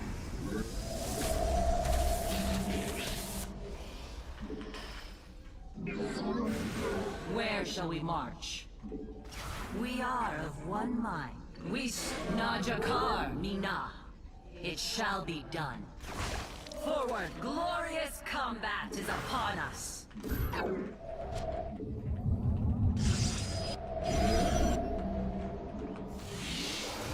Yes, Executor, give us. What's your up, Grim? command. Tell Sticky I said thank you. I just didn't notice his sub for like fucking 45 minutes because I was having a crash out about how upset I am that I'm bad at the video game. I'm sure he understands and was probably watching or listening. Yeah, the thing with all this is I feel like they never had an exactive idea. Yeah, that's another humongous problem, right? Is that they just didn't know what the fuck they wanted to do. Oh, don't die, don't die, don't die, don't die! Ah, I'm so bad! Let your... Oh, I'm so bad, dude. Holy shit. Yes, exactly. I'm so bad. Oh my god, it's painful. Oracle perceiving. The firstborn. You require more Vespine gas. Where did his fucking overlord go? You require more Vespine gas. You have... Sticky says it's all good, dude. Alright. I guess I can believe.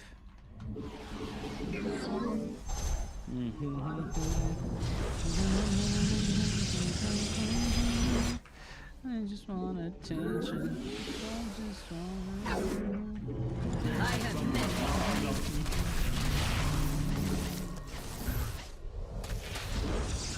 our fate.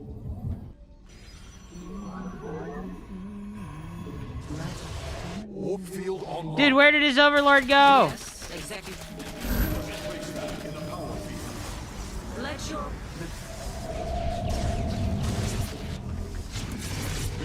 Oh my god, stop that. Glory to the day.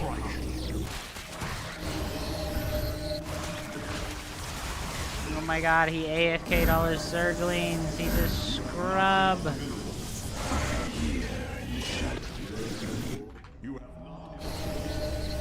I'm so bad, dude. Oh no, don't die!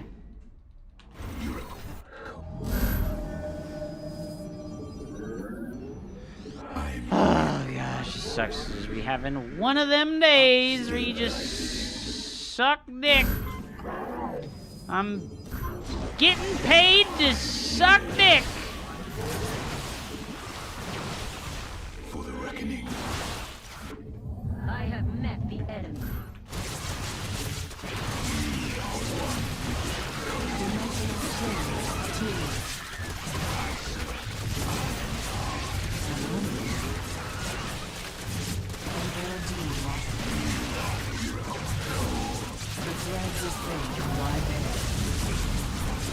Research complete. Let us begin.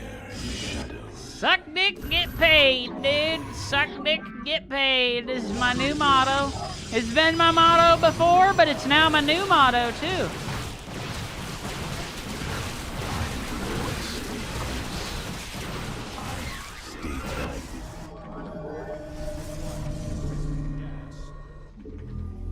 Mineral field depleted. You require Did I more not Vespine make gas. this, bro? Come on. You must place that in a power field. Highlight for iron. Some would say it's not a new thing at all.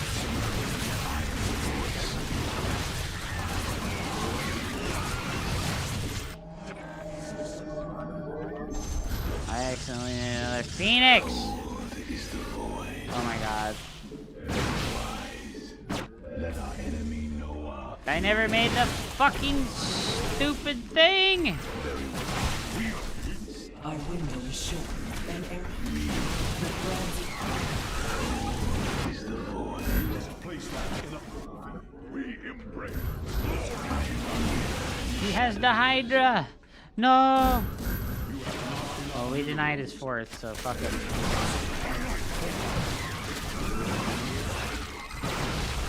I target fire to Zergling. Pog. It shall be. Let's go home. We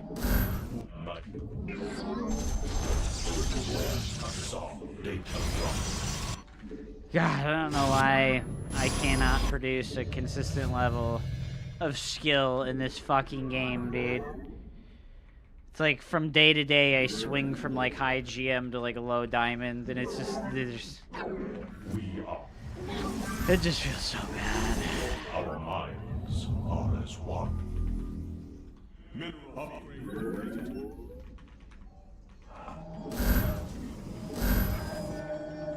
You require The stars are. We seek and research. I never even made a robo. Hog champ. You require. Ah! Ah! Bro, what are you... Oh god! Oh god! Oh god! Okay, okay, just make Archon, it's fine. Just make Archon, it's fine. Oh god, he has no units. He has no units.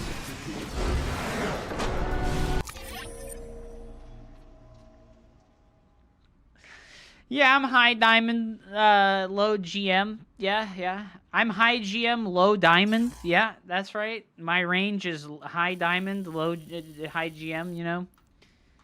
Holy fuck, dude. I just fucking can't believe myself. Mecha Shiva in shambles. Oh no, did she lose another one? Did she lose another gamble? Oh no, dude.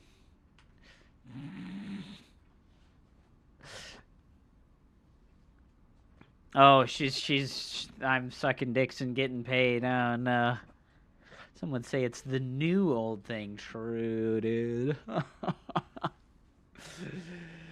My worth as a human is directly determined by my MMR in the video game. It's true though, because like I can't fucking get, you know, it's unfortunate, but like there's no value to StarCraft 2. There's no value to StarCraft 2 content unless you used to be a pro player. Right? Exclude Winter and Loco, right? So this is like a thought experiment. Exclude Winter and Loco. Tell me a YouTuber or a Twitch streamer that didn't used to be a pro gamer.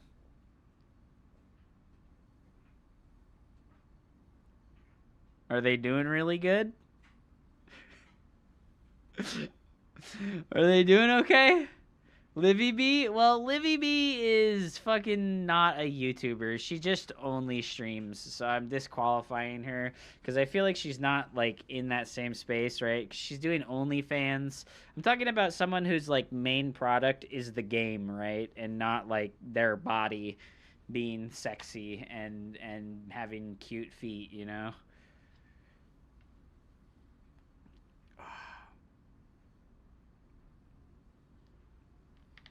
I did have more fun playing the early Stormgate beta and early access tournament than almost any StarCraft 2 since Legacy of the Void.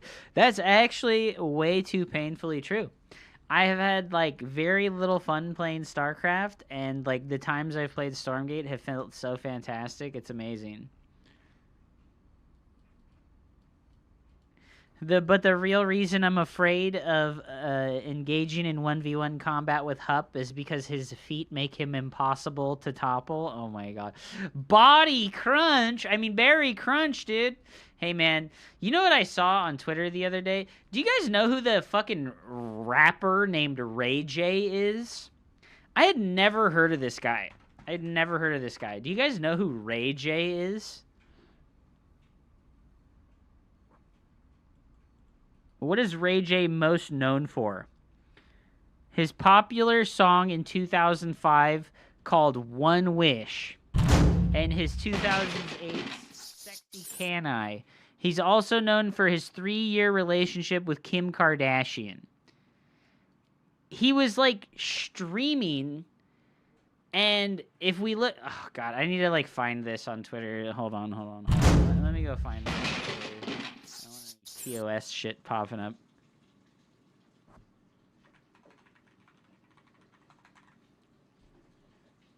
So, Zach Busey is a really cool guy on Twitter, and you can follow him for all news about Twitch, right? And this is like some crazy shit to me that we live in a world where this like pseudo famous, right? Whatever. Blatant view botting, fuck it. It's okay. I don't give a shit about it anymore because Twitch has made it very clear that they don't give a shit, right? But this fucking moron just like oh my god, no. This fucking moron just like brags about it. And I got $4 million on my account. Why wouldn't I put $2 million right there next month and make 5?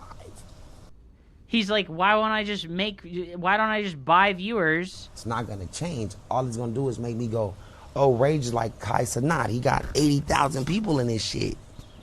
Niggas gonna go, yo, he view botting. So what? This is literally like verbatim what Barry Crunch said. Like that right there is like verbatim legal. What Barry Crunch said. Remember, whatever's legal you should do.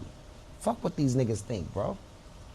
If you can legally purchase and flip your money, that's what this platform is for. If you don't think that that's what this platform is for, then I want you to take a bottle, I want you to put a bunch of salt on it, and I want you to stick it in your ass and fuck yourself. Because you're a stupid motherfucker. I'm not about to do no jokes with y'all niggas no more, bro. Everything I've been doing... But yeah, no, like, to do it is one thing, right? To do it is one thing. And, like, looking at his metrics, this looks normal, right? Like, 900 to 1,000-ish viewers for, like, a fucking irrelevant fucking 2000s rap star that had sex with Kim Kardashian for, like, one time. He was getting, like, normal views, right? But then to, like, suddenly have 6,000 more viewers than normal, and it's like he never collaborates with anyone on the platform, and it's like... I don't know, like, to, like, fucking brag about it, it's like, bro, like, if you're gonna do it, just, like, plausible deniability yourself and never admit it, ever. But to, like, come out and be like, yeah, fuck all you stupid bitches, I'm fucking doing this and there's nothing you can do about it. It's like, dude, it's against the TOS of the platform. Like, blatantly, if he doesn't get banned, right, if he doesn't get, like, yeah, his first words out of his mouth are, I have $4 million in my bank account. Why don't I spend $2 million to buy viewers so that I can make $5 million off of this platform, right? Like, I don't know, dude. It's crazy, like, to just be so blatant about it. Like, it's, like, so crazy. Like, and it's like he's bragging about how he's friends with the CEO of Twitch, which is Dan Clancy, and T-Pain. And it's like, I don't know, man. Like, I don't know, bro. Like, whatever, right? Just, like, why do you have to, like, brag about it, right? Why you gotta, like, brag about it? It's like, dude, like, what, like, it's fucking stupid, dude. Like, so there's where Twitch is at, right? If this guy doesn't get the ban hammer, right? Hold on, can I, like, go look his fucking channel up? Ray J, dude, what is even his channel? I can't even find his channel, bro. He doesn't even, like, have a Twitch channel. Like, wait, hold on. Zach, like, linked his analytics. It's like Ray J. There he is. 58,000 followers, right? And it's, like, so blatant. Like, he's still right there, right? Like, no way he gets banned? Yeah, I feel like there's no way he gets banned. And then, what is this? Are they just, like, having sex over there? Oh, okay, they're, like, snorkeling. I was like, what the fuck, dude? Wait, out of $49,000, $3,200 was sent to Ray J Twitch. The remaining amount was sent elsewhere. What? But yeah, no, like, to go from like a and like, look at the fucking lead up, right? There's 0 lead in. It's like he starts his stream and then 4,000 fucking viewers. Like, sure, dude. Awesome. Like, fuck it, right? Like, Kick will outpace this website. Well, there's a reason why I'm multi-streaming. Okay, there's a very important reason why I'm multi-streaming. I'm on Twitch. I'm on Kick. Like, I'm on all these other platforms. I make YouTube stuff. Like, I don't want my entire livelihood as a content creator to hinge on Twitch, because Twitch has really shown that they are like they're like utterly fucking incompetent, dude. They're like utterly incompetent, and they're like insanely nepotism based. They're just like total nepotism mode. Like, they don't fucking care, dude. They really don't fucking care, and it sucks. But you know, like, whatever, right? Like, whatever. Like, I can't be like, I can't be mad about it. You fucking run in the race or you fucking lose, right? Like, no fucking in-betweeners, right? Like, you run in the race or you lose or you don't participate, right? Like,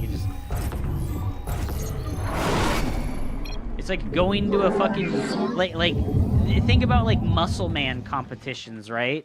Like, you go to a muscle man competition where steroids are allowed. Do you complain that everybody's able to use steroids, or do you just use steroids, right? Like, it's fucking stupid, but it is what it is, bro. Like, overlay. Alright, we got Mr. Rob. Our favorite 2-gate proxy all in.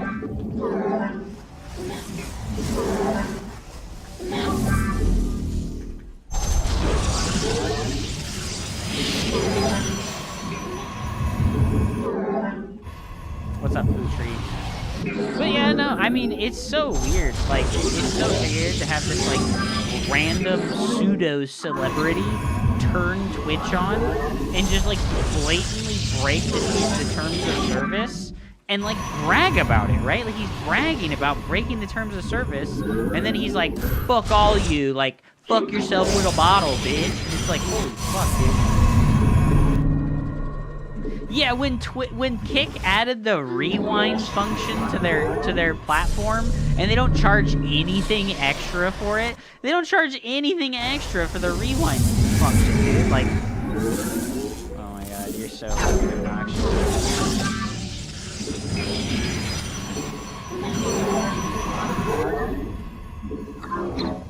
That's crazy, right? Like, Kick has the rewind function on their live streaming videos, and they don't charge anything for it. On Twitch, they want to charge you. If you don't have Twitch Turbo, you don't get to have the fucking rewind function. And it's like, what? Huh? Like, what do you mean, bro? Like, well, the reason why Kick doesn't have ads is because they're fucking hella dead as far as, like, creator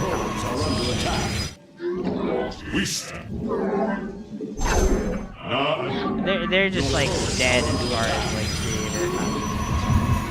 You have not enough minerals. You have not enough minerals. You have not enough minerals.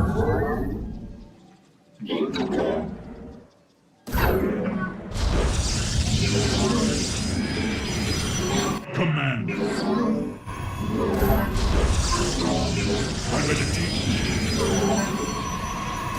Justice speaks. Commander.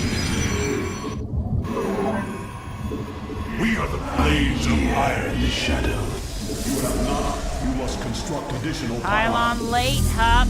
Your pylon's late, young man. You have not enough minerals. You have not enough minerals.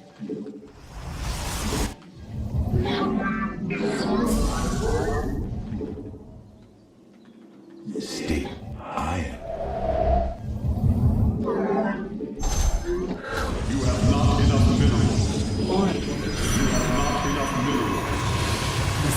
We are. I am the voice. The enemy has discovered us. He meant sentry. Orange, she stopped. Let us begin. I see. Extrapolating strings. Our fates are one. How can I aid you? Research. Not enough energy. You seek guidance? You have not enough minerals. You have not enough minerals. You have not enough I don't know. minerals. I just think Twitch is kind of stupid and bad, you know, like setting the precedent to like all of your streamers that like the platform is pay to win is like the most stupid thing of all time, bro. Like, it won't let me use my Prime sub on mobile, but I'll give you May and mean support when I get. Hell yeah, Melonhead. Thank you, dude. We interpret. An omen. Harmony. He didn't go Robo, so he didn't have detection to try to find all my stasis words. So I'm gonna just bring the Oracle and we'll go for third base. Stasis words down. The threads of fate lie bare. Not enough energy.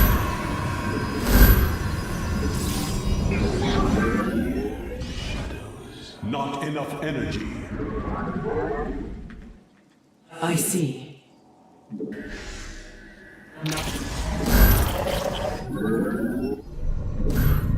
I'm here in the shadows. Might not vote because you called out my typo. Well, I just read what you said. I didn't call it your typo. You seek guidance? Here in the shadows. Let us begin.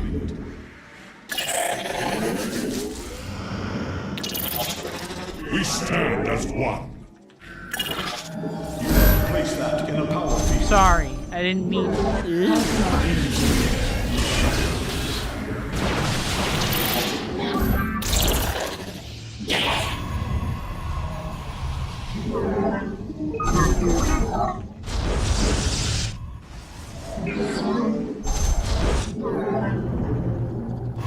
You have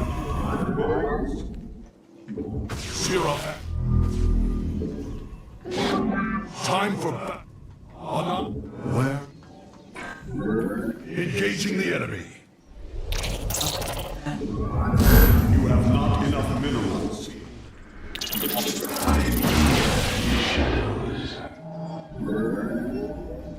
You have not enough minerals.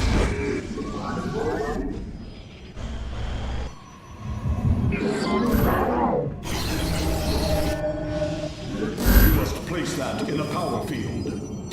The threads of fate lie bare. Additional pylons. Mineral field depleted. You must place that in a power field. You seek guidance? Here in the shadows. Na Adon Aktu.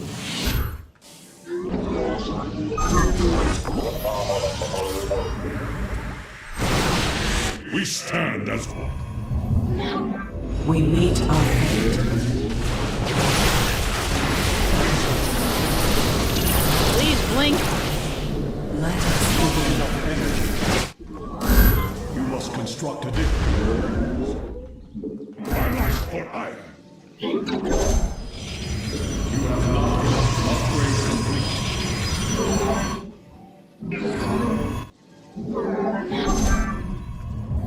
You require more Vespine gas. You must construct additional pylons. Extrapolating strings.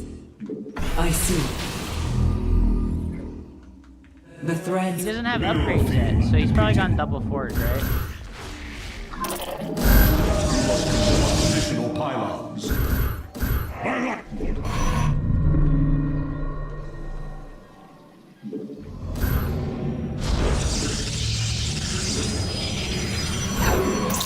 Let an omen.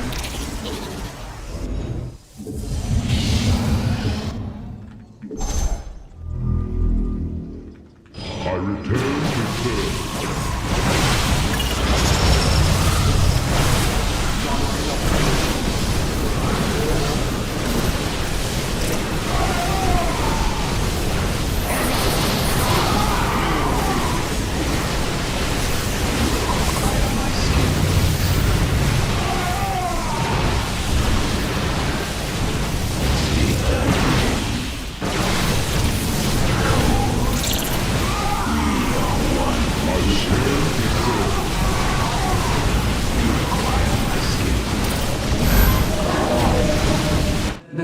Meditation. Forces are under attack.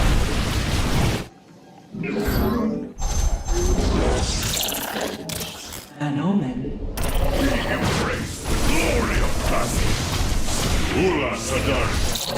Nice, please. Okay, we get +2 attack. Make our prism. Mineral field Fill up on depleted. Archons. How can I aid Assault you? data lock. Assault data lock.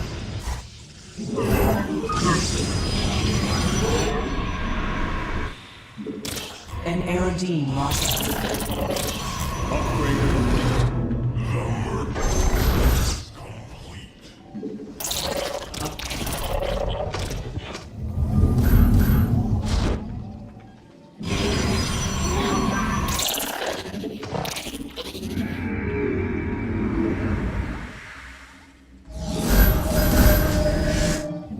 We shall stand against the darkness.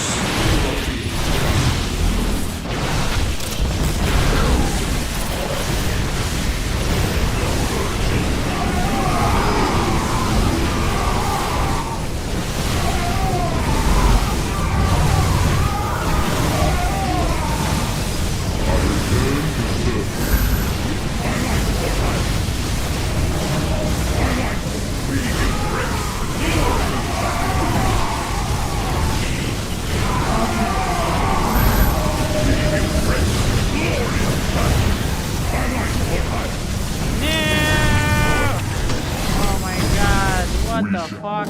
Throw into the counter throw. Wait, is he like massively ahead in upgrades somehow right now? How did he win that fight? How did you win after the first? How did he win after that first fight, Lamau? How did he do that? I had Gas. more probes, I bro. am here in the shadows. Upgrade complete. I have more probes, bro. My life for iron. Watch this way. I am here. I return to serve. You require more Vespine gas. My skills.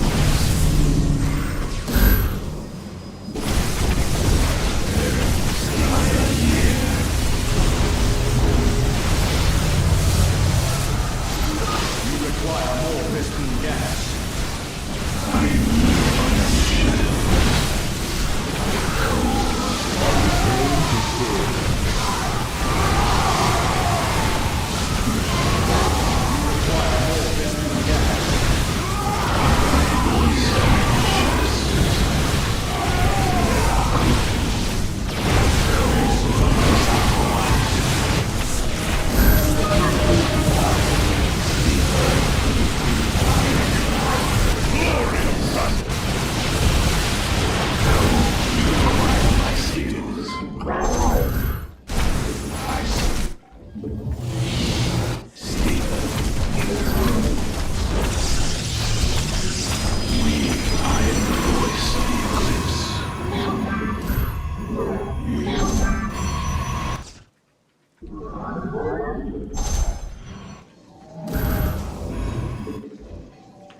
Our minds are as one. I mean, like, he had more fucking money than me, my dick, bro. Like, he did not have more money.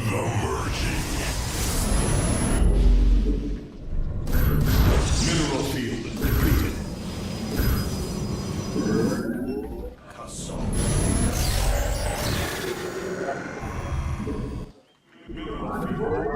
I return to serve.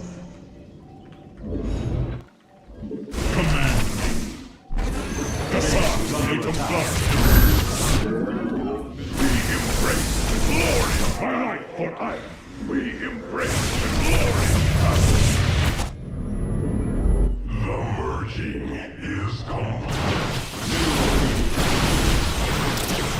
We stand as one.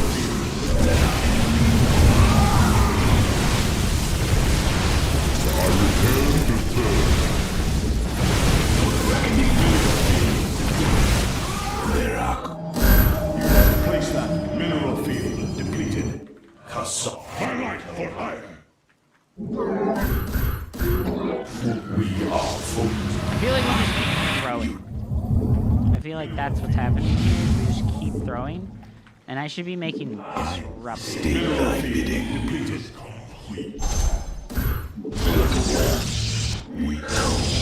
I am the vote.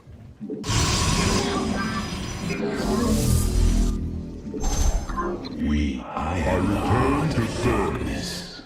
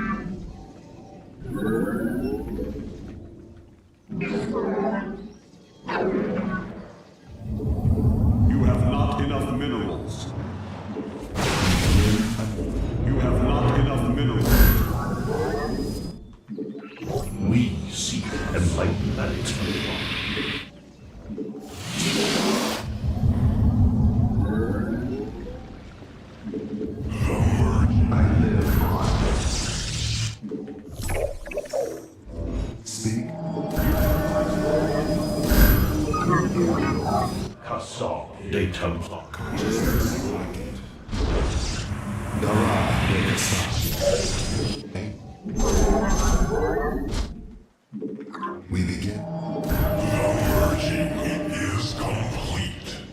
Cassam de Templari.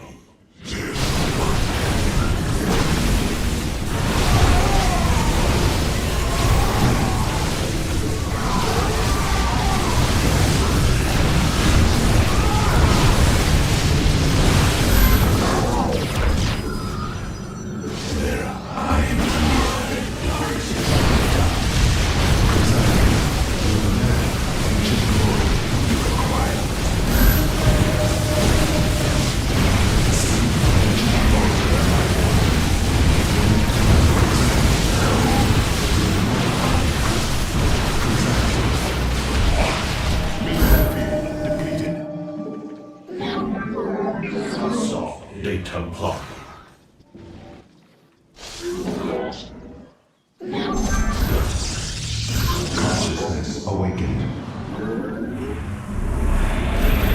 You must place that in a power field. Mineral field depleted. Your nodes are mineral field. Obedience. You have not enough mineral. From the shadows, I come. Let our enemy know.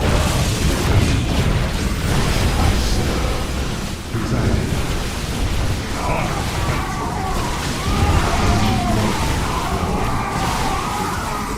Your demands. There to be. I am here in the shadows. Presiding. Mineral field. You have not enough minerals. Let our enemy know. Ancient glory.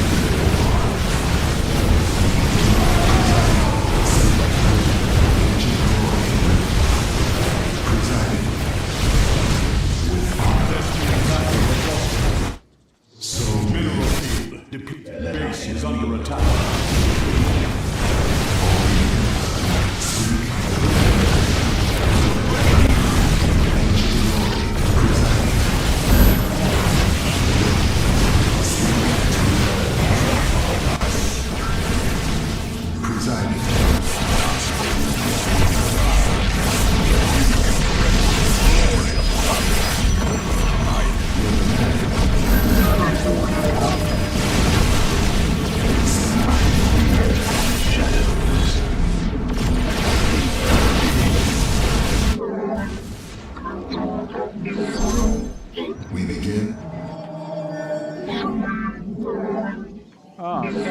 Dude. Battle is upon us. Your ancient glory. We. You have not enough mineral. Kassaw. You have not. My life for hire. Addicted to F2 right Ancient now. glory depleted. I can't stop myself, dude. I'm addicted to F2 right now. Very wise. You require more piston gas.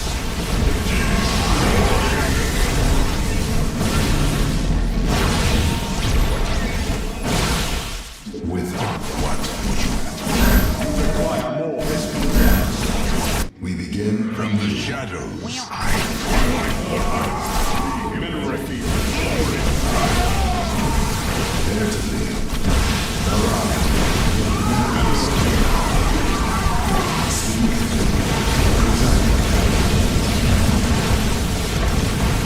I thought I had more money. No, you didn't, you fucking moron.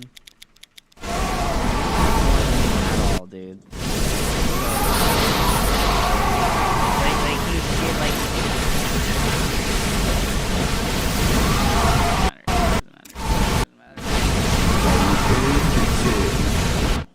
You lost 3,000 more resources economically than me. Awesome, dude. The game sounds too loud. Is the desktop audio capture still on? Yeah, the desktop audio capture's on. Sweet.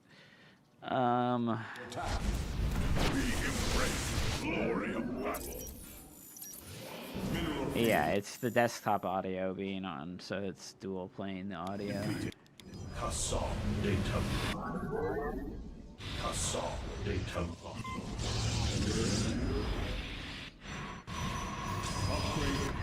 Why did he try and fight in front of batteries with charge? It's because Robbie is an arrogant fucking shitbag. It sounds fine now because I fixed it 10 seconds ago. No, he's got 4 bases. His whole army is just charge lots and Archons. Awesome, dude. Hell yeah. His whole army, just charge lots and Archons, dude. God.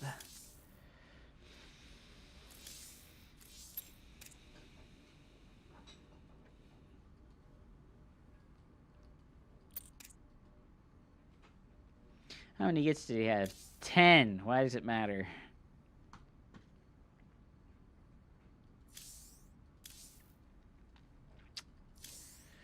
I need to make something to eat, chat. I've been streaming for 5 hours now. Yeah, it's time to fucking make something to eat. I'm just really hungry and distracted. My mental stamina bar has been completely and totally fucking depleted. The mental stamina bar depleted, dude.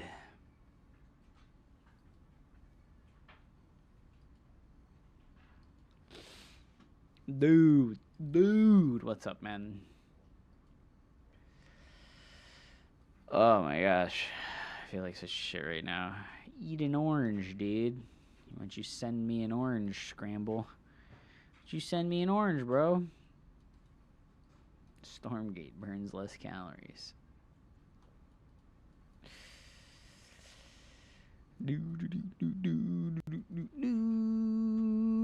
What did you find, Mr. Oriel? Dude, I'm starving. Holy crap. I'm glad that I pre-made a bunch of chicken yesterday. So it's actually really easy for me to make some food right now. Oh my gosh.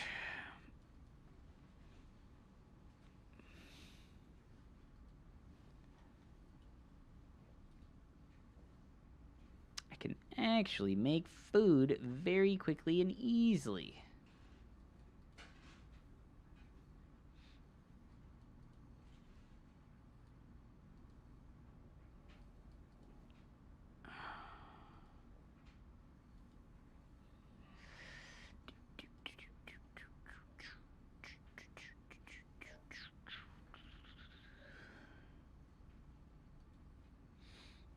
Artosis makes its own map pool and has map makers from SV Brood War who make maps for it right now. Yeah, I did hear about that actually.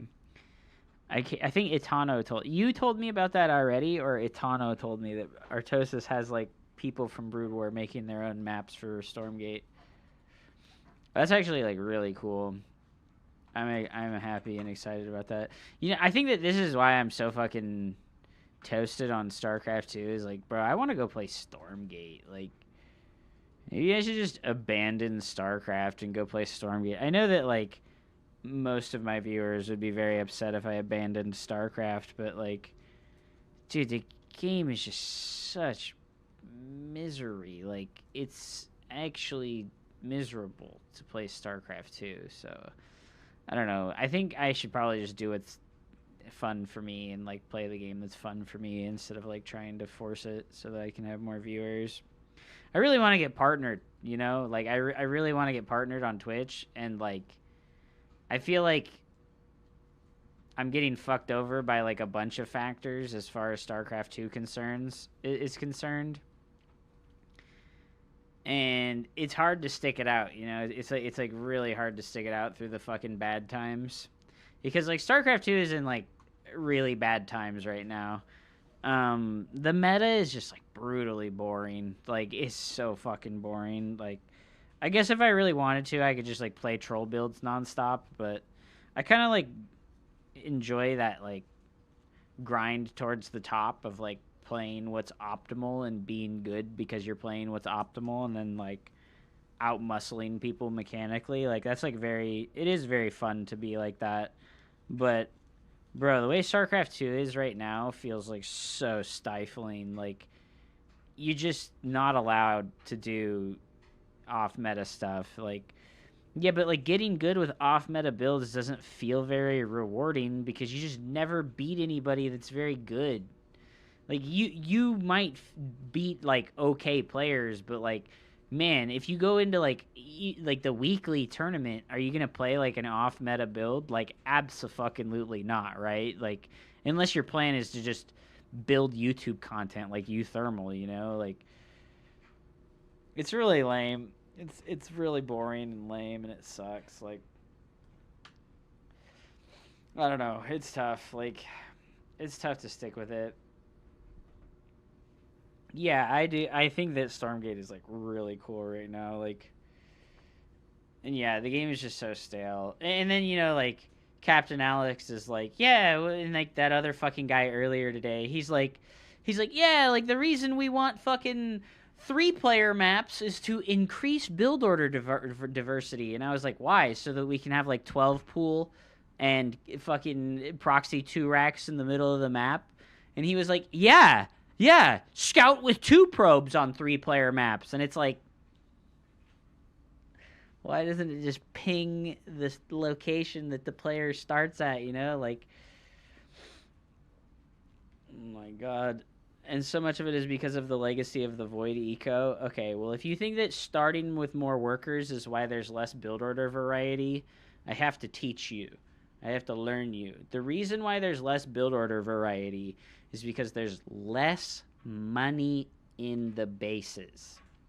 The fact that there's less money in the bases removes the strategic variety from the game because you're on a very short timer to do one base stuff, and you have no opportunity for comeback if you're one basing, because by the time you expand after you've been one basing, now your main base is mined out at like 6 minutes and 30 seconds into the game, you know? Like, that sucks, you know? Like, the higher worker count is fine. The not having extra money in the bases is what really ruins it.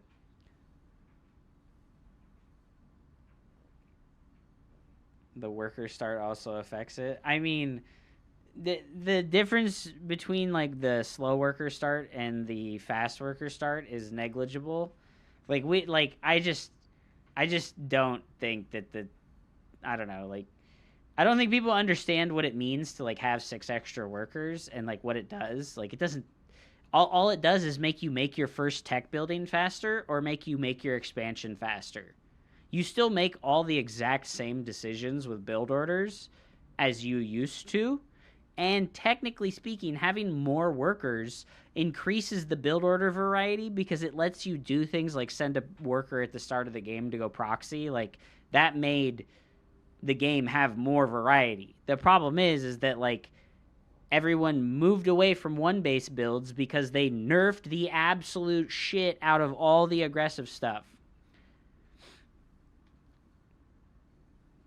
They just, like, nerfed the ever-living shit out of all aggressive play styles in StarCraft 2. Like, that's a major problem, is that they have just, like, absolutely neutered every aggressive play style in the game. And it's like, what did they expect to happen, right? They nerf the Warp Prism. They make the Queen unplayable. Like, they make the Queen, like, unplayably powerful defensively. They never nerf fucking planetary fortresses until 11 years into the fucking game. They increase bunker build speed to make bunker rushes not happen, instead of just making it so that, like, you can't build bunkers nearby enemy buildings. They did so many things wrong. They make Warpgate have a stupid fucking exception about, oh, you get slow warp-ins when you're not near a pylon. But then they won't make, like other exceptions like that because we don't want to make the game too complicated. But, like, dude, like, what the fuck? You already did it, so just double down, right? Like, I don't know, man. Like, they did so many dumb fucking things, and then now the fucking Balance Council is in charge, and Hearthstone is like, let's bring back hatchery tech drop technology. Just build a fucking Evo, and then you get dropped. It's like, oh, cool, dude. Because that worked great when fucking Scarlet won a fucking world championship versus players way better than her that she'd never won series against ever before. Yeah, sure, that's a great fucking idea. Like, awesome. Oh, yeah, fucking permanently cloaked Widow Mines. Oh, yeah, like, let's go ahead and bring back Armory, unlocking permanently cloaked Widow Mines so that, you know, we can just see permanently cloaked Widow Mine Armory build every single fucking game from Terran for the rest of time. Welcome to the dumpster! Like, holy shit, man. Like, when Queen's not able to inject off creep because it's much harder, ZVT became much harder. This should just, I think that like creep, that nerf to like transfuse off creep was just like an absolute red herring. It just did not do anything that they talked about it doing. Like, Zerg players still fucking do like Overlord drop all-ins with the Queen. They just make a layer, and then, like, you know, like, it works out good that they made a layer because they get roach speed every time with their fucking Queen drop all-in. So it literally did nothing. So the Overlords just shit creep the moment they start dropping the Queens, and then they can do transfuse anyways. And I mean, like, if your Queens were off creep in ZVT, then you fucked up, right? Like, your Queens should never be off creep unless they got dragged by your opponent pulling them. Like, all right, thank you so much for the follow. I'm gonna stop for a little bit, and I'm gonna come back after I make some food. I'm gonna stop for a little bit and then come back after I make some food. I'm gonna raid somebody so that you guys aren't hostage. I'm going to raid somebody so you're not hostage to me being AFK while I make food. I'm going to raid Dave Testa, even though he's a bitch ass and he hasn't raided me a single time in the last fucking 3 weeks. Fucking bitch ass bitch. He's fucking AFK right now. Where Dave? No thanks followers? Hey man, the alert plane is the thanks. Fourth base was always off creep, and Queens usually went there to defend. Where the hell is Dave at? Where Dave? He's fucking AFK, dude. I can't raid an AFK stream. I can't raid an AFK scuffed stream, dude. I'm so hungry right now. It's brutal. I just need to, like, get off here and go fucking make food. I'll raid Patches instead.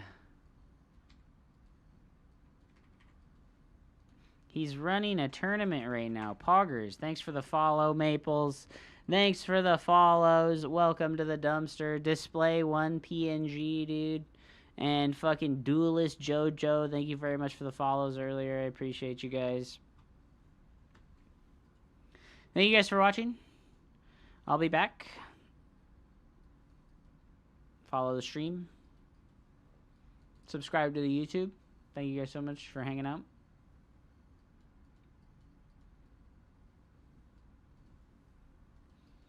Good night, everybody. Bye.